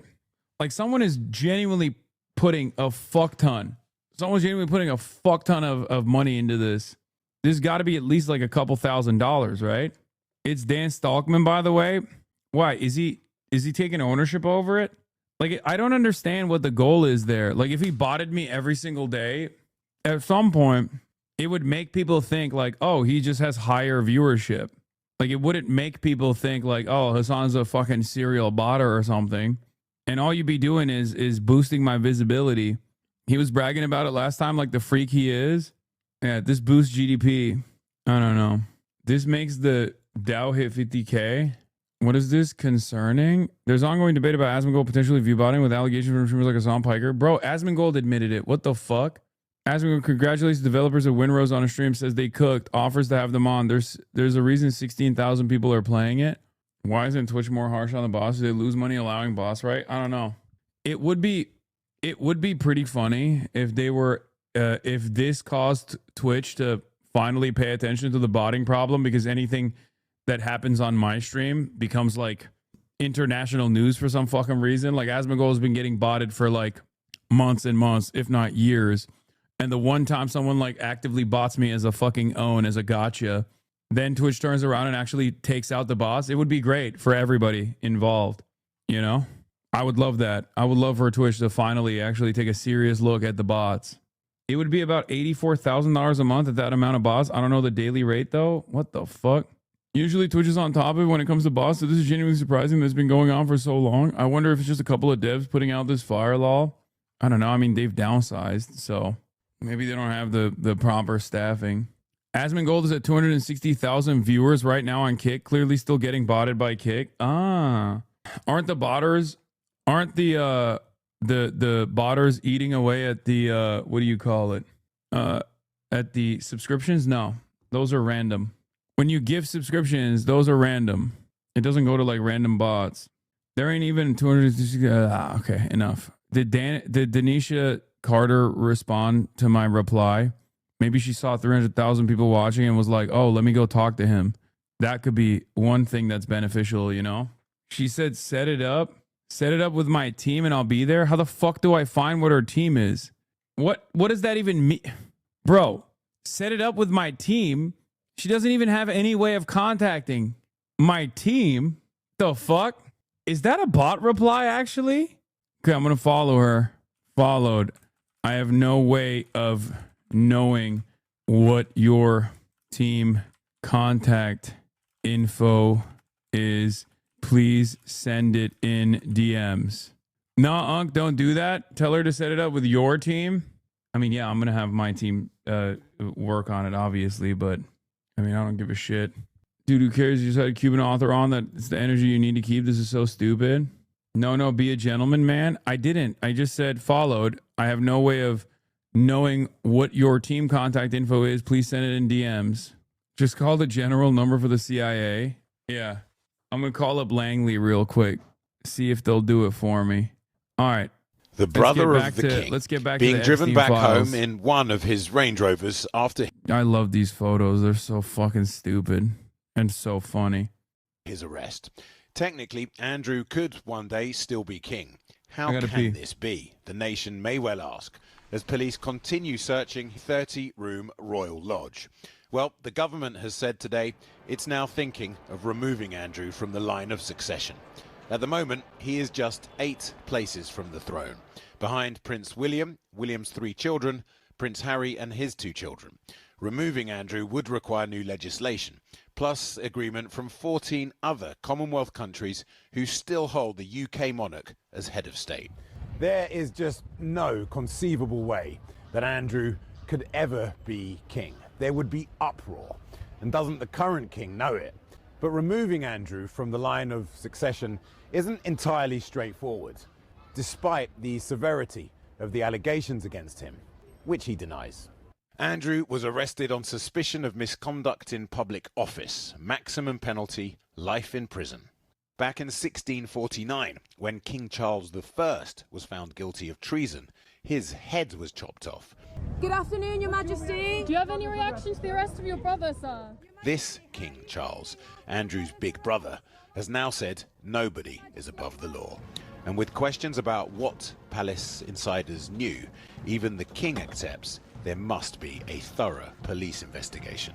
Who knew what, when in the palace circles? And I think that the pressure for answers on that and documents to be released about his time as trade envoy, those questions are going to become quite deafening.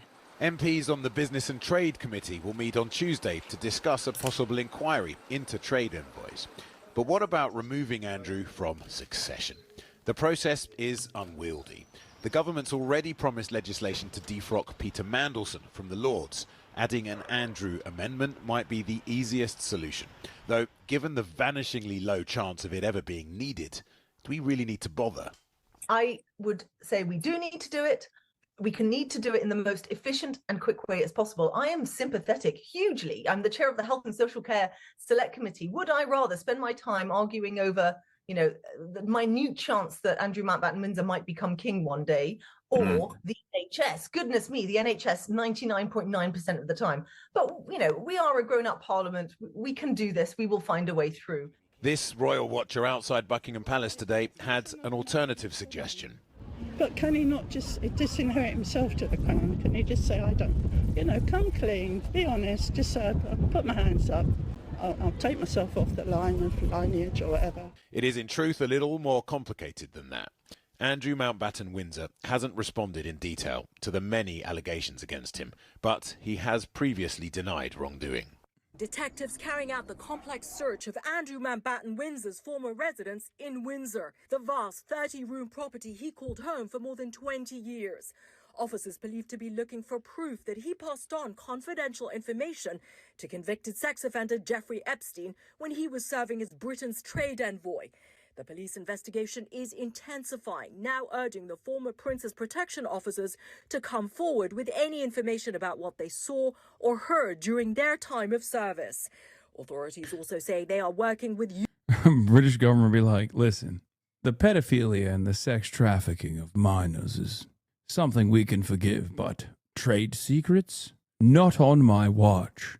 How dare you, my good sir, my good pedophile. My good paedophile, sir. Just a little bit of noncery is a part of what it takes to be a prince, and maybe one day a king. But trading trade secrets with Americans, well, that is unacceptable. U.S. law enforcement to determine whether airports in the UK were used to traffic young women for sex. Andrew was arrested on the King's private estate in Sandringham on Thursday morning, held for nearly 11 hours, then released without charge. The viral image showing him in the back of a car, leaving the police station. The King's brother is the first senior royal arrested in almost 400 years. The focus has shifted a lot, I think, onto this wider question for the royal family about who knew what and if anyone knew anything else. Generally, wider questions are very dangerous for the royal family right now about privilege. Sources telling ABC News the King had no prior warning of Andrew's arrest, releasing a statement writing, Bro, if I was Turning Point USA right now, I'd be like, this is the most watched viewership of all time. We fucking killed it, bro. More people want to tune in to me than Bad Bunny, you know what I mean? If I was a fucking dumbass like they are. What now follows is the full, fair and proper process, adding that authorities will have his full and wholehearted support and cooperation. The royal family keeping calm and carrying on with their planned public engagements, even amid intensifying questions from reporters. Good afternoon, Your Majesty. Your Majesty, how are you feeling after your brother's arrest? Andrew arrested on suspicion of misconduct in public office, believed to stem from the most recent Epstein files released by the Department of Justice, which raises questions about whether Andrew shared confidential information with Epstein. Andrew addressing their friendship in that now infamous BBC interview in 2019. Do you regret the whole friendship with Epstein?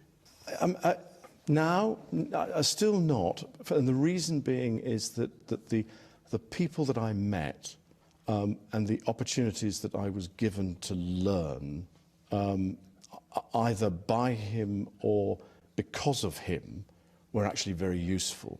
Oh. Do I regret the fact that Yes. He's giving incredible tax advice. That he has quite obviously conducted himself in a manner unbecoming. Yes. Unbecoming. He was a sex offender. Yeah, I'm sorry, I'm being polite, in the sense that he was a sex offender. He claimed he cut ties with Epstein in 2010, after Epstein had been released from prison. But these emails indicate that's not true. In 2011, Epstein writing to Andrew, "The press is piling on me in the States. Nothing to do, just want to make sure you are okay." Andrew allegedly writing back, "I'm just as concerned for you. Don't worry about me. It would seem we are in this together and we'll have to rise above it. Keep in close touch and we will play some more soon." Andrew has strenuously denied any wrongdoing. And the British government is now discussing introducing laws to remove Andrew from the line of succession. Remember, right now he is 8th in line to the throne. Whit. Now, some major developments there. Lama Hassan, we appreciate it. Authorities have released new disturbing video of an alleged hazing incident at the University of Iowa. Just look at this. Oh, this one is crazy. This one is fucking crazy. Why would somebody be targeted with view botters? Because I fucking call out view botters a lot. This happened right after I called out Asmongold being view botted. Also that. Yeah, does anyone have the full hazing video? I want to watch it. Yeah, this guy is a Cuban reporter as well, who was also cooking all these other people like the Camila Cabello fans on the timeline. And it's funny because they were like, well, you're tuning in from America. It's like, yeah, he has a fucking VPN, dog. Like, he's using a VPN. Holy shit, it's an hour long? Yeah, this is just weapons, by the way. This is straight up just weapons. It must be Hell Week. Does anyone want to be forthcoming on what's going on? Anyone? Because you got to see it from my perspective. What the f did I just walk into? Yeah, this guy's a goddamn independent. Let me tell you, this fucking cop, he ain't never been in a frat before, dude. And no, we don't call the fraternity a frat, just like we don't call the country a cunt. Hoorah! Police and firefighters responded to the Alpha Delta Phi fraternity house after a fire alarm went off. What you're seeing there is Hell Week, okay? That's what it is. And it's pretty crazy because the footage from the Iowa Alpha Delta Phi hazing discovery is wild. A fire alarm went off. Police arrived and discovered pledges in the dirty basement, blindfolded and shirtless. I bookmarked it because I was like, this is the most insane thing I've seen. The two guys initially talking to the police did not help the fraternity's case. Does anyone want to be forthcoming on what's going on? Hey, this stops here, guys. Did it make you feel bad that Bernie Sanders had such disdain talking to you? Yeah, I felt so sad. That was very real. I'm glad you noticed it, Chatter. You are incredibly, you are incredibly observant. I will unban you. He fucking hates me, dude. Bernie hates my ass. This is a police department. This stops here. Who's in charge? He's scared. The cop is scared. How about we start cleaning this up? Everyone take their blindfolds off. He's like, you're not my pledge master, sir. I can't do it. This video is from 2021. I've already given multiple commands to clear the room and get out of here. But 2024. Apparently they're taking this pretty serious. Yes. You in charge? Oh yeah, up there it says 2024. Still haven't found out who's in charge? Might want to ask our house dad. Where's he? What the fuck is that voice? Bruh. Yo, he came out hot like RFK Jr. Yeah. Summit. Working at Summit. Summit, that's cool. So, you have obviously, yeah, lieutenant's coming. Yeah, you can tell these guys get no pussy in college, bro. Obviously, they're not frat stars. They don't even know what the fuck's going on. It's Hell Week, baby. Okay, cool. Yeah. Definitely figure out why you wouldn't let me pass you initially. Questionable. Yeah. I get it. I would probably be calling your house dad or whoever to get him here, since ultimately he's probably in charge, right? Unless someone else is in charge. I don't have his numbers. Yeah. Which probably should be for that. Yeah. So you guys gonna have a fire alarm you guys set off, or is it just from? It's manual. Here's the deal. From what I'm being told, this is like shutting down chapter type stuff. I need to start talking now. Yeah, at least this one knows what code words, what trigger words he can use to activate the frat bros' attention, you know? Like, because before he says that, he's like, yeah, whatever, my dad will take care of it. My daddy will take care of it. He's your lawyer, actually. My dad is the attorney general. This is all gonna be fine. 1 o'clock. Yeah, that's fine. I need to talk to people. You call Summit. Can I call Summit? Yep. I'm not calling Summit. I have no contact with Summit. You're not being very helpful. No, nobody in here has any way to contact the guy that's in charge of this house. You can see them in the back moving.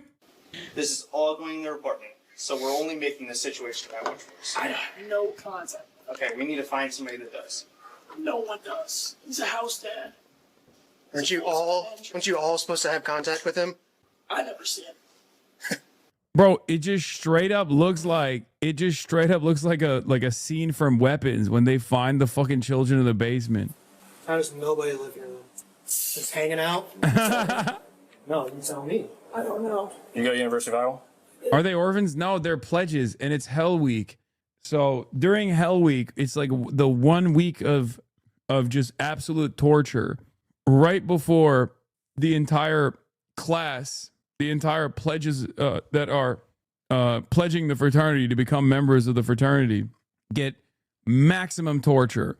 Part of it is like sleep deprivation. Part of it is shit like this, where they just have to like stand around hours on end, and they're not allowed to shower sometimes. And you know, they're just like, they literally have to go through like ritualistic humiliation and torture. It's hazing. That's what it is. It's like the maximum hazing. Hazing happens throughout the entire process of pledging, which is like the entire semester. But Hell Week is when they max out on the torture. You do? What's your major? Business. Business? What's your name? Why? Just wondering what your name is. Jose. Jose? Jose, what's your last name? Why? Just wondering who I'm talking to. I want to tell you that. I don't want to tell you that. Okay. How old are you? 21. All right. What's my ID? Yeah, you got an ID? I saw a recent poll came out that 0% of fraternities haze. That's funny. Every fraternity hazes, every single one. And people probably think like, oh, state universities are worse. It's at the worst, most humiliating versions of hazing happen in finals clubs in places like Harvard.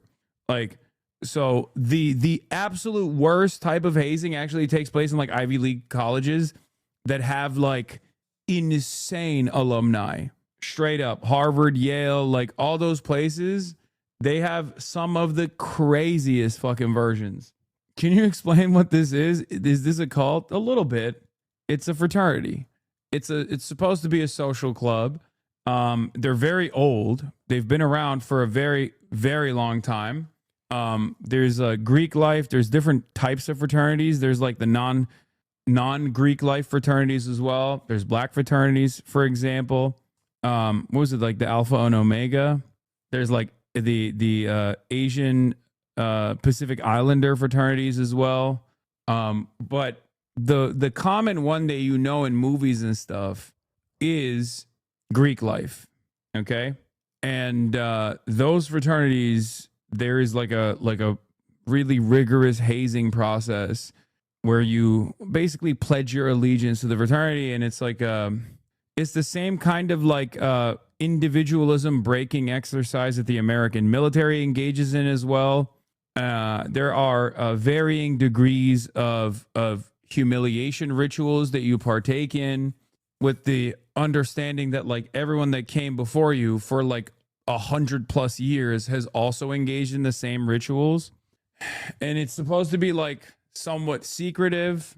There's also a bunch of other rituals involved, like handshakes and shit that you learn when you actually go through the entire process.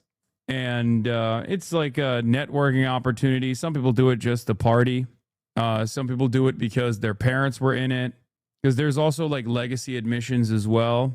And yeah, it's very gay and corny is 100% correct. It is unimaginably lame, unimaginably gay, very homoerotic, like super homoerotic, and very corny. Anything to prove? The elephant walk thing is literally what I was thinking of when I said like the what is it called, finals clubs, like in places like Harvard and Yale and stuff, like I've heard stories of people doing elephant walks where you just like have all of the fucking pledges get naked and then hold on to the penis of the person in front of them and crawl on the floor. Divine Nine is a black fraternities and sororities. Hasan, what made you change your mind on frats? You were in one? I'm 34 years old. What do you mean?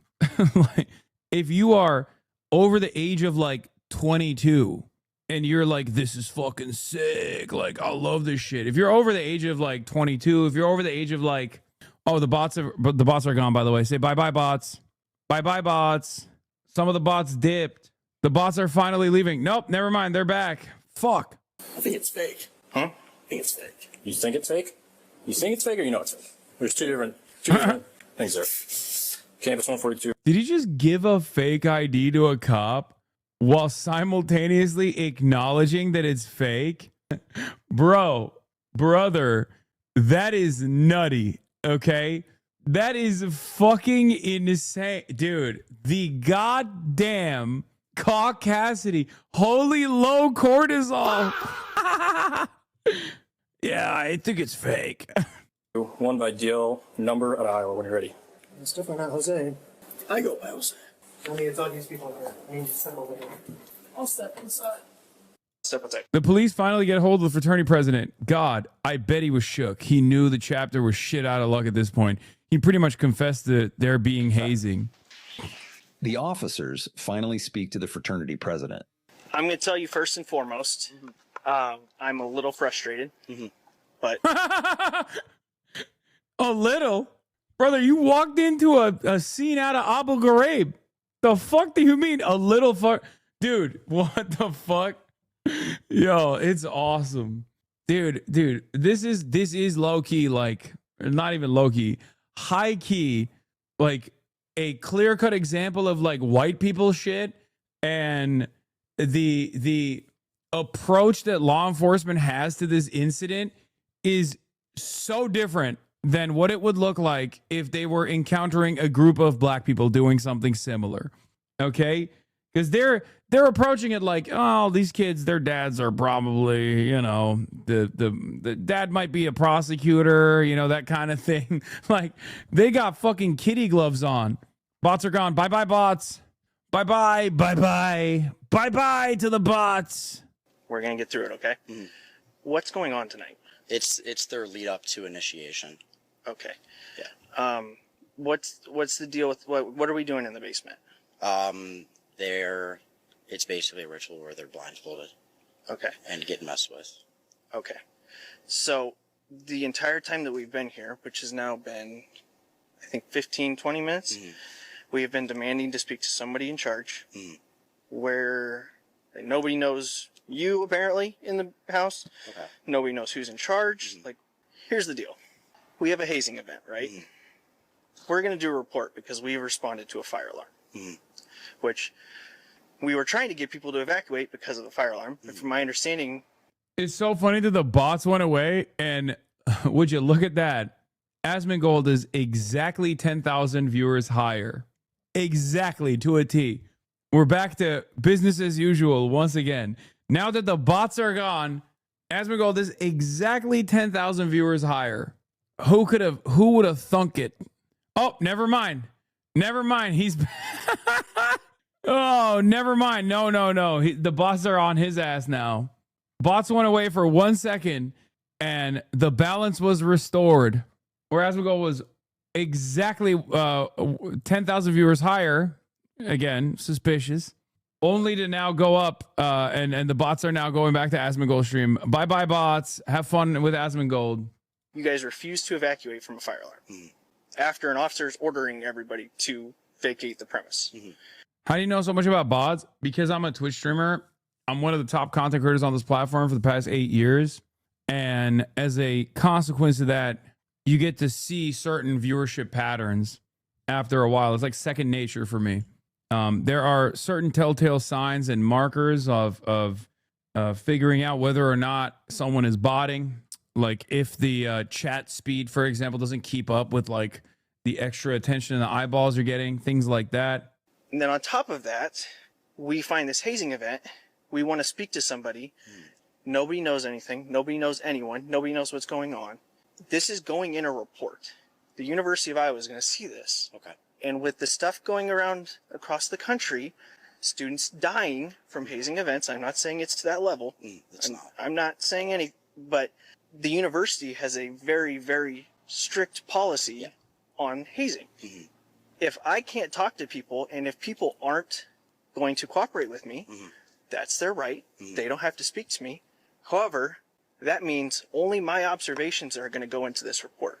And I'm telling you right now, it's going to look worse than if people can kind of explain to us what's going on, right? Because then I can at least put your guys' side of the story in it as well.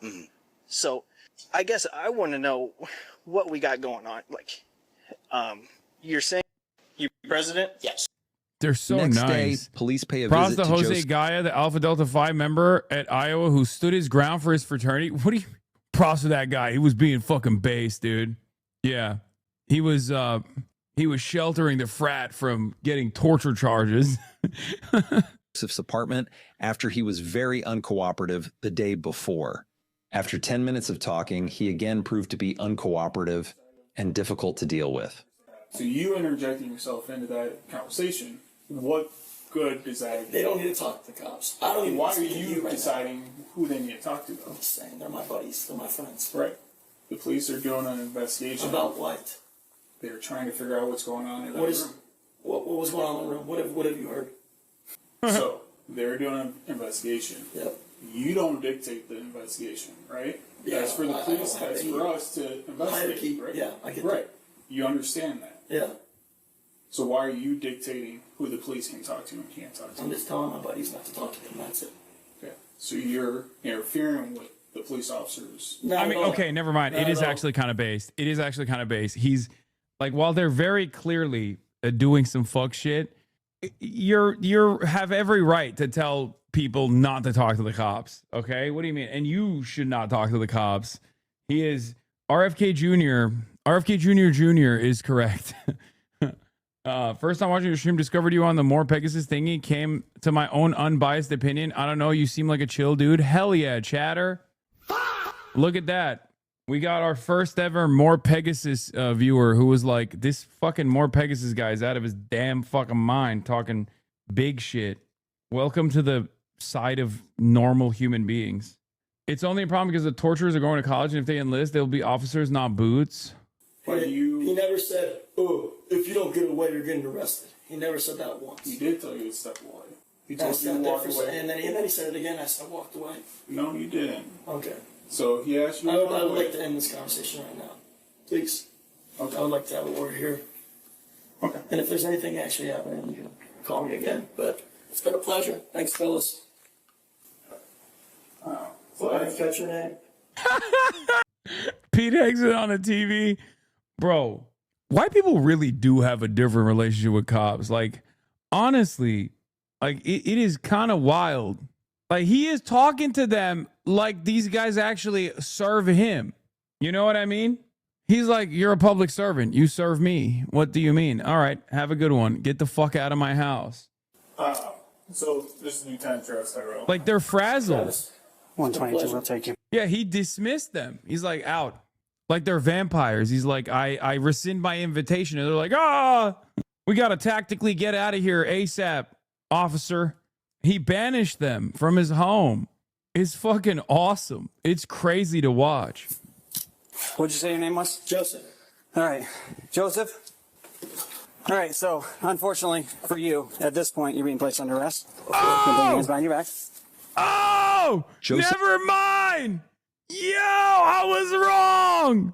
Oh, shit! What a He was flip! arrested for interference with official acts in connection with the hazing incident. Those charges would be dropped a year later. Yo, this is a fucking emotional roller coaster. Down to the wire, baby. The Alpha Delta Phi fraternity was suspended through 2029 for... Yeah, they were down in the basement like the kids from Weapons. Everyone is misinterpreting this. What makes this funny is the pledges think the cops are fake and part of the hazing. That's true. Yeah, most likely. Joseph Guy really thought he was Jordan Belfort from Wolf of Wall Street when those two cops came into his house regarding the Alpha Delta Phi hazing incident. Props to him for standing his ground. So many people would have folded or said something incriminating. Bro, he got... Yep, that's him. I already connected with him. Joseph Guy, University of Iowa student, BBA, Economics and Information Systems, JG, Lawn Care and Co. Oh, he's got Daddy's Lawn Care company that he's on. Yeah, those fucking cops are GDIs, bro. Uni treat rich students differently. It's a rampant and wildly known. The funniest part is that they took their shirts off after the pigs showed up. Yeah, they probably thought that the cops were fucking there to like haze them. A bunch of dude bros skiing in the basement. Oh, this is a very common sight. Just came back, can't help but notice you fell off, lol. Yeah, dude. I went from 350,000 viewers to 33,000. GDI, you brought up a repressed memory. Alpha Delta Phi at Iowa put out this photo emphasizing that the brotherhood is staying strong. Joseph Guy didn't make the cut for some reason. Oh, god damn, that shit is white as hell, bro. God damn. Asman at 280K, real, not botted. Very clearly real. Don't you say it's botted. It was Iowa State. The body. All right, we're gonna. Oh my god, he's looking at this guy. This guy's awesome. I saw a TikTok of this guy. Dude, do you guys know this guy's fucking sim? It's crazy. Project SimStar is his name. Let's take a look. I need to show you guys this dude. Holy fuck. Bro, look at this. SimStar is capable of full 360 rotation. The software is prohibiting it right now, but the hardware allows it. So I have preemptively set this up so that everything is standalone on the SimStar. And I have another computer that's giving... Chat, is it Curtis Sliwa? Yeah, it is, except way cooler. This outside shot, which I call the chase cam, based on what parasailers use. It's over there. It's completely separate from this machine, and it's sending the data over wirelessly. I mentioned that there are four... Average Star Citizen cosplayer, dude. This is why Star Citizen has $1 billion in donations. Dude, this guy lives the best life. Okay, this is his world. We're just living in it. Like, I guess he plays the sim he plays is what, Elite Dangerous or something? I don't know, but it's so sick. Another one I actually shared on the Discord was just somebody saying, wow, that's peak virgin energy right there. Young man, who I know you are a young man. This is clearly the thing built of an extremely married man. This is not a thing somebody builds when they don't have a girlfriend. This is what somebody builds when they have a wife that will understand. You're showing your age there, youngie. Another one. He's goated. I love him. It's such a decent game that Frontier's publisher fucked up. He's the man, dude. He's such a legend. He's got the actual computer in this rig this is him down describing the computers. Oh my god, bro, look at this below. shit. I use 4 computers total. There are 3 on the SimStar. One of them is running the game. That's the one in the front panel. That's just running straight up into the game. It's also running over to these controllers. I have a screen on my right-hand side. That's this panel, the one closest to your camera. That is a battery-powered backtop. Used to be used for VR. That's running the stream. The left-hand side is just an extra computer. It's my 3rd screen, and it's a little overpowered. But the SimStar, when it was originally meant for 3 people, had 3 low-power computers. Like, look at that. The fucking chair moves and shit. Bro, with the modern electricity bill, he's richer than you. He's richer than me in life experience anyway. This man is rich in life, okay? He's having the best fucking possible time you could have, okay? It's literally the best experience. Computers in it. I so love I just him. installed Windows on it. And that's what's letting me do this. It's up there. It lets me control it with Touch Portal and ED Copilot, and then this Icarus panel, which is showing you guys what I'm scanning as I'm scanning it. It also lets me load up any website. So I have just basically another computer just for serving web information. Dude, he's so sick. It's a little overkill. I'm not saying I wouldn't build something like this if I could, but it's a little overkill. Whatever, dude. This guy's having the time of his fucking life. Low cortisol. He's got the fucking full gear. He's got the beret. He is a legend. To me and to you. The actual computer in this rig is down below. This setup in the soundboard of the new political commentary meta, yeah, I could never be a fraction as cool as he is. Holy shit. Is that a piss jar? I don't know how he pisses. You're right to bring that up, because how would he piss? Like, getting out of that is difficult, right? Like, it's a whole situation, a whole ordeal to just, like, unstrap yourself, unbuckle yourself, climb out of that thing. $50 headset on a 20K rim is criminal. Average backer in South Carolina is a groiper, sadly. Wait, you don't know if he's a groiper or not. I think anyone whose life is so rich is probably too invested in, like, having fun to give a fuck about, like, Nazi shit. I don't think this guy is a Nazi. I don't want to believe he's a Nazi, but I also don't think he's a Nazi in general. Because, like I said, if you have... Bro, this guy's a wife and kids. He's normal and a better human than most people. Yeah. I don't know why you guys look at a guy like this and immediately assume that's a fucking groiper or a Nazi or something. Like, you get into groiperism when you don't have that in your life, ironically enough. Like, you get into groiperism when you don't have shit going on. You understand? When you're invested in things like that, you don't turn out to be like a Nazi, in my opinion. Anyway, here, I have to obviously give a shout out to this. It's pretty fucking disgusting. And it's very frustrating for me to watch, but Pete Hegseth actually mogs me. I'm going to suspect that this is fake. It doesn't look fake. I mean, the bar doesn't bend that much, though, which is kind of strange. I hope those are fake weights, but I don't think it is. I think he actually does 315, which is really fucking nasty. Those are big 25-pound weights. Let me see. Let me check. What does it say? Are those 45s? Yeah, those are 45s, brother. No, that's Cope. He's doing 315. I guess the bar doesn't bend that much at 315. It is unimaginably easy, too. That's like a one rep. Like, he hit that shit, dude. I have to fucking admit it. He hit that shit.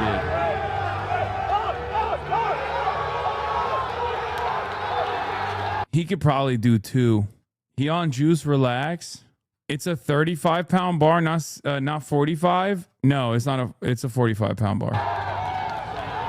No, it's the correct thickness. Anyone that looks at this and goes, "Oh, his ass actually got off the ground," is coping, okay? I hate to hand it to him, but he did do that shit. Okay? Straight up, he did that shit. That's 315 pounds. Stop saying bad form. He fucking hit that shit. He hit that shit. What's your max? I don't know. I've never maxed out. Every fatty does that every day, Lamau? Okay. I don't want to hear from non-gym cells in here. Okay. 315-pound bench is impressive, even if you're doing steroids, which he very clearly is. You're out of your fucking mind. 315-pound bench is an incredibly impressive bench. Please stop. There are people who work for years and years and years, and they don't ever come close to 315 pounds. You will never find a person that looks at 315 pounds and says that's not an impressive lift. Virtually every single top-level bodybuilder, power lifter will still say 315 pounds for bench press is abso-fucking-lutely an incredibly impressive lift. Okay? I will most likely never come near that. Well, unless I do steroids. Unless I do steroids, I will never come near this 315-pound bench. Okay? What's more impressive, 225 incline or 315 flat? I mean, I can do 225 incline. I cannot do 315 flat. So I'm going to tell you 315 flat. I can rep 225 incline, as a matter of fact. And I can't do 315 flat at all. The jump off from 225 to 315 is massive. Okay? I don't think you guys understand.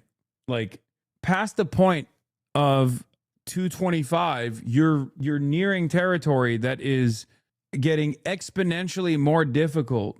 Exponentially more difficult. There's like a human body cutoff, pretty much. Those bumper plates aren't 45 pounds. Yes, they are. You're coping. I looked. They are 45 pounds. Your bench is so weak, so your size, for your size, it is, yes. I'm double jointed. And I'm lanky and I'm tall. I have a lot of issues with my bench press. It's my least impressive lift by far. However, once again, I hate to admit it, but this is absolutely a fucking impressive lift. Double jointed isn't a real thing. Yes, it is. It's called, my joints are weaker. It's just colloquially known as double jointed. It's hyperlaxity. Hyperlaxity or hyperlaxivity, one or the other. I don't know what the thing is called, but it's not cope at all. It's 100% real. Hypermobility. It means that your joints are weaker and more flexible. Like, I can move. I have so much more mobility in my joints. I can basically pop out my thumbs without actually popping them out. See? Like, it makes you more flexible, but he does it here too barely. It was days before this too. All right, here we go. For the detail, 3 plates, got on the spot. Long time coming. Let's see. Yeah, bro, he's got his fucking kid. He's done this a lot. He's got his kid fucking spotting him, dude. Are you kidding me? Yeah, this is I hate to admit it, but this is a very impressive lift, and he has done it a lot. Butt down. Gotta keep the butt down if I can. All right, don't lift. 1, 2, 3. I got it. I got it. Don't touch it! Yeah, he can go higher than this too. The fact that he can still talk, the fact that he can still communicate while he's doing that means that he has a lot more. He has good control over it. He's confident in 315. He can do higher than that as well. I hate to admit it once again, but it's true. Why he doing it crooked? Come on, man, stop.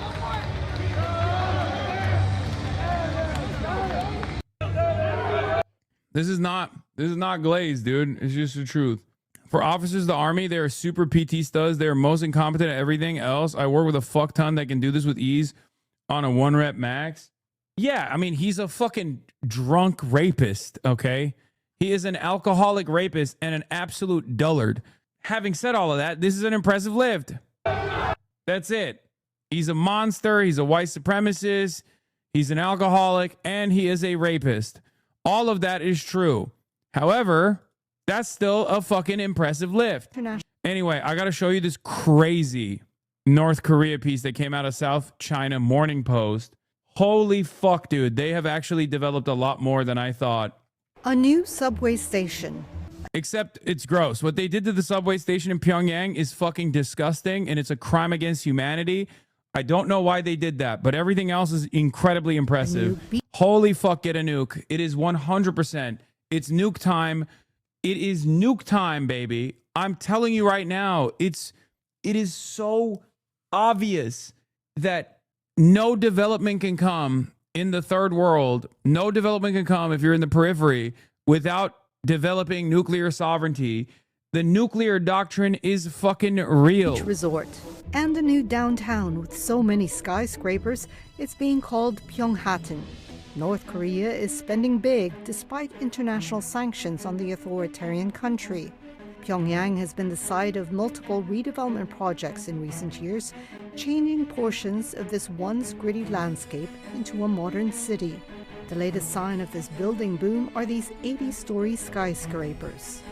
이 현재 제일 높은 살림집들로는 수도의 동쪽 관문에 자리 잡은 성화. North Korea recently liberalizes internet access. Why do you think you got so many viewers today? Dude, the way things are going, oh my God, dude, it's fucking nutty. This is nutty as hell, dude. Is money coming from trade with China and Russia because China helps, but not that much? Yes. Money's coming from Russia. Money's coming from China. Money's coming from cryptocurrency schemes that these guys engage in. And they are, I mean, they're cooking. 80-story skyscraper in Jeonwi Street, which is at the northern gateway of the capital. The flats are part of a plan laid out in 2021 by North Korean leader Kim Jong-un to construct 50,000 new housing units in Pyongyang. The 5-year project promised to improve the living conditions of residents in Pyongyang. 지금 이 초고층 살림집들에서는 Now normal workers are living in those skyscrapers. And in future, together with the changing appearance of the fatherland day by day, our people will lead more cultured and happier lives in newly built streets and houses. North Korean state.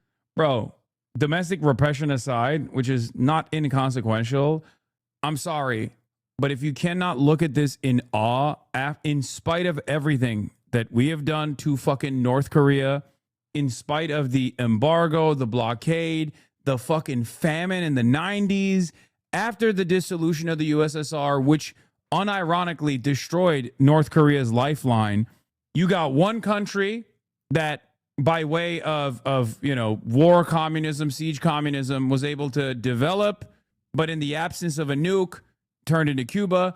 You got another country that went and developed nuclear arms, developed the first layer of assurance by putting an artillery brigade directly targeting, directly aiming at South Korea, okay? And then on top of that, went and made a nuke and then worked on the delivery systems. Like, it's very clear. Bots are back, by the way. Cholima is here. turns out all the North Koreans are back on my side again, right as I'm talking about it. It is not like, I'm sorry, this is not glazing or anything like that, but it is fucking mind-boggling to me that a country so fucking poor and so distraught, a country that withstood a fucking genocide, could get to this level, dude. How is this, like, how does this not make you mad? As an American citizen, how does this not fucking piss you off? Where you look at this shit and you're like, if they can do it, why the fuck can't we? Media announced in late 2025. I'm sorry, my North Korea apology form is in the fucking mail, okay? For years and years, I thought they were being fucking insane for hyper-focusing on nuclear arms and working on ICBM delivery mechanisms. I was wrong. You live and you learn. You live and you fucking learn. I was wrong. My apologies to the fucking Kim dynasty. My apologies to everybody involved. I thought, I fell for the libtard fucking propaganda. I literally did. I was like, why are they fucking focusing on this nuclear arms so much? Like, I understand nuclear sovereignty. I get it. But the last 2 decades of action to nations of the global south have 100% convinced me that the HasanAbi nuclear doctrine for sovereignty and nation building is 100% true. That's it. Nothing else to say here. You look at other countries that tried to do socialism by way of reform, Latin American countries where they democratically elected people into positions of power, even countries that actually had a successful communist revolution, a successful revolution where, you know, they were able to build communism in their country through a vanguard style system, and then they didn't develop nuclear arms. Cuba is the greatest example of a country that has survived in spite of everything else. And yet look at the situation in Cuba versus look at the situation in the DPRK. Okay. It is fucking insane. It is fucking insane that in spite of all the sanctions, the embargo, these motherfuckers are still putting up skyscrapers. Okay. In spite of the genocide, in spite of the famine, in spite of not even having a single moment where the Western superpowers ever fucking, where the Western superpowers ever dialed back on their embargo. Yeah, DPR Korea apology forum to Marshal Kim Jong-un. Reason for behavior, the media convinced me they were crazy and evil. I didn't know they have never recognized Israel. I don't know history or geopolitics. I refuse to accept America as imperialist. I believe Yeonmi Park. I will hereby respect North Korea, and I will not talk down to a truly anti-imperialist, anti-Zionist nation. Okay, I knew all of that other stuff, but that's funny. That is fucking insane, dude. I'm apologizing to the true Korea. I am. It is so mind-boggling. How can you be another country in the periphery right now in the global south and look to this and not go, oh my God, what the fuck were we doing? We really needed to get the fucking nukes. We need to get the nukes out ASAP. I once thought the DPRK nuclear program was a waste and that the Kim Jong-un should have focused on development. Instead, I can now recognize that I was wrong. Yeah, there it is. There it is. Self-crit. It's a very important part. It's a very important part of being a good socialist. And I'm doing it. I'm taking fucking accountability. Just, bro, it's just like, it literally shows you what fucking nations have the capacity to do, devoid of like American intervention, by the way. It shows you that a better future is possible for all of us, okay? All around the world.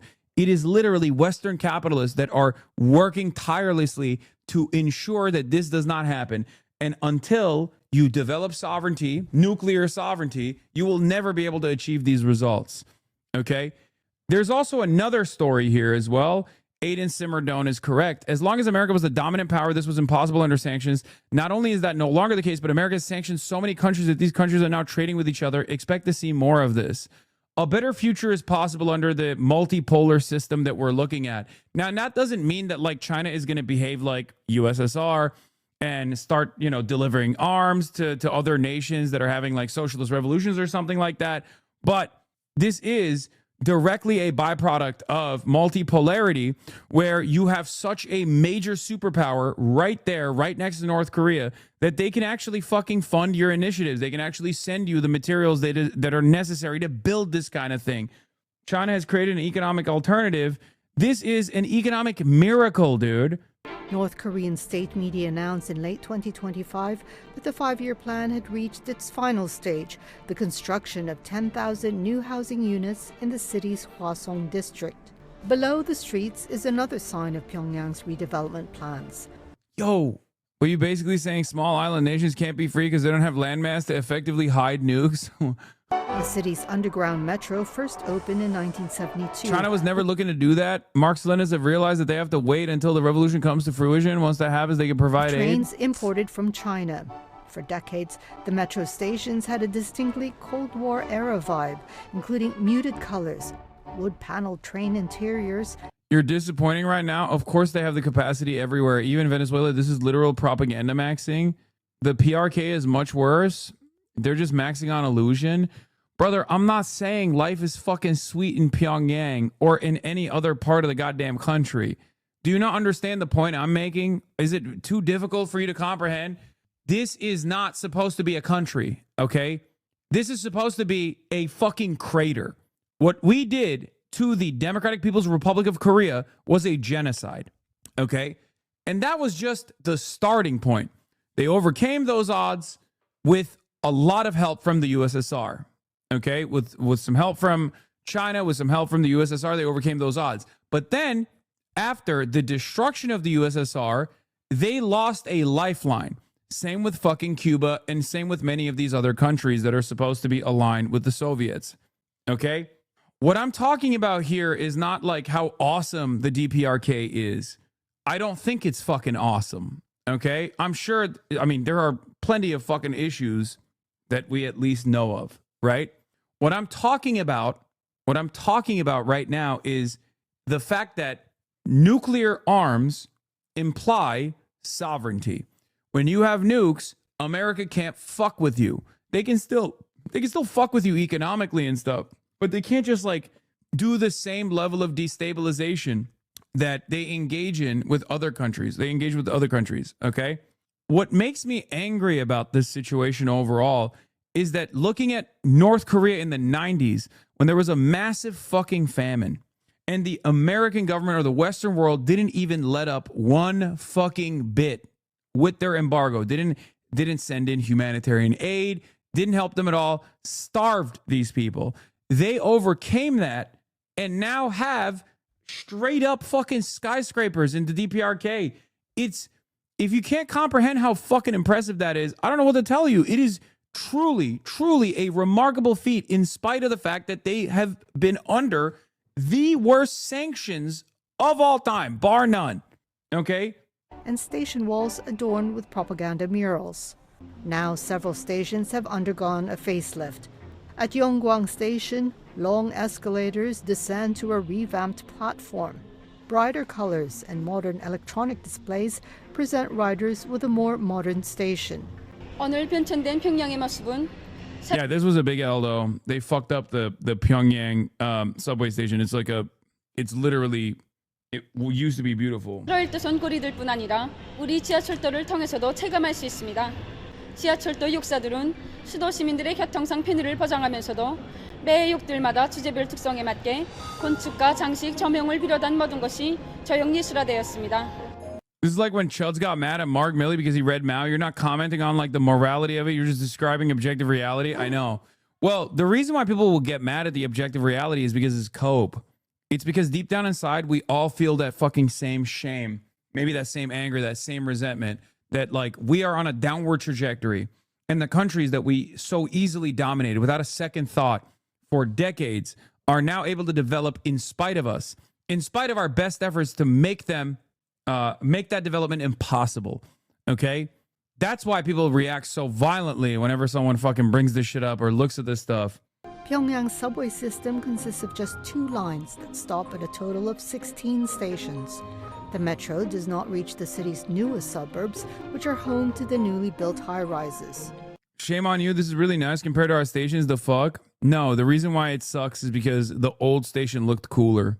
The old stations had, do they showcase it? Yeah, this is what the old stations used to look like. They had the mosaic of like realism artwork. Like this was the old station, dude. And then they fucking modernized it apparently. Of 16 stations. The metro does not reach the city's newest suburbs, which are home to the newly built high-rises. More than 200 kilometers north, a new beach resort hugs 5 kilometers of coastline in the city of Wonsan. The Wonsan Kalma Beach Resort was opened during the summer of 2025. State media reports said it can accommodate nearly 20,000 people. You have to be viewbotting? Brother, are you fucking stupid? Yes, someone is viewbotting me. Hello, it's been happening all day. There's literally a warning in the chat. Do you guys not know how to read? Is that what it is? Are you just incapable of reading words on the screen? Like, look at the top of the chat. Look at the pinned chat. It says, chat, we're being viewbotted again by losers, hence the large viewership number. Twitch will deal with it. The U.S. has not struck Iran, ... yet. People with more than 50 hotels and yeah, no, bro, we got 356,000 people in here. What do you fucking think? Attractions like water parks and restaurants available for visitors. But while the beach resort was initially open to Russian they all tourists, they're all watching from fucking North Korea. Lol, viewbotting classic HasanAbi. Yeah, it's the dipshits that are doing it. Do it so that dumb fucks can come in here and be like, lol, viewbotting, classic HasanAbi. Unlike my favorite streamer, who definitely fucking viewbots all the time, but, you know, clearly you're a viewbotter now. Haha, you can't fucking call out anybody else. Like, that's the, you know, I guess that's the principle here. it has since been closed to all foreign visitors. I'm gonna keep doing that. Don't you worry. Tourism once brought in some 175 Also, this is awfully sus. Why the fuck do you have 55,000 followers? Elden Ring superfan badge, Chatterino supporter, FFC supporter, 7 TV subscriber. Are you the motherfucker who's viewbotting me? What is this? 55,000 followers? Are you the one doing it? Not verified, but 55,000 followers? Huh. Hold up. I got botted a month ago. Let me look at your fucking social media. Suspended Twitter account. Oh my God. How the fuck do you get suspended off Twitter? Jesus Christ. E-Rob copied your title. Why would I buy you? I don't fucking know. Why would anybody bot anybody? So that dumb fucks like you can come in here and be like, lol, holy viewbot Batman. You're clearly viewbotting. Explain to me how the fuck you got banned off Twitter, though. That is impressive. How the fuck is that possible? You get suspended if you don't use slurs. Yeah. Dollars in funds annually. But since the pandemic, few countries have been allowed to return, and most of those who were able to visit the reclusive country could only go to select locations on package tours. Chinese tourists once represented the largest contingent of foreign visitors, representing an estimated 90% of foreign visitors. But flights between the two countries remain limited. So how is the country affording these construction projects? Cryptocurrency schemes. North Korea's economy is heavily constrained by international sanctions over its nuclear and weapons programs. To generate much-needed funds, Pyongyang has sold some $9.8 billion in weapons to Russia for the war in Ukraine. However, studies show the compensation received from Moscow is significantly less than the weapons' actual worth. The autocratic nation has also reportedly used illicit activities, including cybercrime, to generate funds in excess of $2 billion in 2025 alone, according to crypto industry analysts. Yeah, they do a lot of cryptocurrency schemes, actually. That's not even a joke. I'm clearly joking. I don't think you would viewbot. No, I know, Chatter. It's fine. It is insane. I can't believe it, dude. I genuinely can't fucking believe it. I can't believe it. Yo, the bots are gone. Bye-bye, bots. Say bye-bye to the bots, everybody. I suspect that they went to Asmongold stream again. Bye-bye, bots. Bye-bye. What is this? Why would they need money? They have materials and labor. No, you need money for the materials. What are you talking about? How else can you, like, how can you engage in trade? What are you talking about? That's the reason why they need money. So they can get the materials, so they can develop. no country is like fully self-sustaining. They don't have like I don't think they have the domestic production capabilities. But yeah, this is 100% China and Russia, especially Russia. But like, once again, I need to explain something to you, chat. Look at this and then look at America. Classic misunderstanding about an economy on communism. Yeah, I saw someone like complaining that the USSR still was trying to generate profit through state-owned enterprise. Like they think communism, socialism means like no, like your output, like you can't generate additional value to spend it on other things. Oh my God, yes, shake me, please. Did a song? Telbo, I genuinely thought Donald Trump was dead. Botters were very realistic, making them leave after being around leftists for a while, just like real people. That's funny.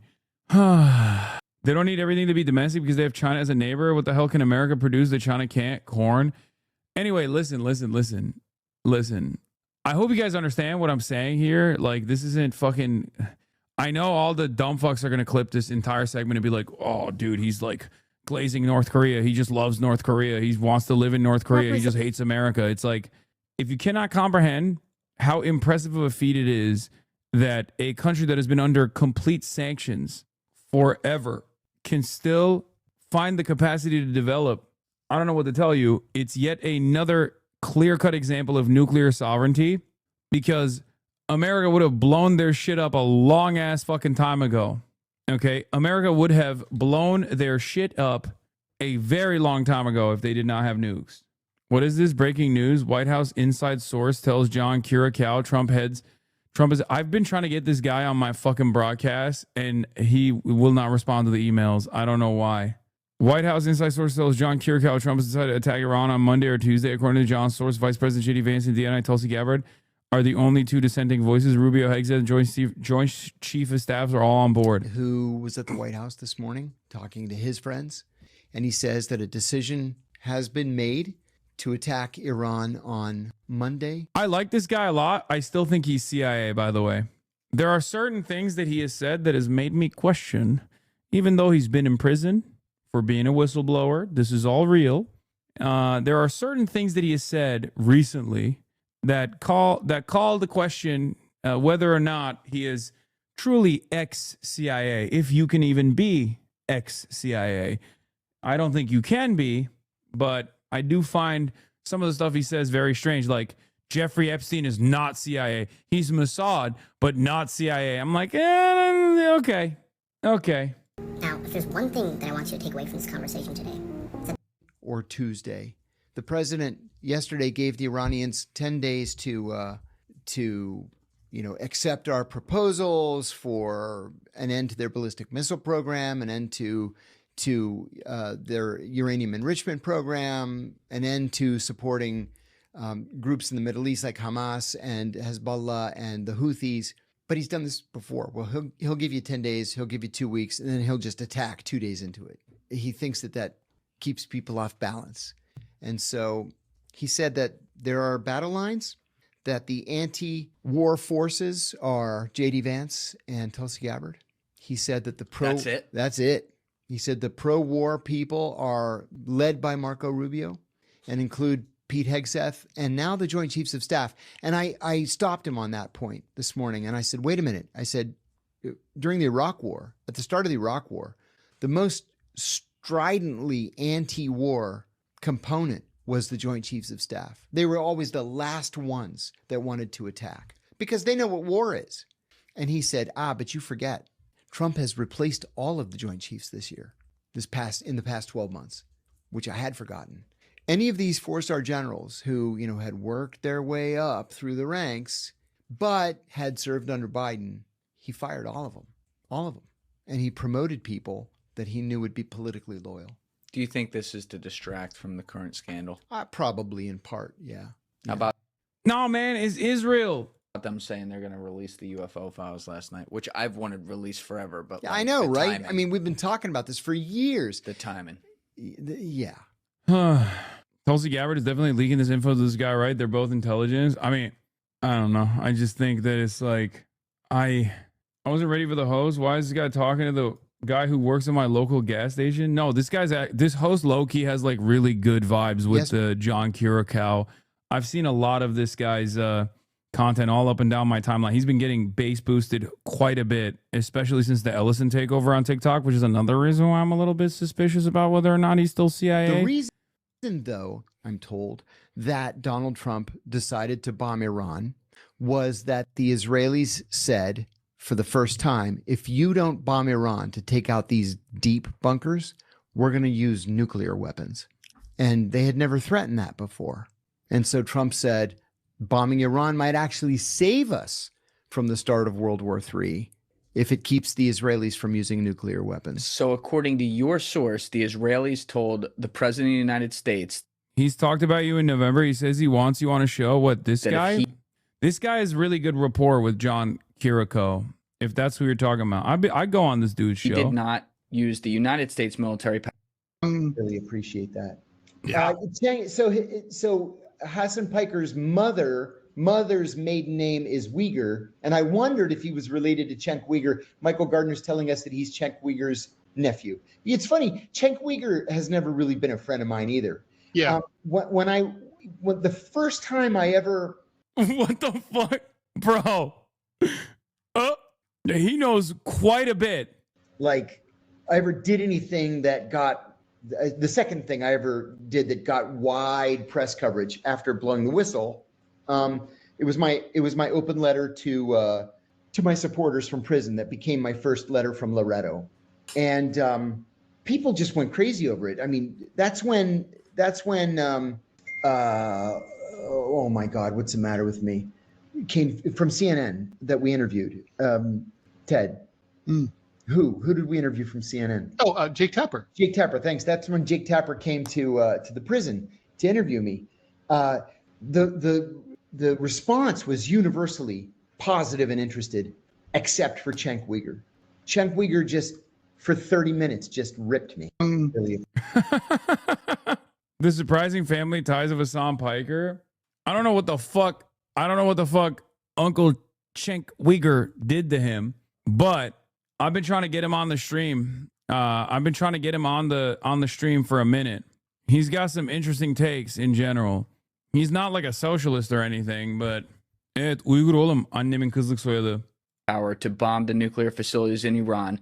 Israel, acting on its own, would use nuclear weapons. Yeah. Do you see why there's a problem with that statement, John? Yeah. Because they've never admitted that they've had them. That's right. So you're telling me that they just admitted to the president of the United States. What? Everybody knows that Israel has nukes, man. America's known Israel's had nukes since they got the nukes. What?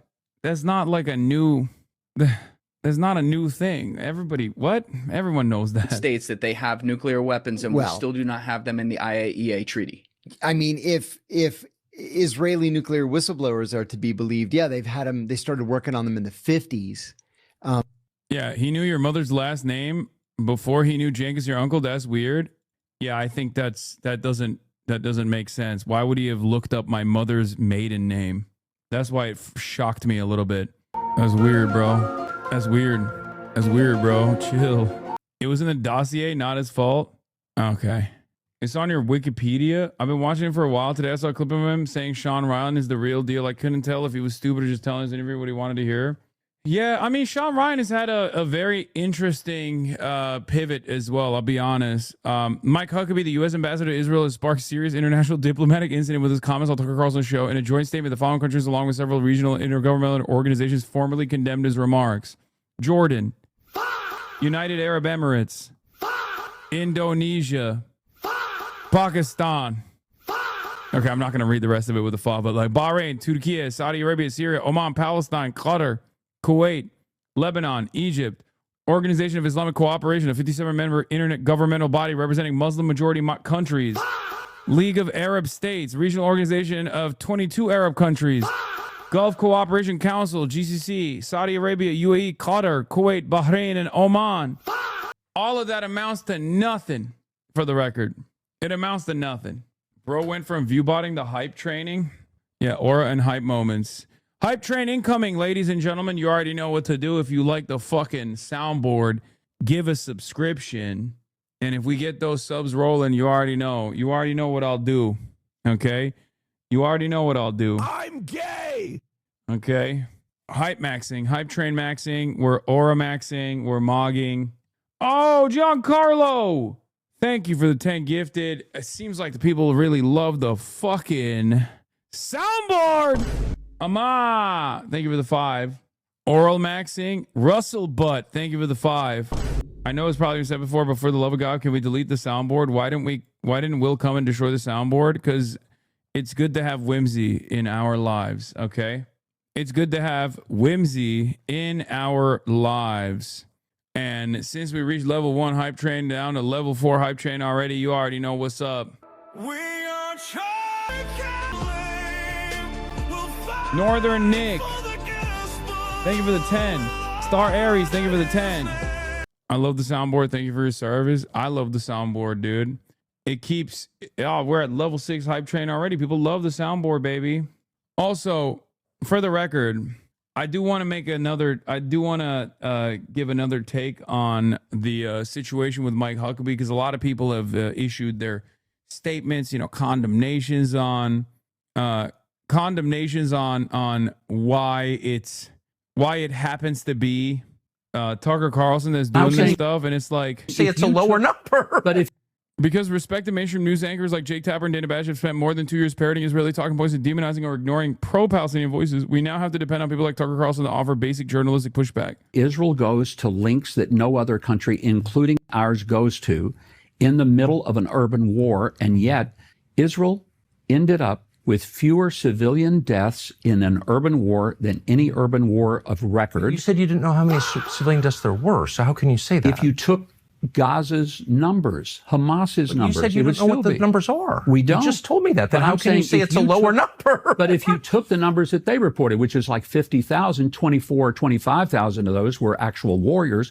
How many civilians? If you took all of their numbers, range from 120 to 78. Those are the ones I just read. I don't know if that's real. I don't know either. I'm asking you. Yeah, and I'm telling you, those numbers I've not heard, have not read. The numbers that I think are more reportable are somewhere in the 60,000 range. Where do those come from?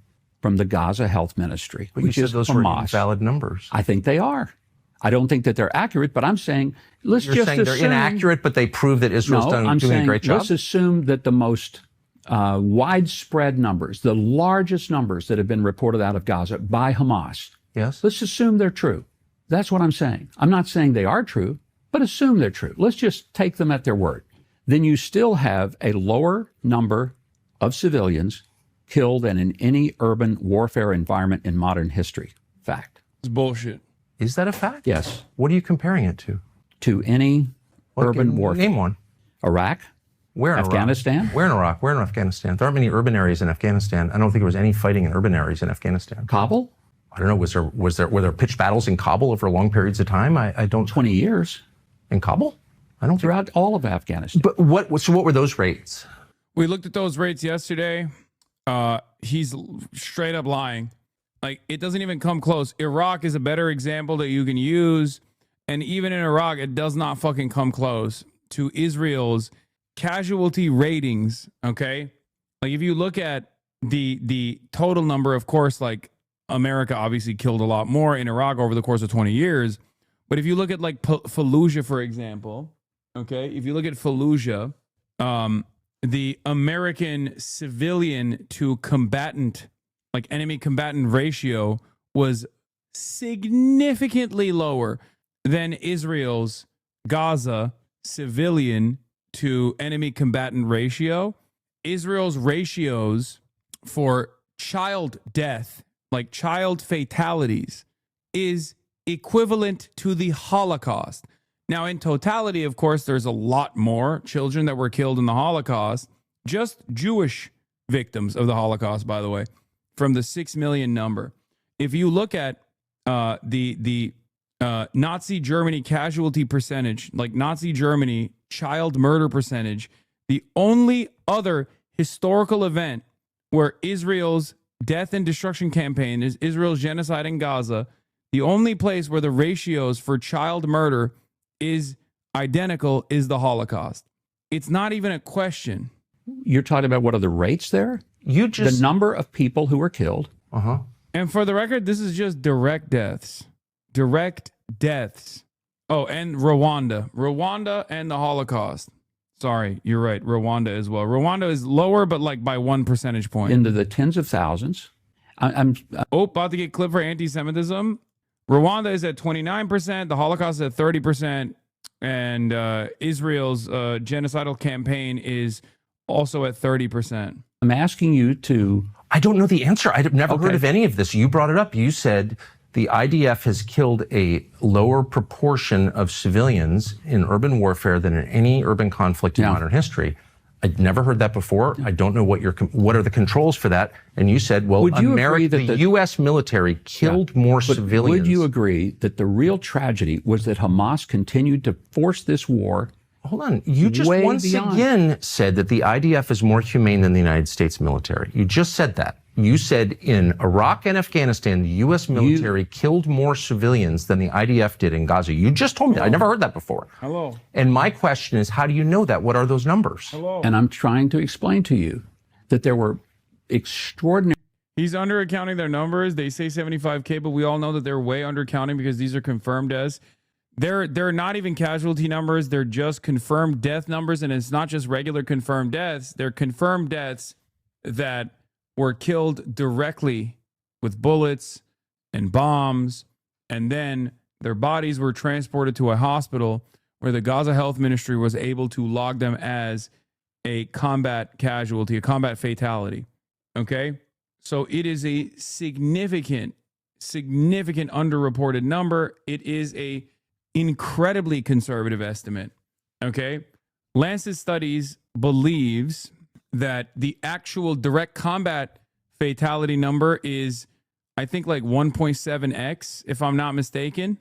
And the total casualty numbers will be far, far larger, obviously. No, the recent Lancet numbers that came out just talk about the direct fatalities. Gaza death toll for the first 16 months of war far higher than reported, says peer-reviewed study. Lancet Global Health Research suggests more than 75,000 killed in the period, 25,000 more than announced at the time. It's just not, there's no comparison. There's nothing. You can't compare it to anything. It's just genocide. That's the thing about genocide.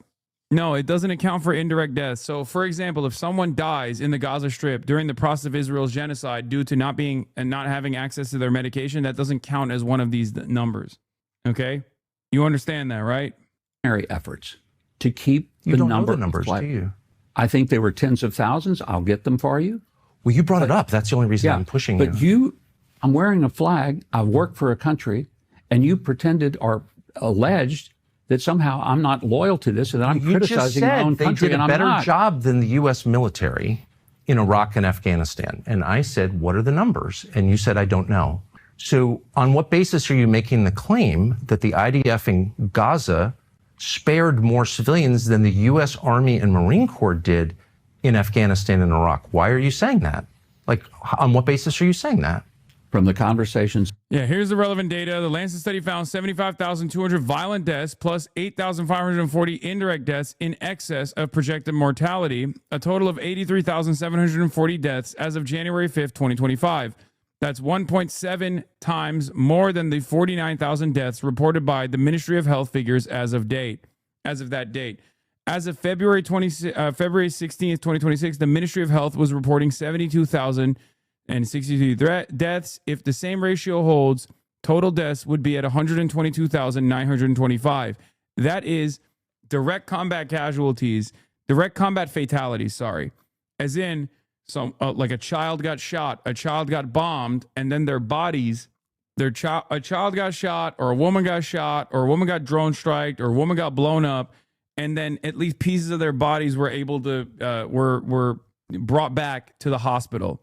And that's where they were logged as a direct violent death in the hands of Israel.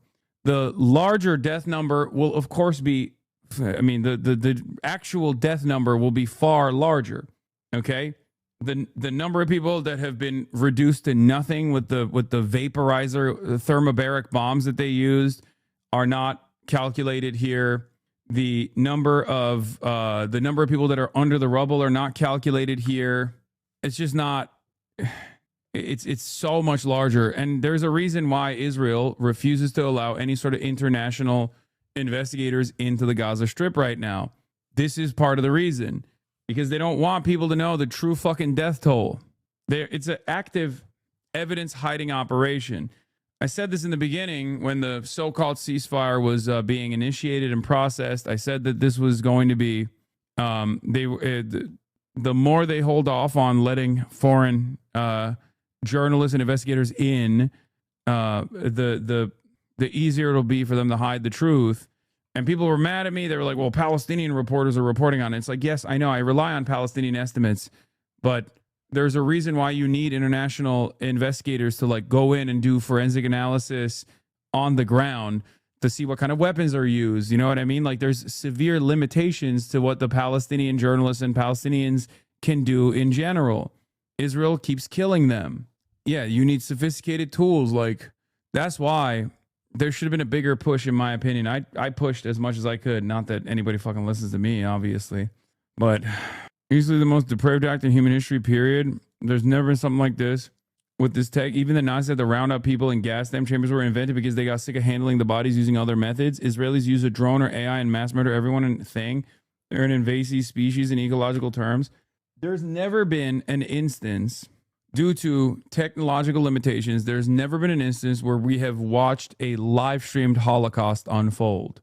Okay? Obviously, Germans were suspicious, I'm sure, and turned a blind eye to the atrocities that were taking place in the death camps. Okay? But there's a difference between like straight up seeing a Holocaust unfold in real time versus finding out about it after the fact. It's never happened. And we're all worse off because of it. The entire world sat back and watched, and we did very little. You don't seriously think you're going to get Americans to go communist, do you? The new Red Scare is here. Sure sucks to be We're back to watching some Second Thought. My goat. right all the time. 4 years ago, we made a video about the Red Scare coming back. And, well... The future looks red, as in communist. We have been fighting the spread of communism. Communist dictators, that's what we're dealing with right now, Donald Trump. You could go through her ideology. It's the ideology of a communist. We will get more and more information about the network and how we can root them out and eliminate them from the existence of American society. This is the first time in American history that there is an all-of-government effort to dismantle left-wing terrorism, to dismantle Antifa. Just look at the result of yesterday's election in New York, where their party installed a communist as the mayor. We're in the first stages of a new Red Scare, and things are getting hotter for sure. Frog in a hot tub kind of vibes. Not exactly stewing yet, but the heat is definitely there, and the jets are hitting just right. Have you ever been a member of the Communist Party? No peoples in the world can feel secure against this aggression. It is a matter of national survival. The communist seizure of power. But first, it's ad read time, because God knows we're not making any money from YouTube AdSense. Thank you, Google. Skip ahead to this timestamp if you hate me and don't want to support my work. This episode is sponsored by Aura, the only cool company on this cursed platform.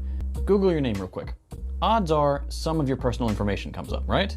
If I search my name, it's just my public social media profiles. That's because Aura is my digital watchdog. If they get even a whiff of my data being sold, traded, or exposed in a breach anywhere on the internet, including the dark web, they track down the source and make sure they have a bad time. There are companies out there called data brokers whose whole purpose is to find and sell your data. They do it without your consent, and I'm not skipping because I'm doing ethical reacts, bro. Chill. Billions selling it to marketers, scammers, and even stalkers. They are the worst. Thanks to Aura, they're not my problem anymore. Aura forces them to remove my data, and they keep it removed. But that's just part of why I use and genuinely appreciate Aura. It's an all-in-one security tool.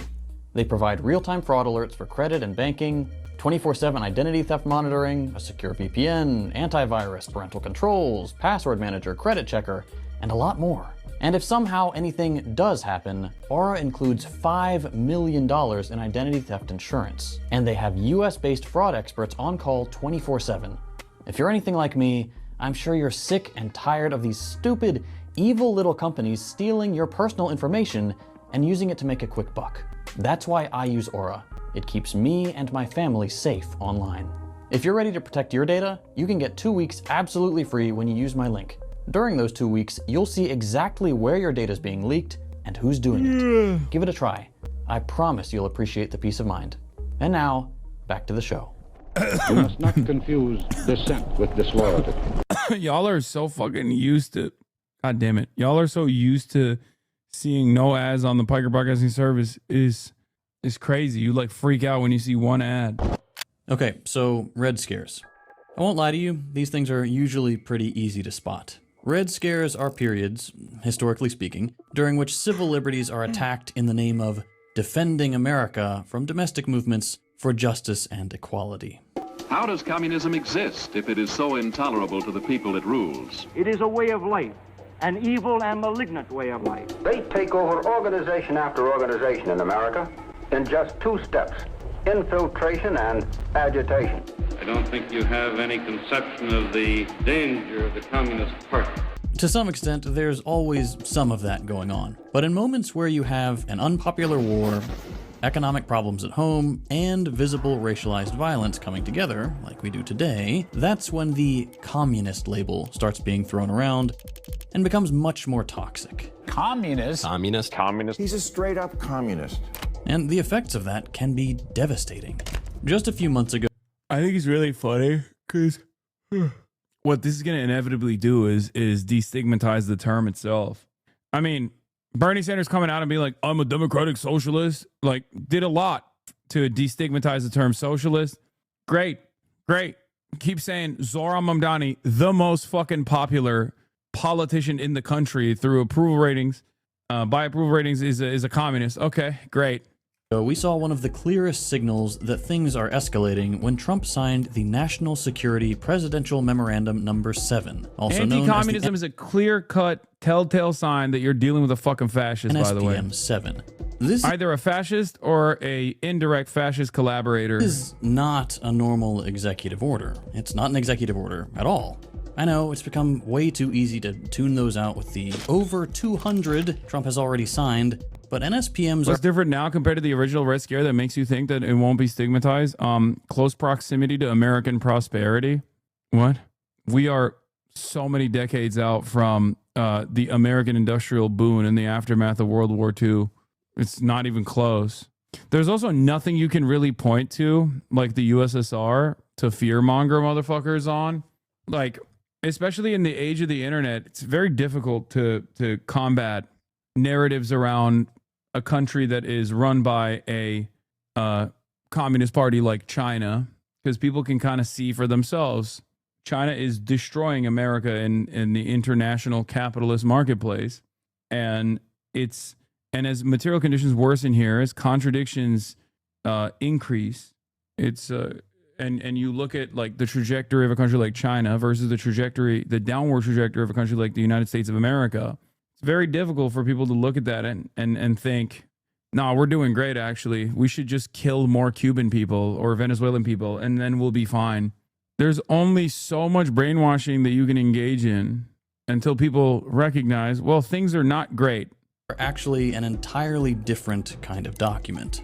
Unlike executive orders, which cover general federal day-to-day operations, NSPMs are specifically for the defense, foreign policy, intelligence, and law enforcement apparatus.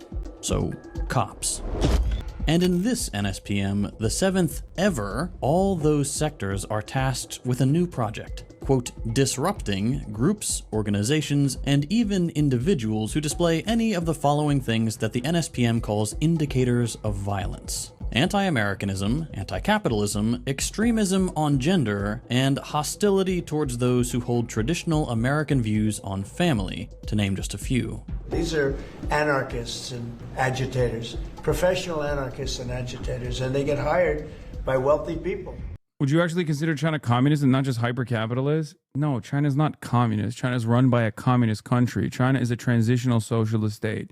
And yes, I would consider the Chinese project to be a socialist one. It's not, there is no one perfect, what did I say? China is run by a communist party, and there are still There are still issues. There are still issues in China. There's still growing pains in China. But it is objectively a transitional socialist state, not just because they say that they are, but because they have control over flows of capital. Now, will they ever actually achieve communism one day in the future by 2050 or whatever the fuck people say? I don't know. As Red Scares go, this one is really on the nose. This NSPM makes holding any of these views, which it doesn't bother to carefully define, a sort of pre-crime that just about anyone to the left of the MAGA crowd could reasonably be accused of. And it gives the DOJ the authority to investigate people who hold these views without... It is pretty funny that he says professional anarchists. If you know anything about anarchists, you know they are not professional anything, okay? A profession sounds too close to a job to me, okay? And I know those motherfuckers are not doing it, okay? Any of this having to be approved by Congress, which is useful because some in Congress have already caught on to what's going on here. It certainly appears like it's a strategy to take folks you disagree with and label them a terrorist threat when there may be absolutely no such threat at all. The NSPM 7 is a concerning development, but in all honesty, we've already seen what this sort of crackdown looks like before it was even signed. Remember the anti-ICE protests in LA last summer? Our continuing coverage of the fast-moving developments in Why do you say you work with anarchists and they say shit like that? Because it's funny. Los Angeles. I was there. Today, protesters were back out on the streets for the third consecutive day. President Trump deployed some 2,000 with my professional anarchists. National Guard members in response to violence and chaos in the city. In June, the SSCC put 3 organizations, quote, on notice for what it calls supporting coordinated protests and riots, lawless mob actions, and aiding and abetting criminal conduct. Now, that kind of warning is concerning enough on its own. But in this same letter, these 3 groups were also told they now have to keep all communications and contractual, financial, travel, and strategy information related to their role in, quote, planning, coordinating, or funding the protests, or face possible criminal investigation. And while on paper, this means that if there's nothing to hide, there's nothing to fear, the reality is that this is a pretty common intimidation tactic that's been used in the last 2 Red Scares of the 20s and 50s to shut down progressive orgs. Without needing to take anyone to trial, warnings like these create fear, and that fear drives down membership. Abiding by these demands and surrendering all this data also takes work, and therefore resources, away from organizing and recruiting, which also hurts membership. This kind of scrutiny also opens the door to facing all sorts of penalties for non-compliance, which are bad enough already, but they can also implicate people outside the immediate organization who become guilty by association. Effectively, this is a low-effort way for the state to hurt progressive organizations and their communities without anybody needing to be formally tried for any crime. The accusation is destructive enough. To give you an idea, this very kind of thing shut down groups like the CAA back in the 50s, when 18 years of pressure just became too much. And let's actually stay on the 50s for a second, because there's a lot to learn about how Red Scares work back then. Chairman J. Parnell Thomas of New Jersey opens an inquiry into possible communist penetration of the Hollywood film industry. I don't believe it's a political party. I believe it's an un-American thing. And I feel that they really ought to be smoked out. When you hear about the second Red Scare, if that's something that happens to you, it's usually through the prism of what happened in Hollywood. These are the Hollywood 10. In the fall of 1947, they were subpoenaed to appear before the House Committee on Un-American Activities. They were tried and declared guilty. They appealed their cases to the higher courts, and their appeal was denied. All 10 are now in federal prison, serving 1-year sentences. The big thing people know about the 50s Red Scare is blacklists. Naming names. Lists of over 900 people suspected of being communists and thereby ostracized from having any place in Hollywood. The 6 or 7 major studios, early in December of 1947, made this announcement that 10 persons who had refused to divulge before the committee their political affiliation would no longer be employed in the Hollywood motion picture industry. Writers had to go underground. Oscar-winning actors weren't hired for decades. Studios abandoned their directors. During the height of McCarthy... Yeah, how about that fucking repression? How about that state-backed repression, by the way? And for the record, America was not under the same level of threat that a country like Cuba is, okay? And they still did that shit. Why are so many people sending me this clip in the chat? Please stop. McCarthyism, suspicion of communist ties was enough to ruin lives and careers. I think it was probably a very necessary thing at the time because the radical liberals were going to take over our business. And had it only been that, the Red Scare would have already been a massive attack on freedom and free speech. But the second Red Scare was much more than blacklists. Quote, by official counting, 2 people were executed by the state, several hundred academics were fired, several thousand went to prison or were deported, and several tens of thousands lost their jobs as state or federal workers. The FBI spied on Americans in the civil rights movement. The Supreme Court upheld the convictions of those who refused to name names. Cities like Chicago barred suspected communists from public housing. And New York even denied fishing licenses to those who wouldn't swear an anti-communist loyalty oath. Wouldn't even give them the benefit of the trout. Now, on the organization side of things, groups like CPUSA, CAA, and the CRC were banned and or lost tens of thousands of members. We're talking about a huge chill across all of civil society. And not just in socialist groups that were officially targeted, as you might expect, but almost everywhere on the left. And I'll let you in on a secret. That was the point. While on their face, Red Scares designate communism as the enemy, communism is a flexible enough word to include anything vaguely progressive the government wants to target. They are lying, dirty, shrewd, godless, murderous, determined, and it is not an American political party like any other. During the 50s, that meant things like targeting black activists pushing for equal human rights, especially aggressively, and seriously undermining progressive programs like the New Deal. Now, the New Deal was not a communist project, just to be clear. But under McCarthyism, fear of Reds became the justification for a total assault on workers' rights that the New Deal had improved. For example, one way the New Deal was sabotaged was with the Taft-Hartley Act. Taft-Hartley curbed the right to strike and boycott and made unions much, much weaker as a result.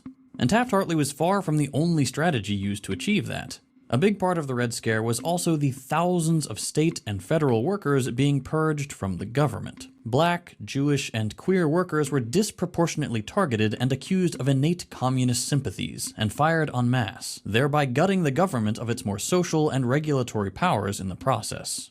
And to that end, this scare looks a lot like the last one. We are now in day 31 of the government shutdown, and many SNAP recipients will not receive benefits. So you can't be against communism without being a fascist. So being anti-communist is being fascist. More often than not, yes.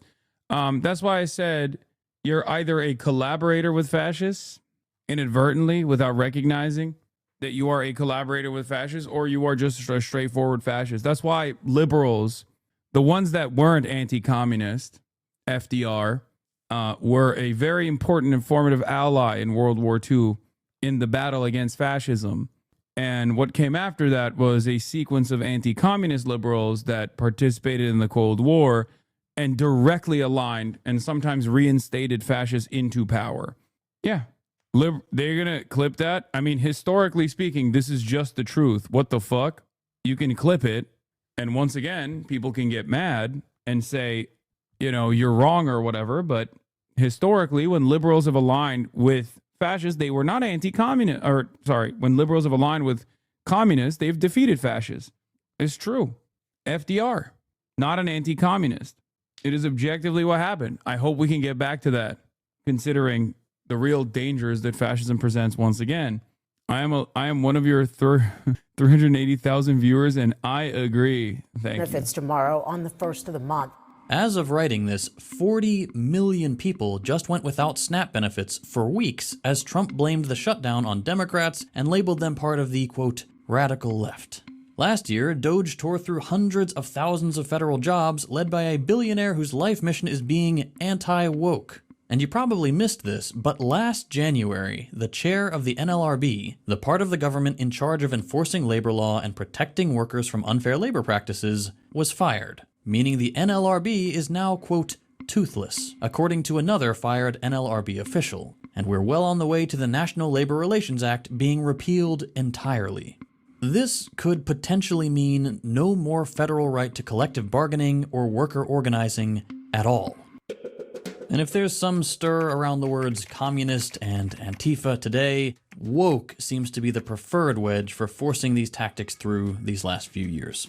Communism is bad, always, but woke is scary now. So now everything is woke, from universal healthcare to drag, and under this label, anything and everything becomes a very real threat to Americanism. See, real Americans don't watch drag shows, or afford life-saving procedures, or protest. That's lib woke commie shit. Real Americans shut up and take it. And take it, some people are. Just like in previous Red Scares, we're seeing private institutions willingly running away from woke like their predecessors ran away from red. If the last Red Scare relied on Hollywood to self-police, today law firms, universities, major brands, and hospitals have all already shown themselves to be ready to bend the knee. They've rejected any association with wokeness, and in the process have happily helped this Red Scare along without even being forced. And the effects of that can be dramatic. For past Red Scares, all the infiltration, intimidation, and general destruction of civil society poisoned the well on progressive politics for years. At the end of World War II, the progressive movement was rich and interconnected. Membership in groups like CPUSA peaked. Anti-fascism was anti-capitalism, was anti-racism, was anti-imperialism, was anti-war. There was a clear and popular sense that to fight for one cause was to fight for them all. Chatter is bad faith, by the way. So if you're a democratic socialist, you support full-on communism. Some people will always be racist, that's it, nothing will change them. They're never going to actually arrive at a logical answer because there's no logic to this. Who takes care of Kai while you stream? Why can't I see my chest on the stream? Test. They got fucking... Did they got suppressed or something? And then he subscribed. Hate to be that guy because I love you, but FDR was absolutely anti-communist. FDR was the least anti-communist president we've ever had in the history of the United States of America. Come on now. This is not even glaze. It's just true. Sock them is not socialism? Wow, dude. Fucking brilliant. All right, here's cheers to you. Dude, how did you... Wow. Such hidden truths that you are revealing here. My virgin ears are not used to hearing such hidden truths. I thought that social democracy was not even social. I thought it was literally straight up communism. Damn, dude. That's fucking crazy. Thank you. In the same way that today's No Kings protest opposed Mao Zedong grandma, call me if you want to get this revolution started. Abuses of government power and horrifying kidnappings by immigration officials and wealth accumulation by billionaires, even if they do so vaguely, so too did the pre-Red Scare progressive movement unite all those who couldn't accept injustice in all its forms. But the Red Scare wiped out that solidarity. Being associated with anyone on the left was just too risky. So the fight for democratic socialism and a moment of relaxation after a tough day of beating the wife. And human rights was quickly watered down into a more palatable protest for holding on to liberalism as the government was gutted and incremental. FDR recognizing Social Security would keep a Bolshevik revolt from happening doesn't make him a red. I never said FDR was a socialist. Hello. I literally said FDR was a liberal. I simply said he was not anti-communist. Hello. I don't, look, I know I get wordy sometimes, okay? What the fuck is going on here? Why is it that every fucking stream is just filled to the goddamn brim with waffles, pancakes situations over and over again? Liberal. Why? Why?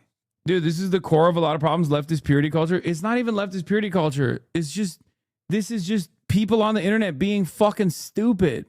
Okay? I chose my words very fucking carefully. Shut the fuck up. Extending civil rights to more groups. It took years, until the late 60s, for the spirit of intersectional struggle to come back. Even though he's now associated almost exclusively with the fight for civil rights, MLK is a good example of this. He said things like, quote, "We must see now that the evils of racism, economic exploitation, and militarism are all tied together. you can't really get rid of one without getting rid of the others. He believed that capitalism had, quote, outlived its usefulness, and most famously of all said, quote, call it democracy or call it democratic socialism, but there must be a better distribution of wealth within this country for all God's children. But between the 50s and the 60s, too much organizational power was lost, and these beliefs and their associated demands just became too ambitious. Within months of launching the Poor People's Campaign, a new movement that brought all these struggles together again, King was assassinated, and the rest of the Cold War years successfully buried his mission. The problem of racism, the problem of economic exploitation, and the problem of war, all tied together. These are the triple evils that are in... I mean, straight up, there it is. Jesse Jackson, rest in power. If you look around and wonder why there are so many like black liberals who are overtly anti-communist, anti-socialist, anti-left, a big part of the reason why is because the American education system totally whitewashed MLK's vision and has a very antagonistic relationship with like anyone past the point of MLK, like Malcolm X and numerous other black revolutionaries throughout the civil rights struggle.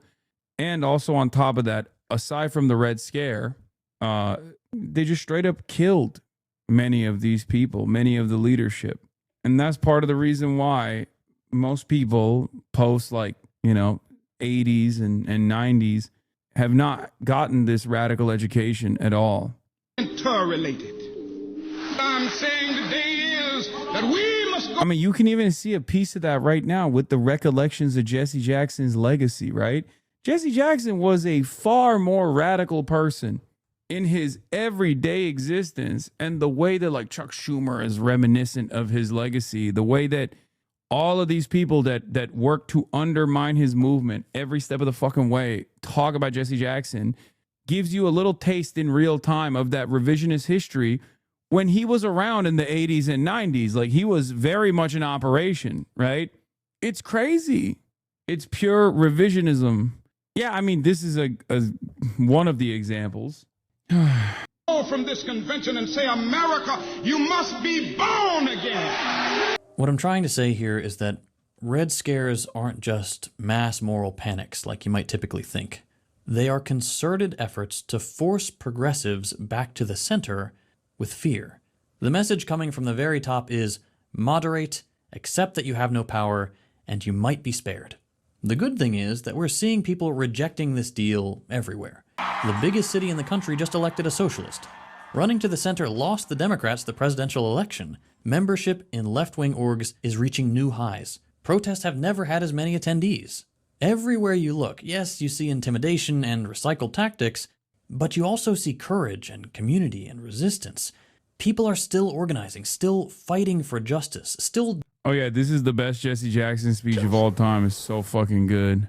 Demanding equality and getting results. Think of it this way. They wouldn't bother scaring people that they're not scared of themselves. It's good. Great video. Here, I'll play you this. We have the right to vote. We have open housing. What's the fundamental challenge of our day? It is to end economic violence.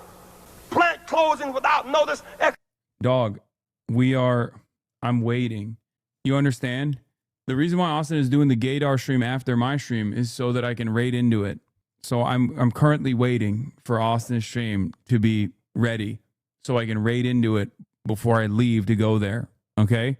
I was supposed to end the broadcast 15 minutes ago. Economic violence. Even the greedy do not profit long from greed. Economic violence. Most poor people are not lazy, not black, they're not brown. For people that don't know, I'm doing the Gaydar stream with Austin, where Austin, myself, and Will are going to compete against one another to figure out who's actually gay. They chose like a bunch of people, some gay, some straight, and if I win, Austin has to get a PBS tattoo, Piker Broadcasting Service tattoo on his ass. If he wins, we have to do a Fear and show in Portland, Oregon. Okay? I heard Austin's middle name is Late. Austin Late Show is true. They're mostly white and female and young.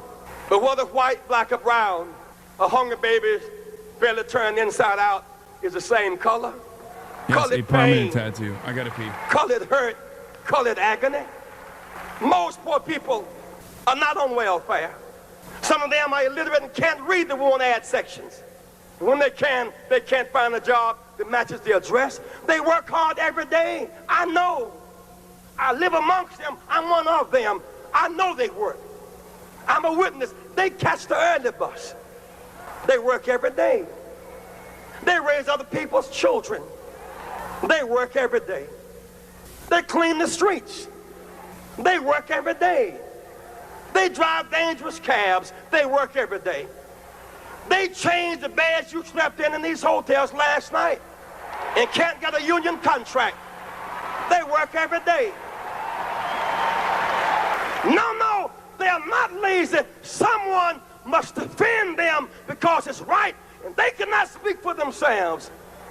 They work in hospitals. I know they do. They wipe the bodies of those who are sick with fever and pain. They empty their bedpans.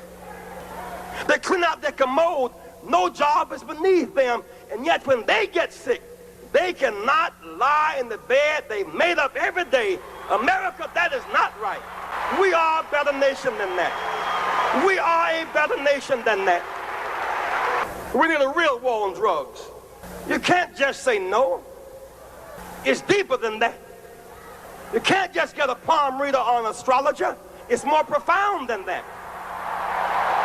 We're spending $150 billion on drugs a year. We've gone from ignoring it to focusing on the children. Children cannot buy $150 billion worth of drugs a year. A few high-profile athletes are not laundering $150 billion a year. Bankers are. I met Amazing how literally nothing has changed? Yes, because capitalism is still very much intact. That is precisely the reason why you can look back at my commentary from 10 years ago, 12 years ago, and you will hear the exact same things. That is precisely the reason why you look back at Jesse Jackson's speech from 1988 and you hear the exact same criticisms because the issues have not changed. Because if you analyze the system from an anti-capitalist, materialist lens, the issues persist. Children in the Watts who unfortunately in their despair, they're great. That's why it was so shocking for people when they were like, wait a minute, Bernie was saying the same shit fucking 50 years ago? What the hell? That makes no sense. Yeah, it only doesn't make sense if you're unfamiliar with the immortal science of Marxist-Leninism. Okay? Well, not to say Bernie is a Marxist-Leninist. I wish. But, you know. But that's it. Is the gaydar thing happening today or tomorrow? Guys, it's happening today. Austin is late, predictably, okay? It's happening. It's supposed to be happening right now. It's supposed to be happening 15 minutes ago, okay? He's just late, which is expected. Of hope have become raisins of despair, and they're turning on each other, and they're self-destructing. But I stayed with them all night long. I wanted to hear their case. I'm gay and Lebanese. Austin's speech would would look like this. I hate white people. I hate white people. They said, Jesse Jackson, as you challenge us to say no to drugs, you're right. And to not sell them, you're right. To not use these guns, you're right. By the way, the promise of SEPTA, they displaced CETA. They did not replace CETA. We have neither jobs, nor houses, nor services, nor training, nor way out. Some of us take drugs as anesthesia for our pain. Some take drugs as a way of pleasure, good short-term pleasure and long-term pain. Some sell drugs to make money. It's wrong, we know, but you need to know that we know. We can go and buy the drugs by the boxes at the port. If we can buy the drugs at the port, don't you believe the federal government can stop it if they want to? They say we don't have Saturday night specials anymore. They say we buy AK-47s and Uzas, the latest NATO weapons. We buy them across the counter on Long Beach Boulevard. You cannot fight a war on drugs unless and until you're going to challenge the bankers and the gun sellers and those who grow them. Don't just focus on the children. Let's stop drugs at the level of supply and demand. We must end the scourge on the American culture. Leadership. What difference will we make? Leadership cannot just go along to get along. We must do more than change presidents. We must change direction. Leadership must face the moral challenge of our day. The nuclear war build-up is irrational. Strong leadership. By the way, today's the day of Malcolm X's assassination in 1965. On this day, Malcolm X was assassinated. Speaking of black radicals. Not desire to look tough and let that stand in the way of the pursuit of peace. Leadership must reverse the arms race. At least we should pledge no fresh use. Why? Because fresh use begets fresh retaliation, and that's mutual annihilation. That's not a rational way out. No use at all. Let's think it out and not fight it out because it's an unwinnable fight. Why hold a card that you can never drop? Let's give peace a chance. Leadership. We now have this marvelous opportunity to have a breakthrough with the Soviets. Last year, 200,000 Americans visited the Soviet Union. There's a chance for joint ventures in the space, not Star Wars and the war arms escalation, but a space defense initiative. Let's build in the space together and demilitarize the heavens. There's a way out. America, let us expand. When Mr. Reagan and Mr. Gorbachev met, it was a big meeting. They represented together 1/8 of the human race. 7/8 of the human race was locked out of that room. Most people in the world tonight, half are Asian, 1/2 of them are Chinese. There are 22 nations in the Middle East. There's Europe, 400 million Latin Americans next door to us, the Caribbean, Africa, 500 million people. Most people in the world today are yellow, are brown, are black, non-Christian, poor, female, young, and don't speak English. In the real world, this generation must offer leadership to the real world. Don't tell them, Jesse. They're going to get scared. Don't remind them, Jesse. They get real scared when you bring that up. Jesse, don't do it. Oh, no. We're losing ground in Latin America, Middle East, South Africa because we're not focusing on the real world. That real world. We must use basic principles. Support international law. We stand the most to gain from it. Support human rights. We believe in that. Support self-determination. We're built on that. Support economic development. You know it's right. Be consistent and gain our moral authority in the world. I challenge you tonight, my friends. Let's be bigger and better as a nation and as a party. God, I wish they could have identity politics Jesse Jackson.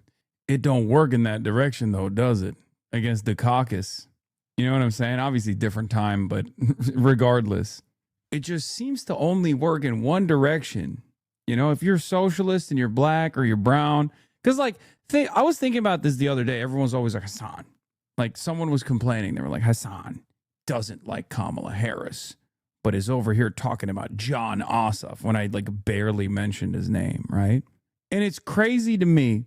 It's crazy to me that these people imply that like, oh, I must be racist if I don't like Jasmine Crockett, or if I'm critical of Jasmine Crockett, or I must be racist if, you know, I had a lot of justifiable criticisms about Kamala Harris.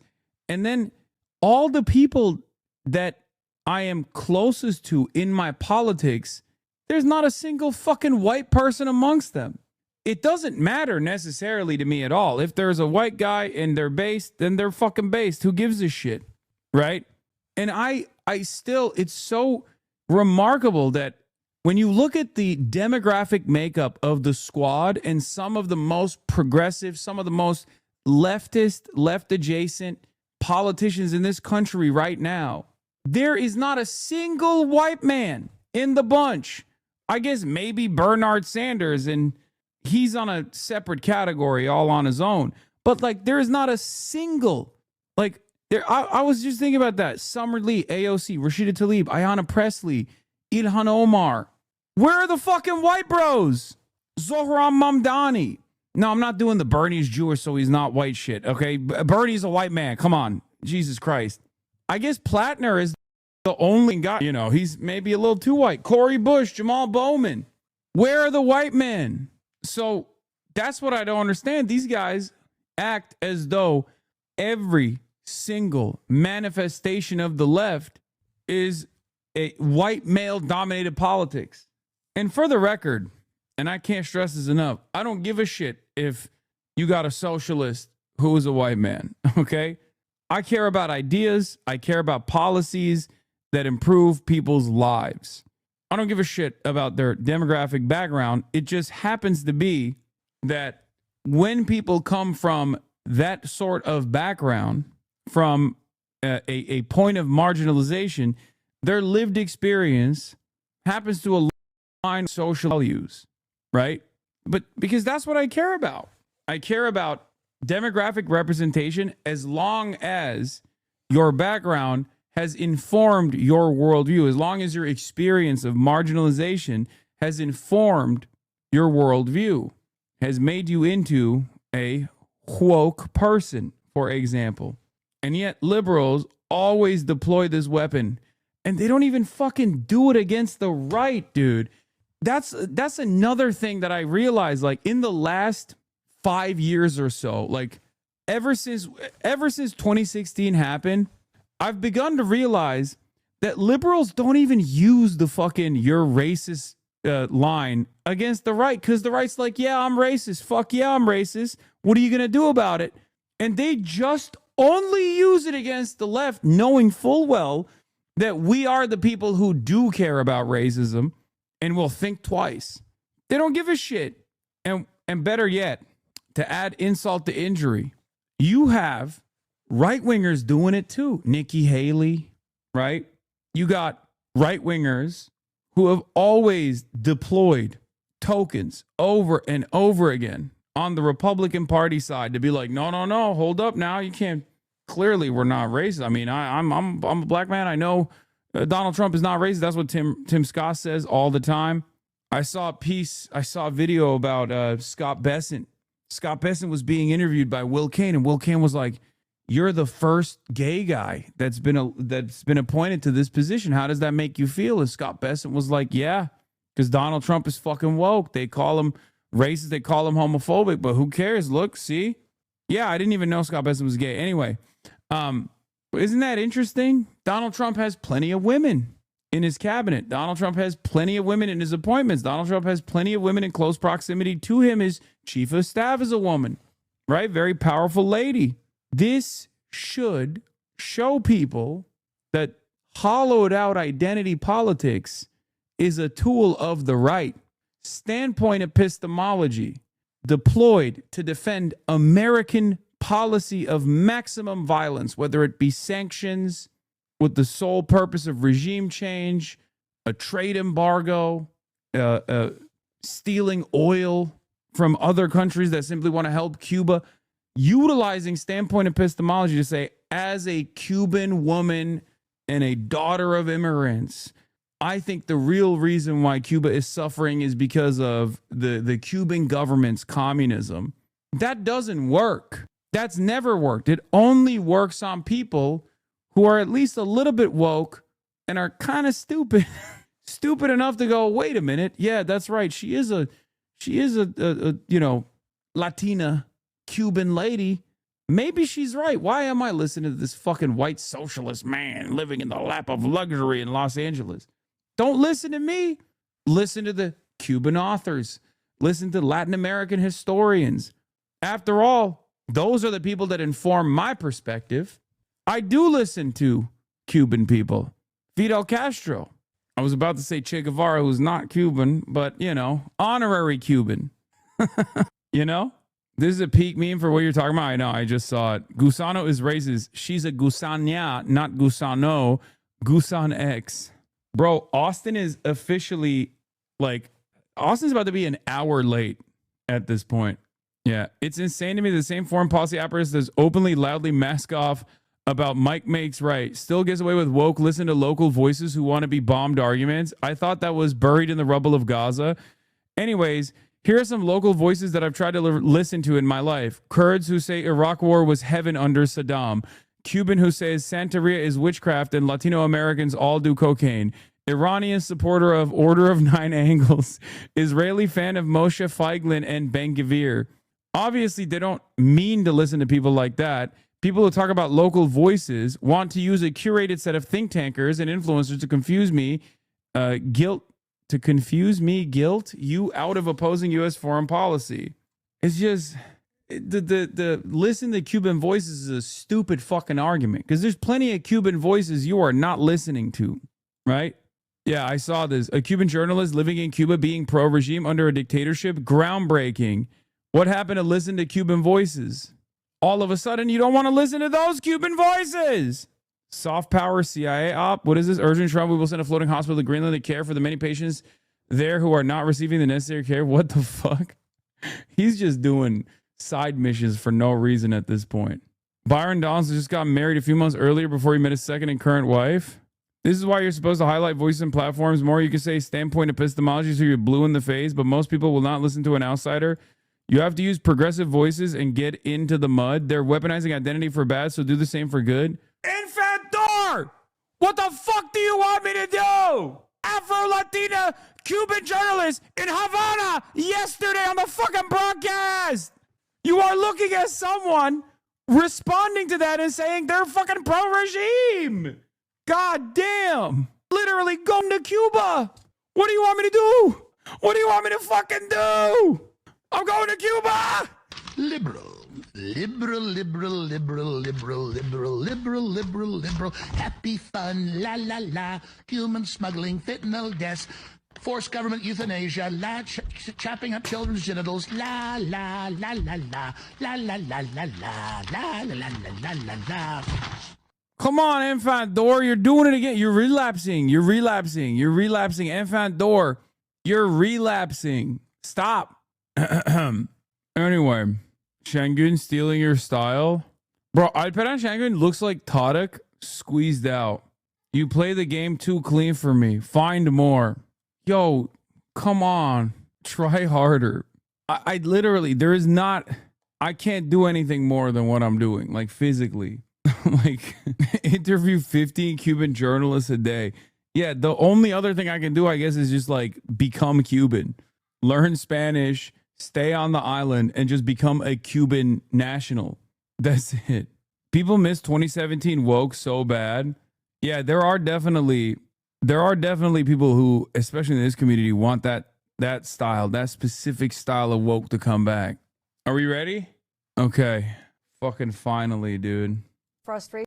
It's so funny that centrist Democrats are just Bush-era Republicans. What is this? Hochul shares why she doesn't want to increase taxes on the rich. Oh my God. It's just like, bro, you're a Democrat. What do you mean you don't want to raise taxes on the rich? I've lived long enough on God's green earth to know the transition that has taken place ideologically in the Democratic fucking party. What are we doing here? What do you mean you don't want to raise taxes on the rich? You're a Democrat. What the fuck are you talking about? You know, I understand the frustration out there, but what I want to do is broaden the pool. If we can bring in more money from having more jobs created or more businesses coming here by having an environment where they know what the taxes are. And again, people are paying quite a bit in taxes. I understand that. But I want to make sure that people are still here and we don't end up having those taxes pushed down to lower levels of income to make up for loss. You know, I understand. Anyway, we'll discuss that and a lot more matters later. I am now going to raid Austin's show and end the broadcast, and I'm going to quickly travel over to the Austin show where I will be participating in Gaydar. Okay, late ass motherfucker. See you on the other side, everybody. The raid is starting in 1 second. Okay. Love you all, and I'll see you tomorrow. I believe I will be live tomorrow. Okay. And Monday, we're going to have Oliver, who is, you know what? I'm skipping ahead. I don't know why I'm revealing guests ahead of time, but Monday, I'm going to have Oliver Ma running for Lieutenant Governor, first ever statewide DSA endorsed candidate. I will be having him on the show on Monday, but Sunday, tomorrow, we'll do some fun stuff, hopefully. Inshallah, if the United States of America does not invade or bomb Iran. Oliver already leaked it. That's true. I already did a fucking, I am posting. I posted on Instagram. Anyway, 20 seconds, rating now. Love you guys. See you on the other side on the Austin show. Testing streamers Gaydar. Remember, if I win, Austin needs to get a PBS tattoo on his ass cheek. If he wins, we have to do a fucking Fear End live taping in Portland, Oregon. Anyway, love you guys and see you tomorrow or on the other side.